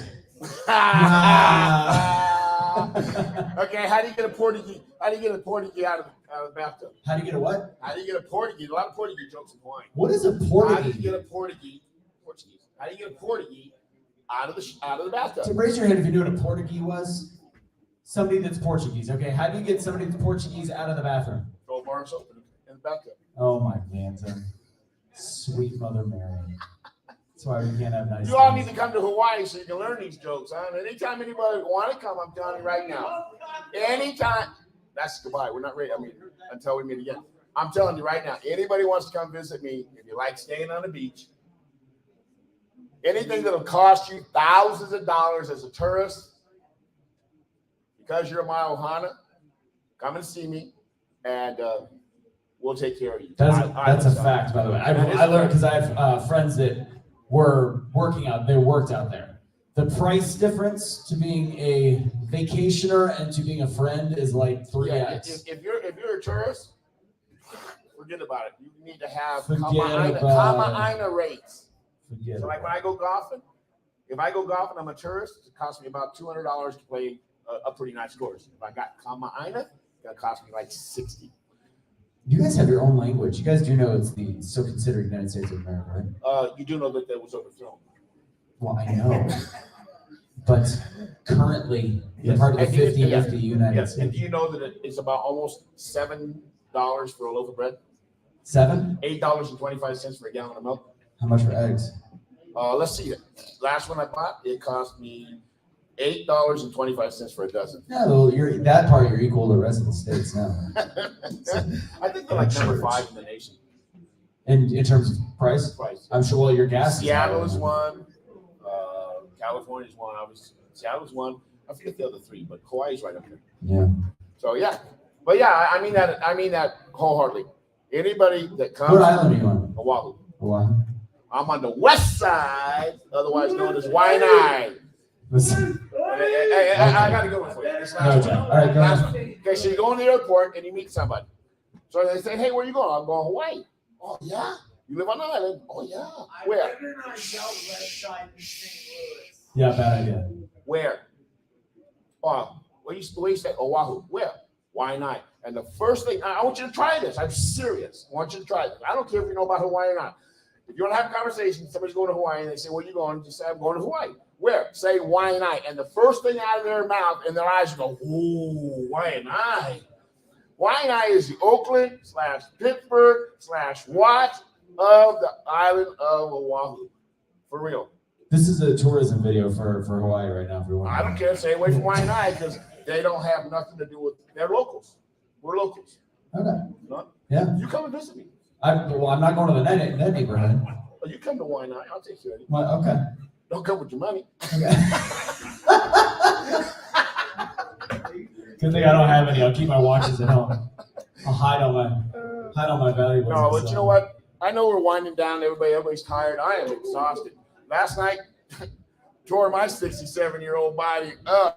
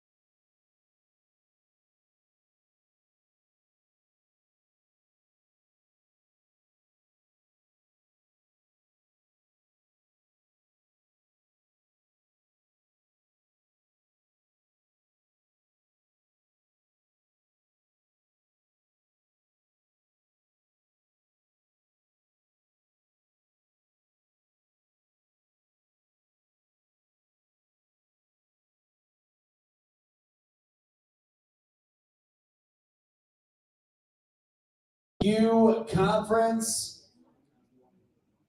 Are we sure we're good? I keep tripping over her shoes. I gotta fix that. Do you have the big camera going? That I don't see. I thought that was the important. Okay, just making sure. All right, we're good to go. All right, ladies and gentlemen, here at the Becoming the Best You Conference, I need to make sure you guys are still awake a little bit. I know you guys just came back from the bathroom. Hopefully you have less fluids in your system than you did before. So on the count of 3, I need you to really quick make some noise by saying yeah for me. So I need to know you're here. 1, 2, 3. Yeah. 1, 2, 3. Yeah. 1, 2, 3. Yeah. All right, I think we are ready to kick the tires, light the fires for our next speaker. Get your hands together, get ready. She is an experienced trainer. She is an inspirator. She is an inspiration, and she is a game changer. Ladies and gentlemen, coming to the stage here at the Becoming the Best You Conference, make some noise for Dr. Lotus Richer.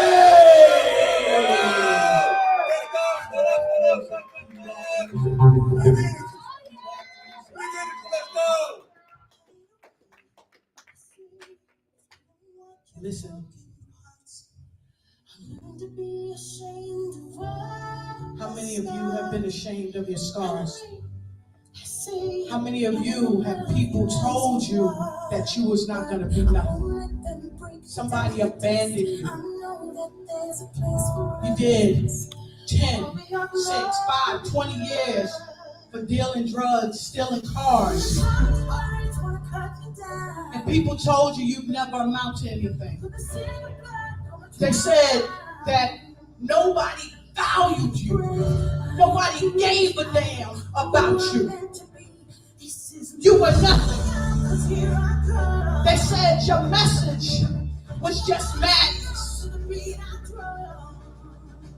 They said that the drum was not beating for you. But you said, oh yes it is. You said, not only is it beating for me, but it's going to be for everyone I connect with. You know why?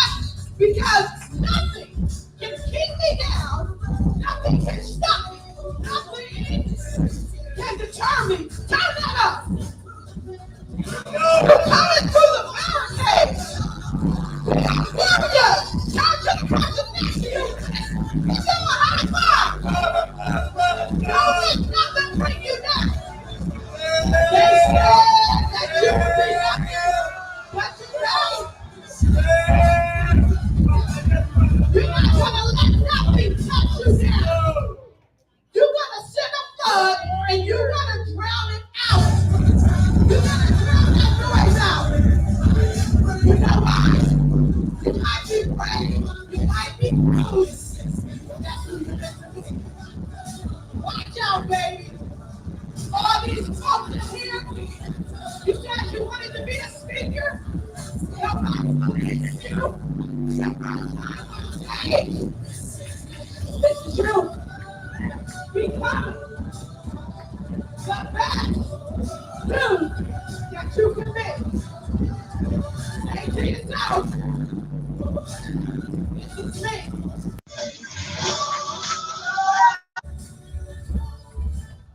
Let's hear it, let's hear it, let's hear it, let's hear it, let's hear it. No matter what happens with the music, no matter what happens with the people, you have to remember that this is you. You have to move to the beat of your own drum. Now, many of you, before this conference, you were on my show. How many of you are still here? You are on my show, right? Give your hands a hand clap. Give yourself a hand clap. Come on, folks. They were on one of my shows called the 15 Minutes of Success Show. Because we wanted this conference to be successful. And it is. Because we created the beat of our own drum. So you're going to hear during my conversation with you I'm gonna say beat of our own drum. And I want you to toot toot right on the table. Can we try that one time? When I say beat of our own drum, I want you to toot toot on the table. Oh, I like that. Beat of our own drum. You're also gonna hear me say, bounce back, baby, bounce back. And when I say bounce back, baby, bounce back, your reply is going to be, the best is yet to come. And that's what we're talking about right now. The best is yet to come. I had Dr. Lauren Michaels Harris on my show. And then I was so graced and humbled and honored to be on his show. And he said, Dr. Lotus, let me ask you something. I said, yes, sir. He said, what are you going to talk about? And now I knew where he was going because everyone that came on my show, Aaron, I said, Aaron, give us a little taste of what people can expect from you, right?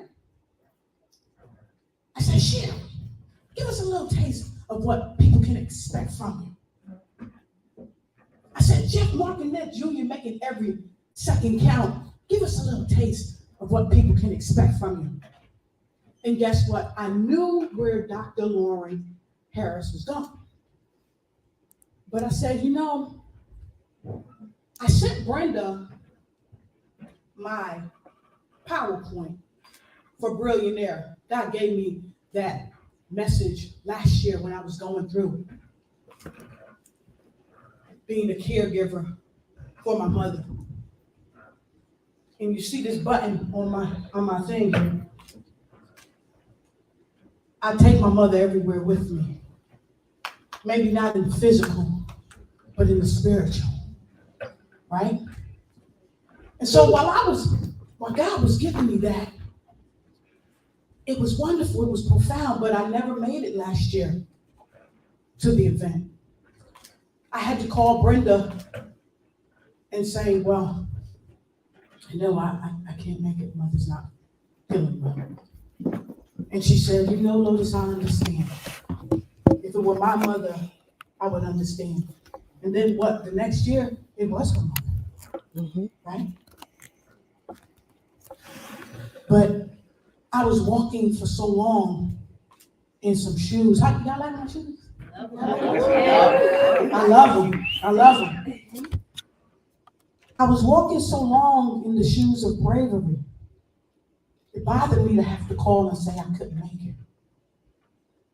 And what I had to realize is that I had to stop. I had to sit down. And I had to make a change. Many of you this weekend said you're making some changes. By show of hands, how many people made some changes? Made some changes? Good. Look around. Keep your hand up. Look around, because I'm going to ask you to ask the person next to you about these changes. So when I talk about my shoes, I had to step into a different pair of shoes. When I lost my mother, I thought it was the worst time of my life. When the doctor said, Lotus, you have a L4, a L5 issue. Thank you. And you'll never be the same again. I wonder, what am I gonna do? Because I'm a basketball player and I'll cross you up in a minute. And then I'll shoot your lights out. I remember when Kevin Garnett, before he went pro, we used to sneak into the Y. And we used to play ball together. And now he's a billionaire. And so the billionaire mindset is what I was going to talk about. But many people have said this weekend. God's going to give you what God wants you to share with people. One of my brothers, Delton Shower, he said it. My other brother, Prince Michael, he said it. And so this lets us know that we are in the right place at the right time, bringing forth the right message for those whose ear our message is ordained for. Amen. Right? Yep. You can clap because that's true. Erin came up and she gave her message. You guys was wondering what she was doing. Erin always comes from a heart space of love. And she stood up here and she didn't worry about what anybody was saying or what they was doing. She kept us engaged. And at the end of her presentation, she showed her true heart of love. Right? She had to put on different shoes. I know a bit about Erin's story. Sometimes the things she's faced hasn't been all love. But she put on her other shoes. You see the springs on these shoes? I got these shoes because my L4, my L5, I got tired of it being bogged down. So I got these shoes because these springs return 50% of the energy back to my body when I walk. And so now I can bounce back, baby. Bounce back, baby. The best is yet to come. The best is yet to come. How many of you got up here on stage and shared with the world about your struggles? Many of you. Those of you that said you've overcome, or you know someone that was dealing with, champion, or succumb to the battle of cancer. I want you to stand up. Go ahead, stand up. I didn't talk about it. Okay, stand up. How many of you in here, I was sitting around, I was looking. How many of you guys in here got a beard? I want you to stand up, except my cameraman, because he's taking this one. How many of you want a beard? How many of you have a mother? I want you to stand up. How many of you have a father? How many of you have children? How many of you have a business? How many of you love your life? How many of you hate your life? How many of you want to become, don't sit down over to the left, I see you. How many of you are ready to really have the billionaire mindset, but you're ready to become the best you? How many of you are ready to bounce back, baby, bounce back? The best is yet to come. Look at the person next to you. I'm going to do this thing again. I got my springs on. Bounce back, baby, bounce back. The best is yet to come. Thank you. Be seated. Now, many of you, I heard someone earlier said that it was a struggle to get here. She had some things going on in her life. My L4, my L5, that was a struggle for me. When I lost my mom, that was a struggle for me. Because you see, at 29, my father passed. And it hurt me. Because I remember those days, he would call me to check in. I remember when my father was locked up. My father was in jail for 15 years. And I remember when I was in school and I was on the school bus, my mother worked her fingers to the bone to put us through Catholic school. And I remember the kids saying, because when my father went to jail, it was on the front paper. Anybody ever been on the front paper before? Anybody ever been in the news before? Everybody in your town know. Everybody in the next town know. And guess what? Everybody in the next town, over in the next town, and over in the next town know. Even, there you go. And I was kind of embarrassed, but it didn't bother me too much until one day on the school bus, one of the kids said, "Your father a jailbird."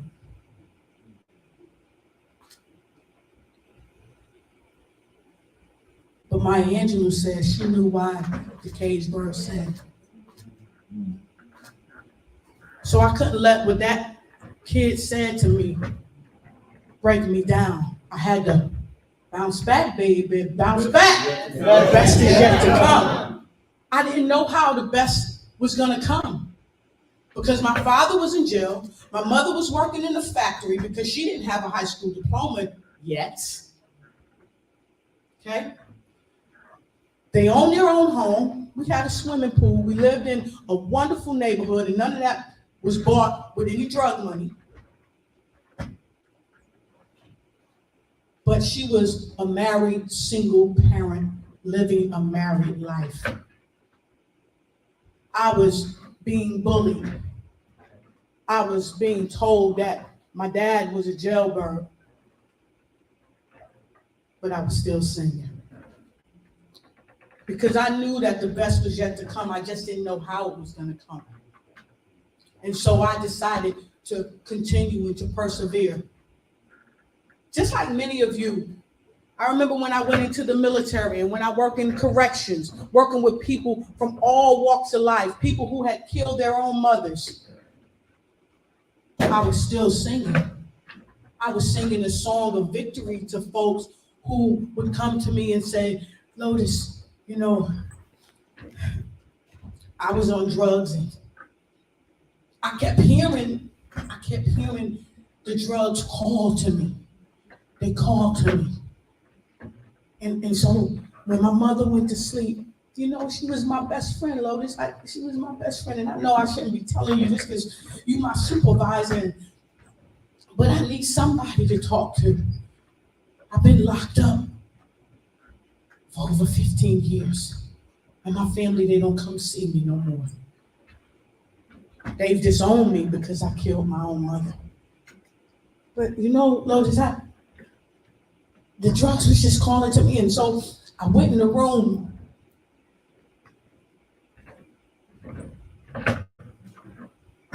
And I'm not going to go all the way there because we got a little one here. And you know what I told him? Your mother loves you. Your mother knew the challenges you were facing. And she loved you in spite of those challenges. And it's your time to bounce back, baby. And I shared that message with other inmates. And I remember them saying, Lotus, you a supervisor. You talking to these inmates. You giving them hope. Well, Steve Harvey told me one morning when I was working or driving to work at 4 o'clock in the morning, I'm in my car just driving to work. And Steve Harvey came on his morning show and he said, you know, I want to give some love to the people, to the brothers and the sisters behind the wall. Y'all know what that means? Behind the wall. That means locked up in the clink in jail. Gone and forgotten. Out of sight, and in many cases, out of mind. Anybody ever been in jail here? I was in jail for 7 years working. And the difference between me and the people that I work with and those that work for me and with me, I managed 100 men in the prison industries. The difference between them and I was that anything that I had done that could send me to jail, they didn't catch me. The other thing that was different between them and me was because at the end of my shift, I could hit the gate. I could ignite and take flight in the exiting of that place. And behind me, when I got out, I heard the gates close. Boom.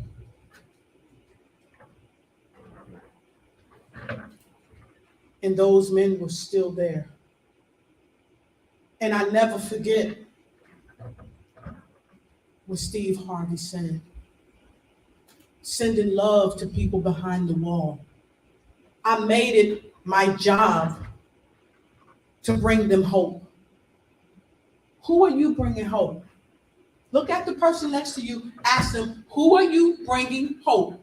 Go ahead. Who are you bringing hope? Who are you bringing hope? Okay, now you've asked. Now you've asked. So I heard my family. Aaron, who are you bringing hope? Besides me, girl, because you know you give me some hope. Who are you bringing hope? Me. Your son. Jeff, who are you bringing hope?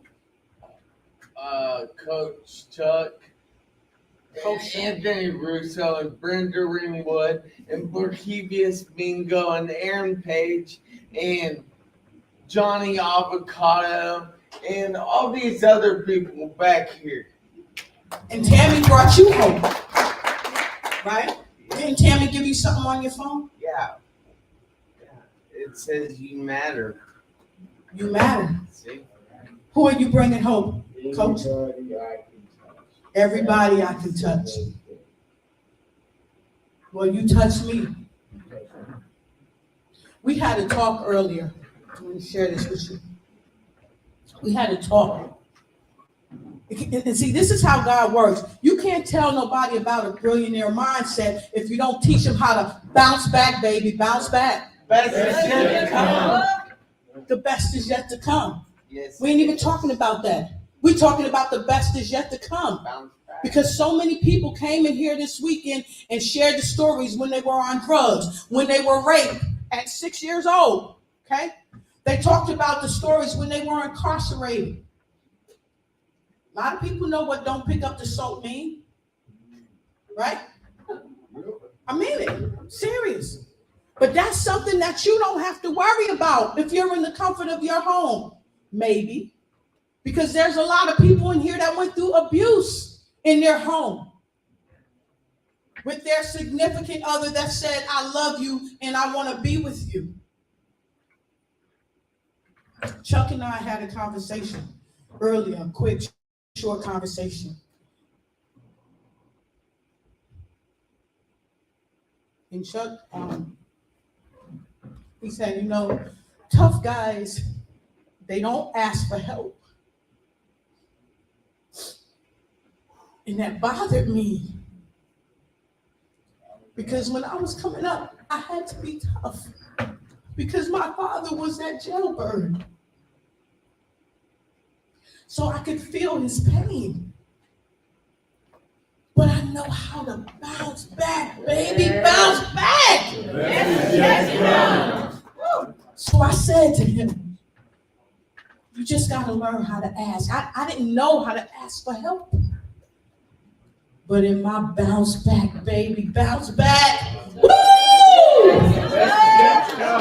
I found out how to ask for help. I stopped letting my pride get in the way. I stopped allowing people to say, your father's a jailbird, so you don't deserve help. I said, you know what? I'm gonna sing in the cage. Until I kick the cage door open. Now I'm igniting and taking flight in every area of my life. And I'm bouncing back, baby, I'm bouncing back. And if you're here this weekend and you have not found a way to bounce back, baby, bounce back. What are you waiting for? The best is yet to come. You might say, Dr. Lotus, how do you know that the best is yet to come? I share with you that my mother died. February of last year, the 26th will be 1 year. Every morning I wake up, I say, good morning, Mom. Every morning. When I go to sleep, I say, good night, Mom. When I get up and brush my teeth, I say, Ma, I hope you're having a wonderful day. Because I happen to believe that we are energy and our life energy, our life force continues on. Now, the speaker that was up here before I spoke, I'm not gonna call his name, Mr. Graves. He kind of hypnotized us and he got us relaxed. But now it's time to work. So the other day I had the opportunity to share my discussion called Dynamic Global Branding. Anybody was in here for that? All right. Come on up. You knew I was gonna call you. No, I didn't. Dynamic Global Branding, what did you learn? What did you learn?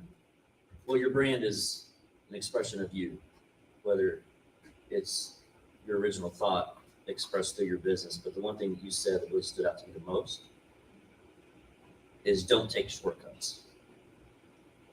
And so I reframe that. You really do get what you pay for. And that brand, it's no different than investing in yourself here. You're gonna invest in that vision into your business that's gonna touch the world. And so why would you cut those corners? Exactly. Give him a hand clap. He was invested in what I was talking about. Because what? The best is yet to come. Bounce back, baby, bounce back. The best is yet to come. So I want you to invest in yourselves. Chuck, this is how I know that I'm supposed to be speaking about what I need to be speaking about. Because I told Dr. Lauren, I said, God is going to tell me, do I need to speak about the billionaire mindset? Or do I need to speak about the best is yet to come? But you can't get to a billionaire mindset if you're stuck in the past and you don't have the hope and the faith and the desire for the best to come. If you don't believe in yourself, if you believe what that lady said in the song, when I came in, I won't let them break me down to dust. If you believe in all the people that's trying to break you down to dust, how the heck are you going to get to the billionaire mindset? You can't. You won't. Because you got to change your shoes and get in the shoes that say, I'm going to bounce back, baby, bounce back. You'll never get to where you're going if you don't ask. Now, some people believe in the Bible, the Quran, or many other books, and that's great. But I'm going to use one, maybe more than one, but I'm going to use one quote from the Bible. It says that we have not, Chuck. We have not because we ask not. Right. So a lot of times we don't want to tell people that we broke. We don't want to tell people that your mortgage is behind. You'll tell them everything else. You know what's happening on all these beautiful lifestyle channels, but you don't know what's going on right inside of yourself. And so you stop believing. You're looking out at everybody else's life, wanting to be everybody else. That's why I changed my shoes, because these are my shoes. And you can't feel them.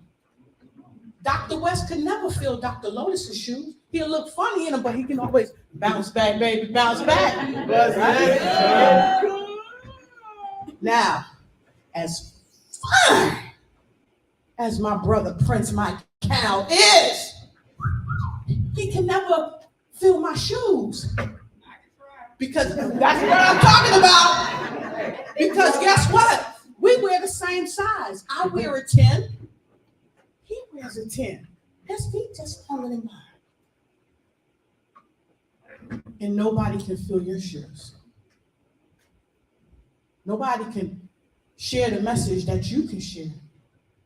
Because only you are ordained to speak the message that the Most High has given you. Write this down. I always say note takers are money makers and money makers are note takers. And note takers are change makers. But you can't make no changes if you don't take no notes, because you have nothing to go back and reference. So make sure you're taking this down. Okay? Number one thing I want to share with you. Y'all ready for this? Bounce back, baby, bounce back. I want you to remember this when times get hard for you. Number one, connect with people. If you've been here all weekend and you didn't get anybody's phone number, well, shame on you. But if you didn't get their phone number and didn't get their picture, because let's face it, Dr. West said Tuesday gonna come. I'm not worried about Tuesday. I'm worried about right now. We saw the hourglass. We don't have time to waste.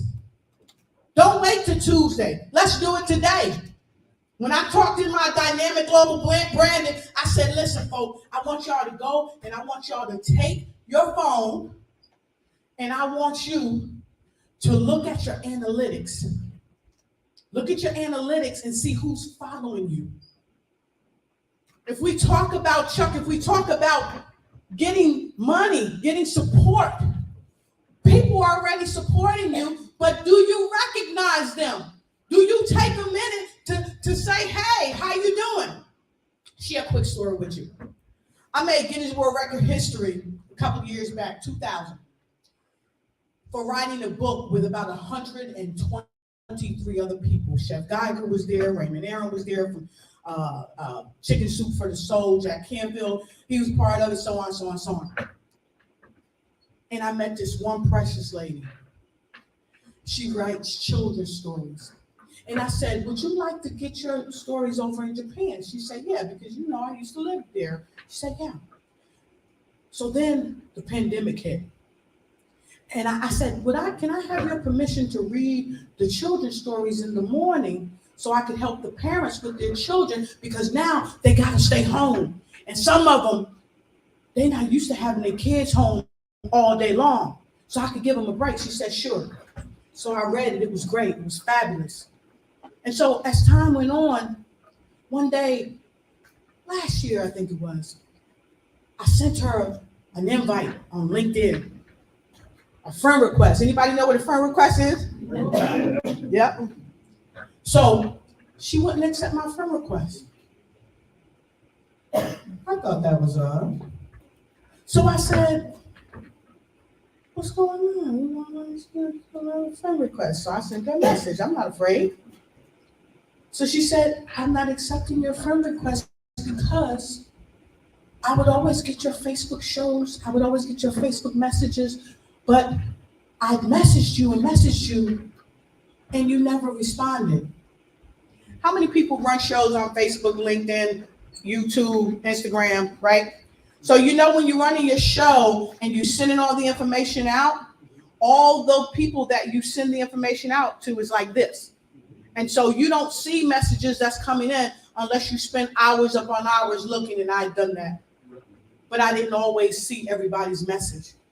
And so she said, you didn't respond to me.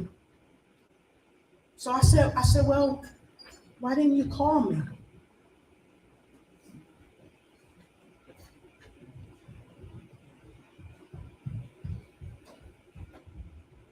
She said, because I didn't have your number. I didn't have your number. That bothered me. Because the message I sent was I didn't think enough of you to give you my personal number. You could get me on Facebook, you can get me on Messenger, Instagram, but you can't call me at my house. And between all this time, her and her husband of about 35 years had divorced. Her child was sick, she had been sick, but I didn't know that. So I promised myself that I would never let that happen again. And see, this isn't about getting you to the billionaire mindset, because you can't get there if you're not thinking like a billionaire. You can't get there. You can't bounce back, baby, bounce back. The best is yet to come. You can't get to the best that's yet to come if you don't do the work. So let's do some work.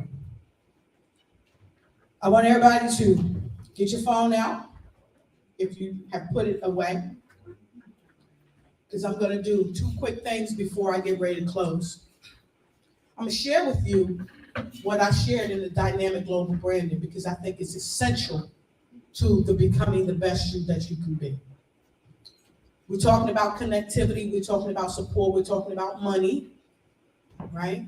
We're talking about being healthy, living the best life we can from an internal home space. We're talking about becoming the best you can be from a heart-centered space, a space of love, right? So I want you to take your phone out. And I want you to look at that phone. And when you look at that phone, I want you to ask yourself, how many times when the speakers was on the stage that you looked at your phone and you sent a text out? You don't have to tell me, okay? Now I want you to send a text to yourself. I'm always bouncing back. The best is yet to come. I'm always bouncing back. The best is yet to come. I'm always bouncing back. The best is yet to come. So you got it. I'm always bouncing back. The best is yet to come. Text that to yourself. When I say So come on, Chuck. the best is yet to come. I wasn't able to share this again. I lost my mother on Mother's Day, 1979, after 22 years of abuse. So I got plenty of prayers to you because it's still, that's not gone away. Plenty of prayers of Lord have gone to you. Thank you. For the times that you're in. And anybody else that has lost loved one. I lost my father, I lost my baby. I just recently lost my grandson to an overdose, my firstborn grandson. So I pray for all of you that have lost. Come on up here, Chuck. Come on up here. Come on up here, Chuck. Give Chuck the mic, please. Give Chuck the mic, please. This is what happens when we get real and we take a moment to really talk to somebody, to really embrace somebody. You can go to all the conferences in the world, but if you don't make a difference in somebody's life, starting with your own, then you just wasting your time. You just wasting the skin that you're in. So Chuck, I want to thank you for sharing what you shared with me because nobody knows what it means to lose a mother until you lose her. And my heart goes out to you. And I said that once I got up on the stage, I said, God, give me the strength to ask for others to help Chuck. Because we love you. Isn't that what this conference is all about? For you that are watching virtual, we're talking to you. Come out, ask for help, share your love, share your stories. Do not be told you do not matter anymore. So I want to do this for you. Everybody stand on your feet. I know it's taking a different turn, but this is what's supposed to happen. This is what's supposed to happen.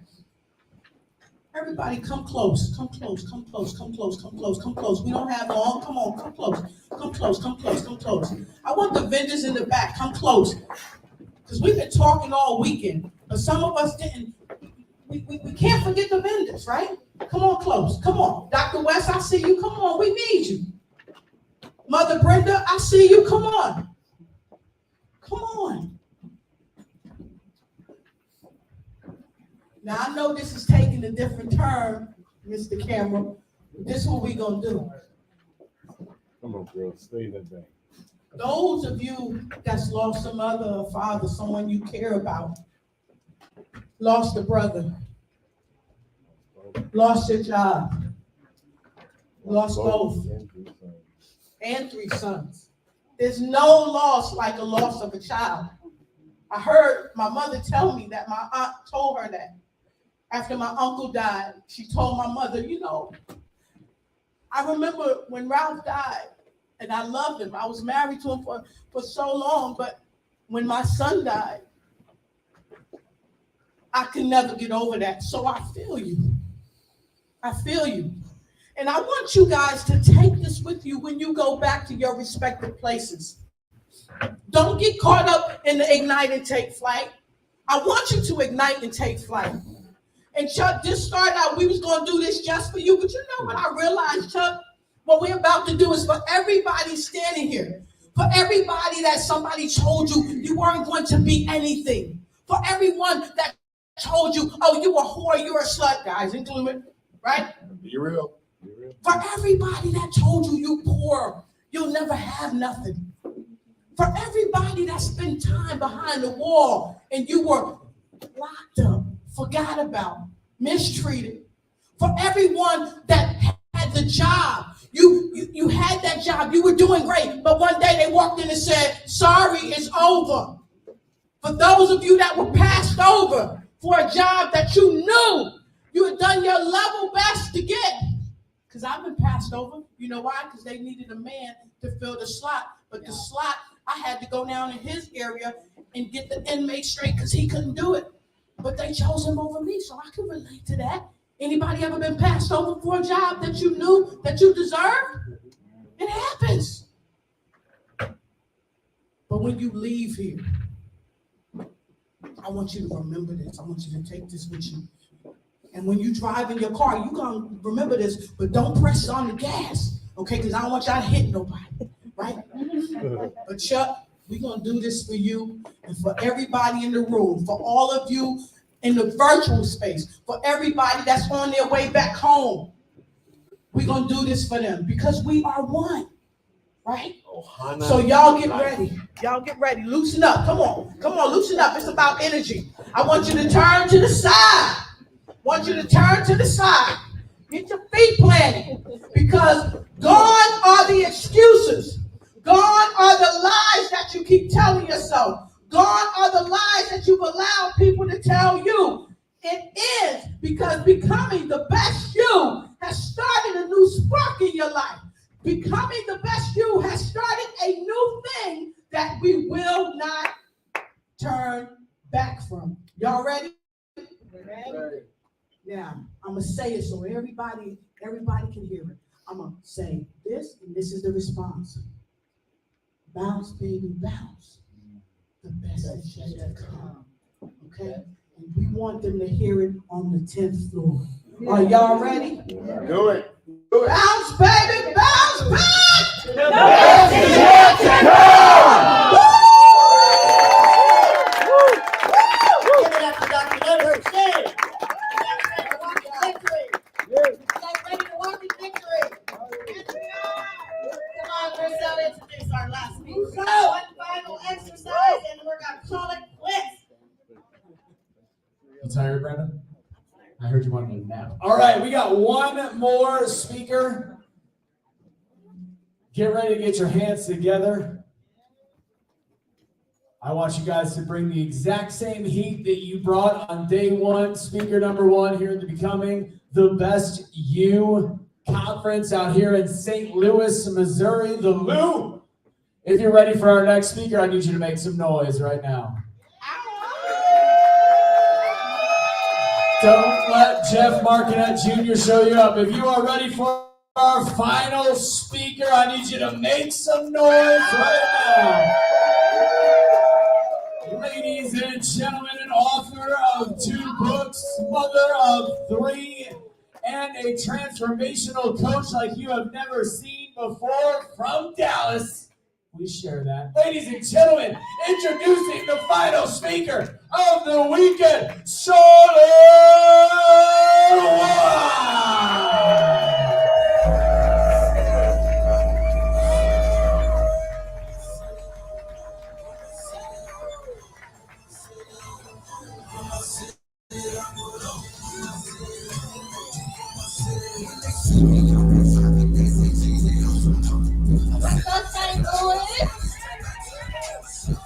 Give yourselves a round of applause.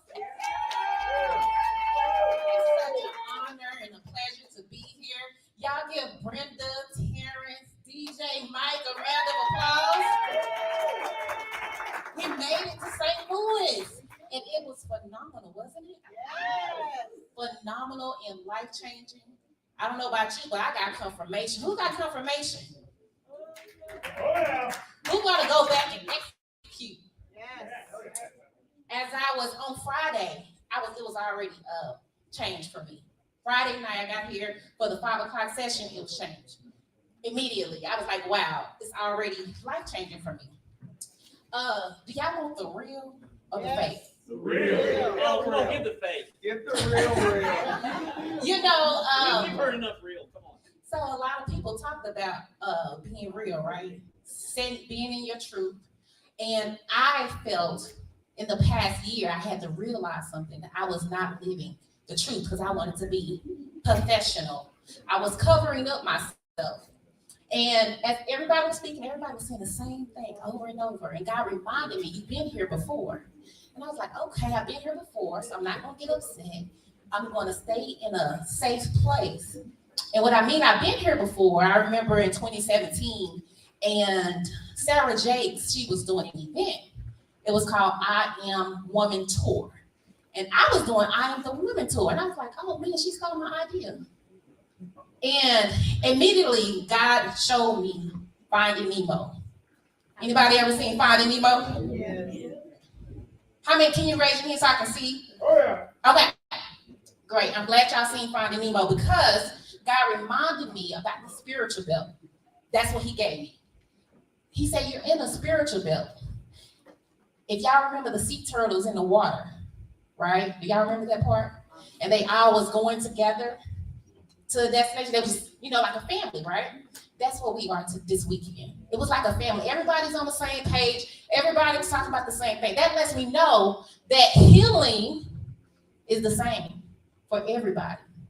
So some of you have heard speakers in this room that had your healing.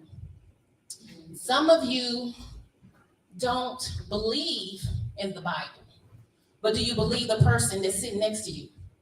Did you believe the speakers that came on stage? Did you believe them?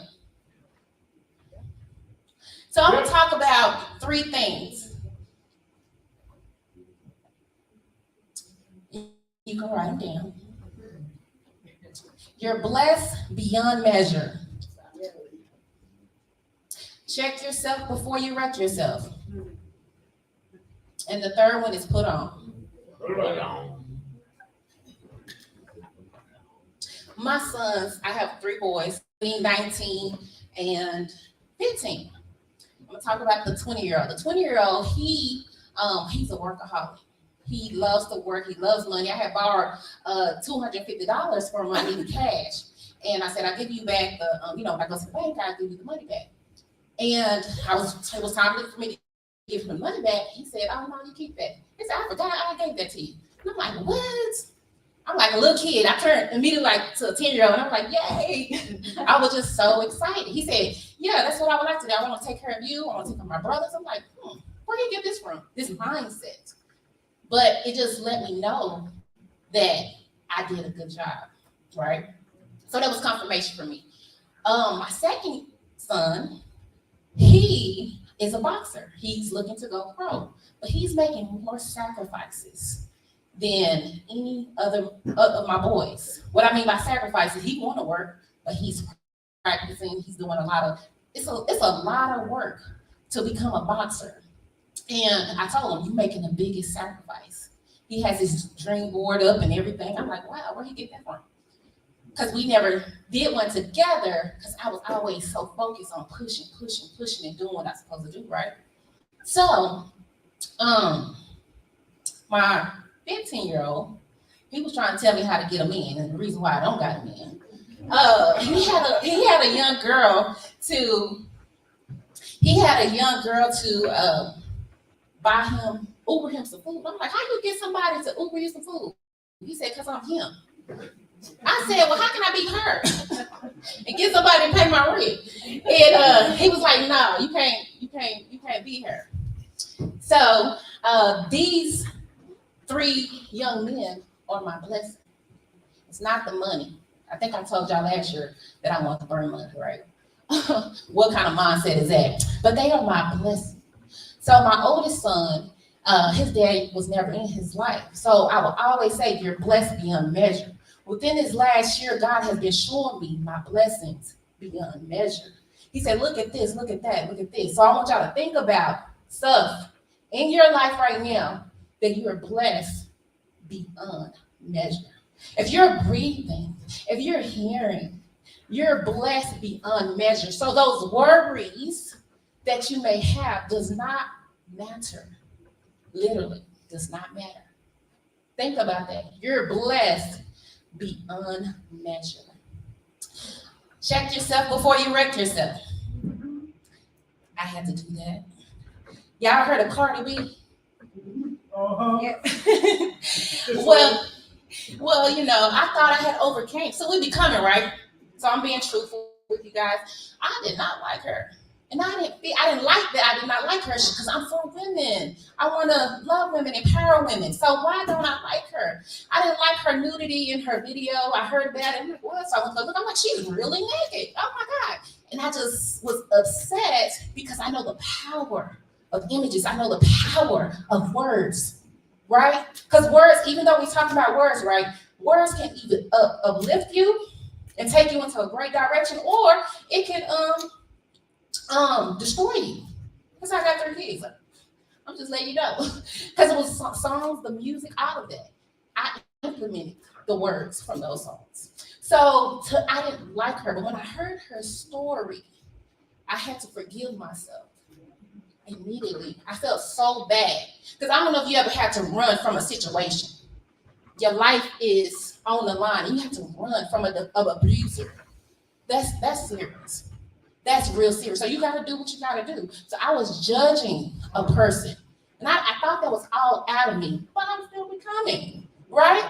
I'm still becoming and learning more about myself. So I didn't even know that was still in me. So I would like for you to know that as you're becoming, continue to look at yourself and see what you need to work on. You might not even know it exists. Another thing I had to check, I was in my quiet time with God, and as I was praying, I'm like, the word forgiveness kept coming up. And I was like, I done forgave everybody.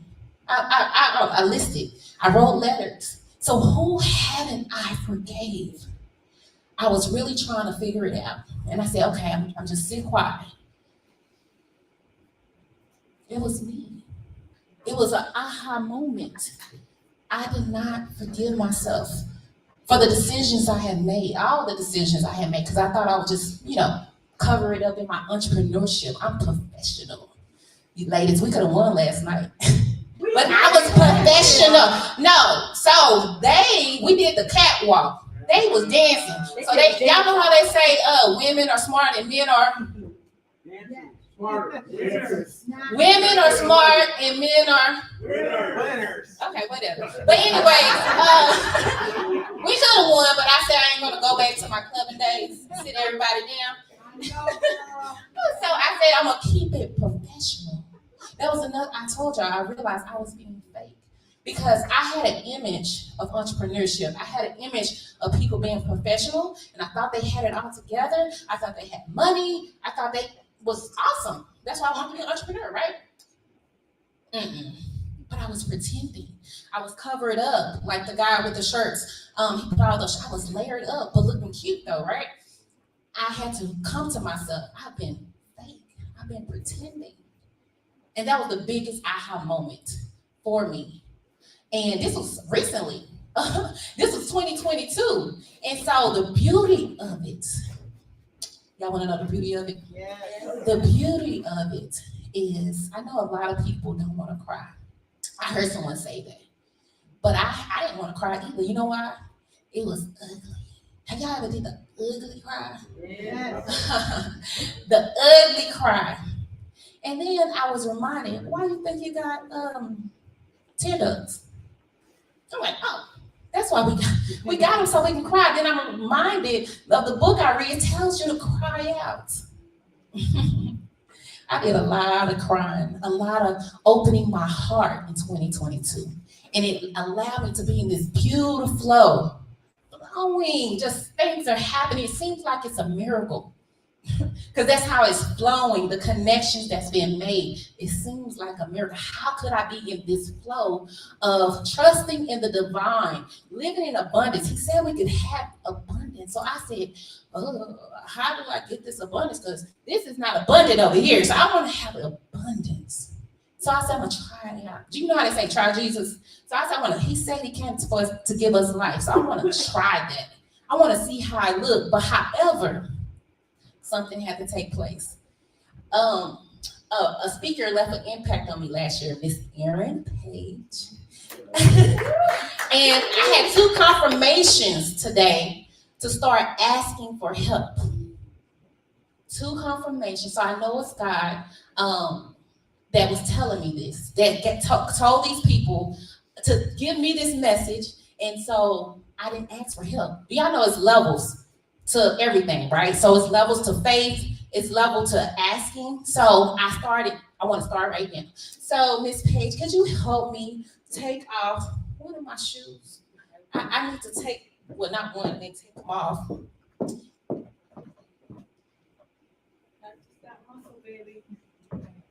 Thank you. She gave us cards last year. And what I wrote on my card, thank you so much. I appreciate it. Yeah, thank you. Come on over here, around here. I wrote about belief. She gave us a card and she invested in us by giving us the card and actually mailing it to us, right? And I felt, she don't know, but energy is awesome, right? So her energy has been in my house because I think of her when I see the card, and it's on my dresser. But just believe. You gotta have the belief and believe in yourself after we leave here. You still gotta have that power. You feel the energy, right? You gotta have that power once we leave here. So, look, do this look comfortable, y'all? No. It doesn't. Why not? But do I still look cute? Yes. So what I would like to do, we're just gonna walk to the other side.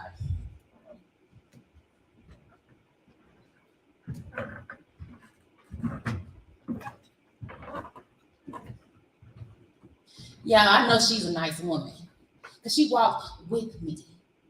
She's nice. She didn't walk in her pace. Was she walking in her pace? What you think?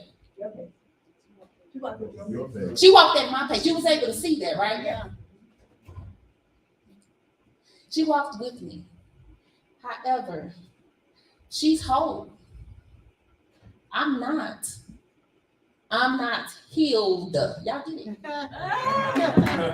I'm not healed all the way. And sometimes we try to run other people's race and they heal. They zoom in. We want to know why they making all this money and doing all this. They Instagram, social media's all blown up, or whatever the case may be. They got great family, great husband and wife, great kids. Everything seems perfect. You don't know what they had to go through, but they are healed. And we're trying to go at their pace. So walk at your pace, and we're gonna walk back to the other side.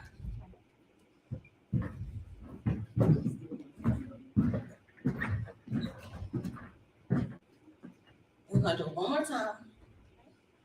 Hey, how you walk last night?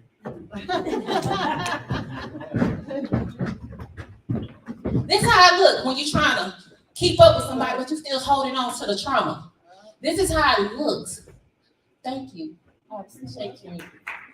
Y'all give her a round of applause. I'm not putting it back on. I'm not done. So this is how it looks when we out here, not being healed, not being whole, not wanting to ask anybody for help. This is how it's looking when we holding on to things on the inside. Ask yourself, am I healed? Am I whole? That's a real question. You can do it now. You can do it in your quiet space, your sacred space, I like to call my space. Everybody in this room is here for a purpose. It's here for a reason. It's hearing my voice for a reason. I know that. So if you're here, ask yourself, am I healed? How are you looking? And it's okay if you're not, because I'm here to tell you, you can be. And that's what I'm here. And then if I didn't tell you, somebody else here told you their story of healing. So I'm gonna go ahead and take this other shoe off. Don't need no help with that. See, I can bend a little better. So this is something you want to do for yourself. The healing, you're gonna have to do yourself. And here's the vision. This is your vision right here. Right? Who wants this? Me. You want this? Sometimes we can't see what the other person sees. So whatever's in your mind, your vision, your goal, you got family telling you this and that, they don't know what's in your mind. They don't have a clue. So why are you worried about what he say, she say, or whatever say? You know? Yeah. Amen. There's no reason to worry about it. So, you're blessed beyond measure. We got to check ourselves before we wreck ourselves. We can't be running nobody else's race. We have our own race to run. Check yourself. Ask yourself, am I trying to be like such and such? Or am I really trying to be tuned in to become the best me that I can be? Who is that? Who is that? Think about it. As I open it back. Now, if I got in the elevator, do y'all know what this is? So I was supposed to drive down here and I was gonna have a basket for this. And I ended up flying. And of course I didn't bring my basket. But I said, look, it's a ram in the bush. This is what the bed sheets go in, this person. I said, I'm gonna use this. And then I got on the elevator and the guy, one of the workers got on. I said, I'm not stealing this. Please don't think I'm stealing this. I'm putting it back. I just need it for a presentation. That's it. So we got to think about, what are we doing with our vision? What are we doing? Y'all want to know what's in there, right? You really want to know. And when we look at each other, we can't see their vision, but we got to know that they got something to offer. You got to know you have something to offer. It took me a long time to say I'm great. It took me a long time to say that I love you to myself. It sounded so weird at first. I'm great. It didn't even sound real. And so I'm beautiful. I didn't tell myself. I didn't feel like I was. It's a real place to becoming the best you that you can be. But there's levels. You got to respect your levels, respect your process, not looking at other people. See, everybody was dealt a hand. I tell my kids this all the time. Each one of you was dealt a hand. It's how you play it.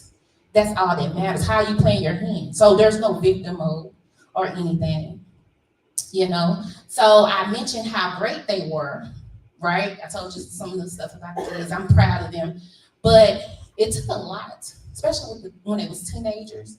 And it just took a lot. But I didn't want to show nobody. I want to be professional. They can't know that my kids not listening to me because they listen to me. I'm coaching people. But my kids are acting up. So how can I be coaching people? How can they listen to me and my kids were acting up? I'm talking about like I had to kick them out the house, one bucked up to me. I'm talking about that type of stuff. And so now though, y'all know prayer works. Literally, prayer works. I don't care who the family member is. I don't care who's on the job. Pray and believe. That's the key. Some of you guys been praying, but you haven't been believing. That's the key. Every miracle that was done, they believed before it happened. And so when you checking yourself, it's kind of like a vulnerable place. I'm not putting back the heels on because they was, hurting. I knew I was going to take them off. And then we stood up here too. I was like, oh Lord, should I go sit back down? But I wanted to finish what we was doing. And because I was saving my feet. Yeah, I know. Y'all ladies know. I got a certain amount of time I can stand in them. That's what I'm saying. Before they really, really start hurting. And so I'm not going back to that. But I'm here in this vulnerable place. Nobody else got their shoes off. I'm looking naked up here. Right? Okay. But your toes cute. My toes are cute. But it's an uncomfortable place. This is a great place to be. Uncomfortable. In a quiet place, being still, getting to know yourself. We talking about becoming the best you. I went on a 90-day walking in victory transformation. I've been glowing ever since. But I think about what if I never did that? What if I never took that time for myself? No, the phone stopped ringing. It was amazing how that process, the phone stopped ringing. It was just amazing how literally everybody started falling off, dropping off. because they're not going where I was going. So, but it's uncomfortable. People looking at me strange, right? But I know that I have a vision and I'm ready for it. During the pandemic, wasn't making as much as I wanted to make or whatever. And my sister said, get the food stamps. I said, they ain't gonna give me no food stamps. So I applied. They said they was gonna give me like $234 or whatever. They gave me $700. Who was the happiest person in the world? I was like, yes. The difference now, because I was on food stamps before when my kids were smaller, but the difference now, I got a plan, I got a strategy, I got a vision. But right now in this space that I'm in, I needed those food stamps. It was a true blessing for me, but I'm professional. That's how I kept still wanting to look professional, because I thought professional people had to have a certain look. However,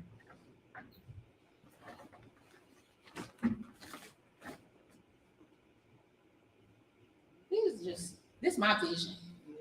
Some of y'all walking around with your vision, holding your vision, talking about what you're gonna do, and ain't done nothing. You know what you need to do, but you procrastinate. I don't know how to get started. Well, I tell you this, the people that spoke today, they have gave you the next piece to your puzzle.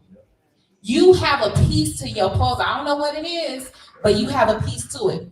So, we're gonna start. Everybody at this table, just tell me how y'all put your shoes on. Do your eyes be closed, or do you stand up and put on your shoes? How y'all put on your shoes? One by one. Okay. Yeah, do that. Put your socks on first. Okay. And then put my shoe in, or do you put the other sock on? I put my other sock on.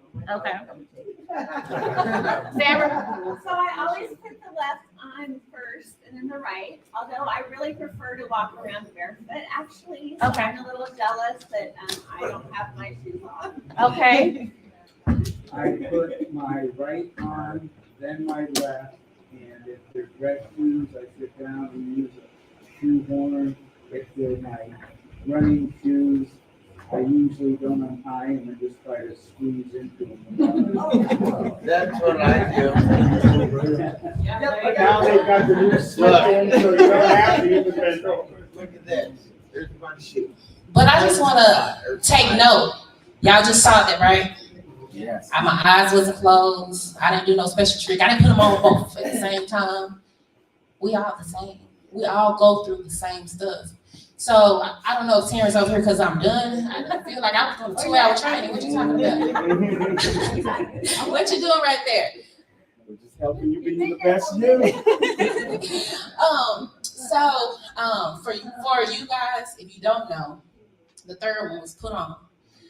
When I walk out the house, when I wake up in the morning, when I walk out the house, wherever I go, I try to think about who I can put on for.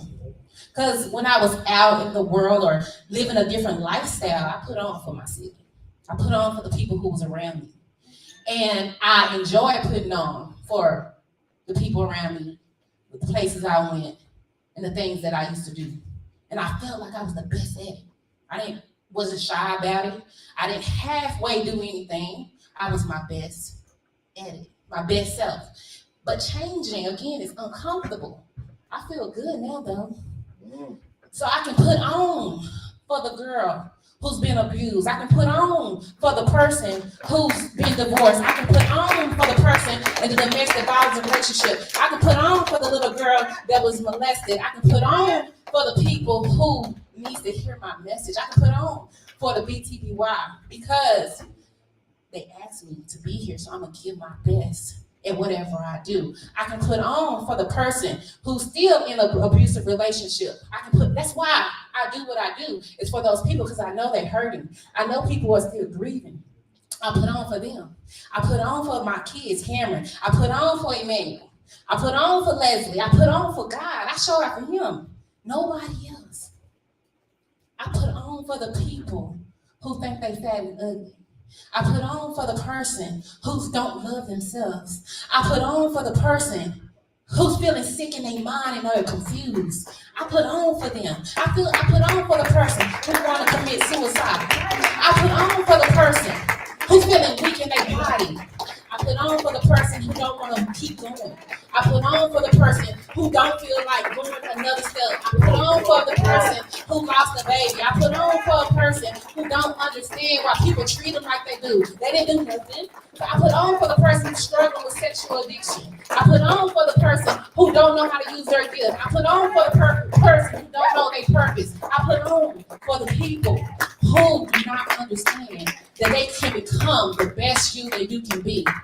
If you are a person here and you feel like there was no change for yourself, or you feel like there's still something there that you need help with, that you may be struggling with,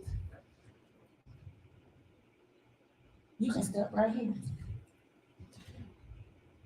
Why would you step right here? Because you're taking a courage thing and saying, and I know it's two people in the room for a fact. Don't ask me how I know. I'm not a preacher. I am used by God, but I know they're still hurting. I know they need healing. This is what I know, but we've been professional. We've been professional. We don't want to show nobody. We don't want to show nobody that we're hurting. So my goal right now for the courage people, like I said, there's healers in the room too who's whole and healed. So it's not for everybody, but for the one, and I'm hallelujah. Thank y'all for stepping up. Y'all give them a round of applause.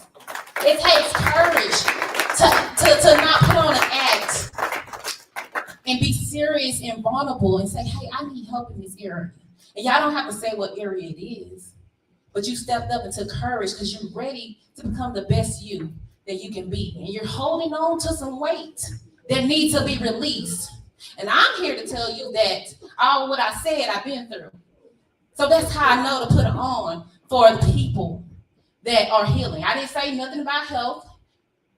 I didn't say nothing about finances because I'm still working on those areas myself. However, some people spoke today, and I have a favorite Bible scripture, and it talks about a woman who had some issues. Yes. And she touched a hem, and her faith healed her. So I can touch Tommy's heel on health, right? Yes. He gave me a strategy so I can get my health in order. I can touch if I say his name, which I'm gonna do. But I can touch his heel.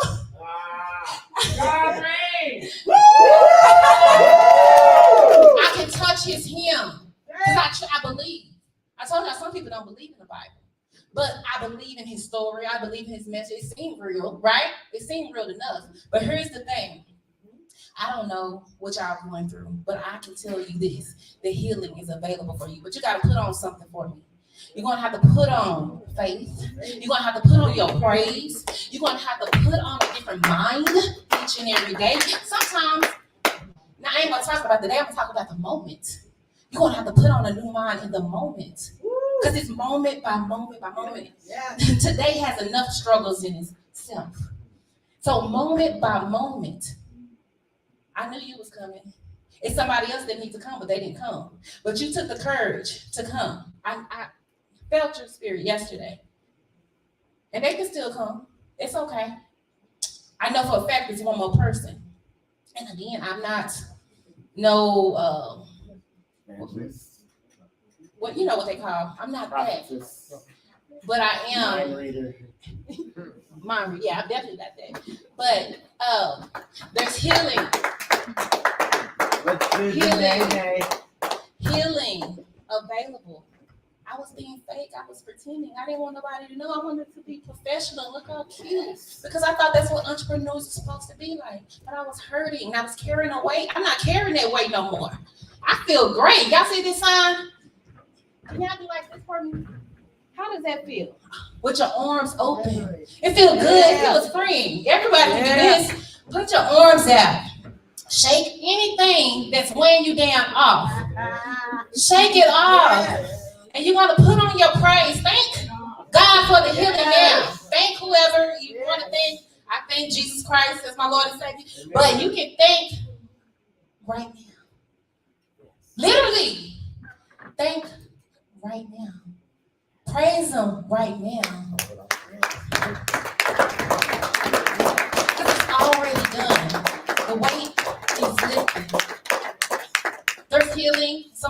ladies, Michelle, I know she talked about healing in her body. I never experienced anything like that. There's healing available. Get their numbers. Call someone. We right here. It's just your choice. So let's put on praise. Y'all ready for the walking in victory? Y'all want to walk in victory? Do y'all want to walk in victory?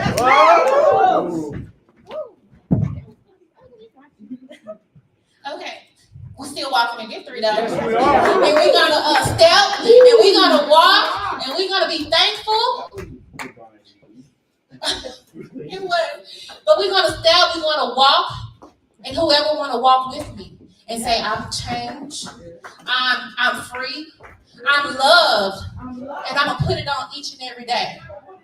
I'm going to put on for my city, I'm going to put on for my community, I'm going to put on for my children, I'm going to put on for my family, I'm going to put on for myself because I am becoming. So I'm not going to listen to the negative thoughts that's in my head. I'm not going to listen to the negative people that's around me. I'm going to be changed for real this time. So I'm going to have to, Lord, help me get rid of these people that's causing me the harm, that's causing me the confusion in my mind. How can I put on for that? DJ, can you cue that music over there? So put on in our city, put on in our minds, in our bodies, in our health. Can we be different by next year? What would a year look like if we really stick to it? Hey, let this be an accountability. Terrence, you have an accountability program going. That may need to get started back because we need accountability. Stay strong. Let's not lose our power in this season. You are powerful. People are waiting on you. They're counting on you. They need you. Your voice matters. We're just a few people. We're just a few people. So we can continue this victory walk and understanding that we are powerful. We are powerful. We are Don't think about what you went through already. Don't think about the things that you went through. Think about what's be happening now. Think about all the abundance. Think about all the abundance that you are grateful for. Let's just make this circle right here. But we're going to think about the abundance. This baby came so we can have life and have it. Whatever in your mind that's stopping you from thinking that you can't do it. Yes, you can. Look at these people. They are doing it. Are we perfect? No. We can still make the change in our life. We're not stuck. We're not stuck. You're not stuck. You are loved. Help the person next to you. You are loved. No, it's not a lie. It's not a lie. Now feel the genuine in the room.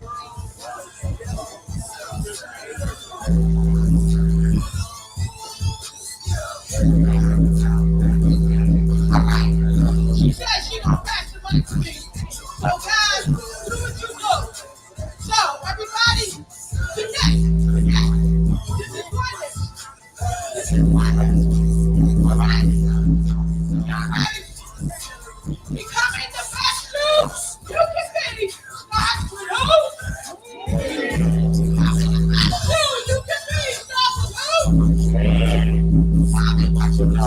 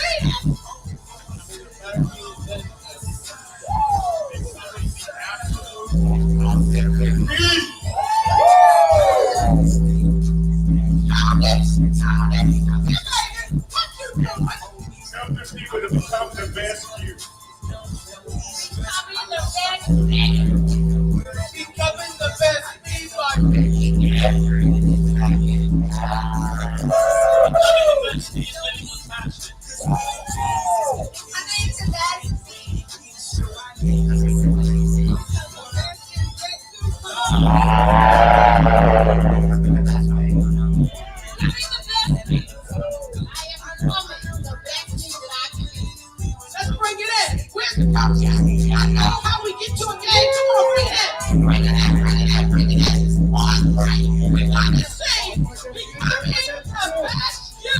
So folks online, this how you do it. If you missed it, make sure you're here at the next one.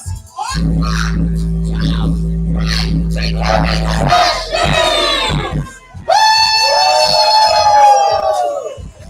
Thank y'all. Thank y'all. Stay where you are. Stay where you are. Stay where you are. Come back. Come back. Come back. Stay where you are, because we're gonna end this like we started. So I want you to stay right where you are, but I want you to come up here. Come up here. Everybody, come up here. Kind of move to this side. And I gave some people something in their hands. If you don't have a sheet in your hand, I need you to raise your hand. If you don't have a sheet in your hand, raise your hand. All right. Okay. We got any other mics out? Here's what I want you to do. So you're gonna have to use your loud voice. And we didn't print out enough for everybody, so I'm gonna need you to share. And I need you to look back at you got some more. If you got some more, go hand out to those out there. This we talked about that this was work this weekend. We talked about that we wanted you to work on becoming the best you this weekend. But you heard Dr. West say that we want to see this not just stop this weekend. We want to know what you're going to do on Tuesday. But we want to know what you're going to do after you leave here. So this, if you agree, this is what we call the BTBY Manifesto. This is your pledge to not let the becoming the best you process stop in your life when you walk out those doors. So there's a couple of things on this manifesto that I want you to be able to say. So here we're going to do. We're putting you on camera. We're putting you on record. So turn around and face that camera right there so the audience can see you. Turn around. So here it is. What you're going to do is you're going to say, I. In your name. I love it. Now that was the practice one. So the first line says, I. Say your name and then pledge. So you're gonna say I, say your name, pledge, and then we're gonna go down each and every one of them. After I'm gonna say it, then you say it. So I. Say your name, pledge. First one, to put in the work necessary to become the best version of me. To do it for myself while recognizing I don't have to do it by myself. To take the information, education, and inspiration I learned this weekend, then apply that knowledge tomorrow and every day to better myself.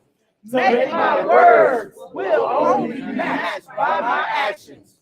To ask for help, because that doesn't make me weak, it makes me strong. To no longer be silent when I know my voice can make a difference. To use my tools, abilities, and gifts to create a legacy for my family and community. To give and share the knowledge that I have with others freely in an effort to build all of us up and not tear us down. To never give up on me because I am worth it. To operate in a spirit of collaboration and not competition. Realizing that we can go further and faster together than we can go alone. To never give up on me because I am worth it. Say that again. To never give up on me because I am worth it. Say it one more time like you mean it.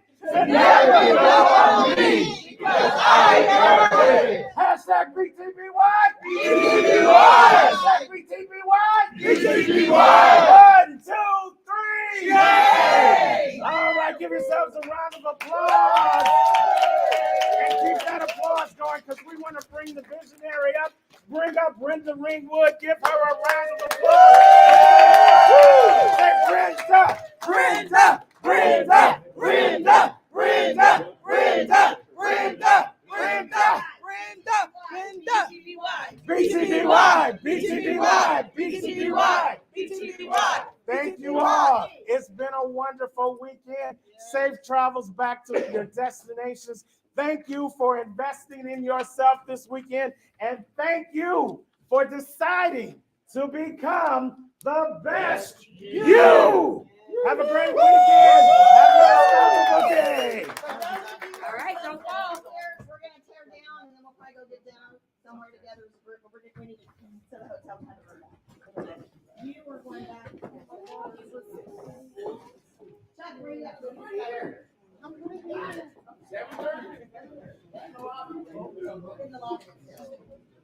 That's like a trend, yeah.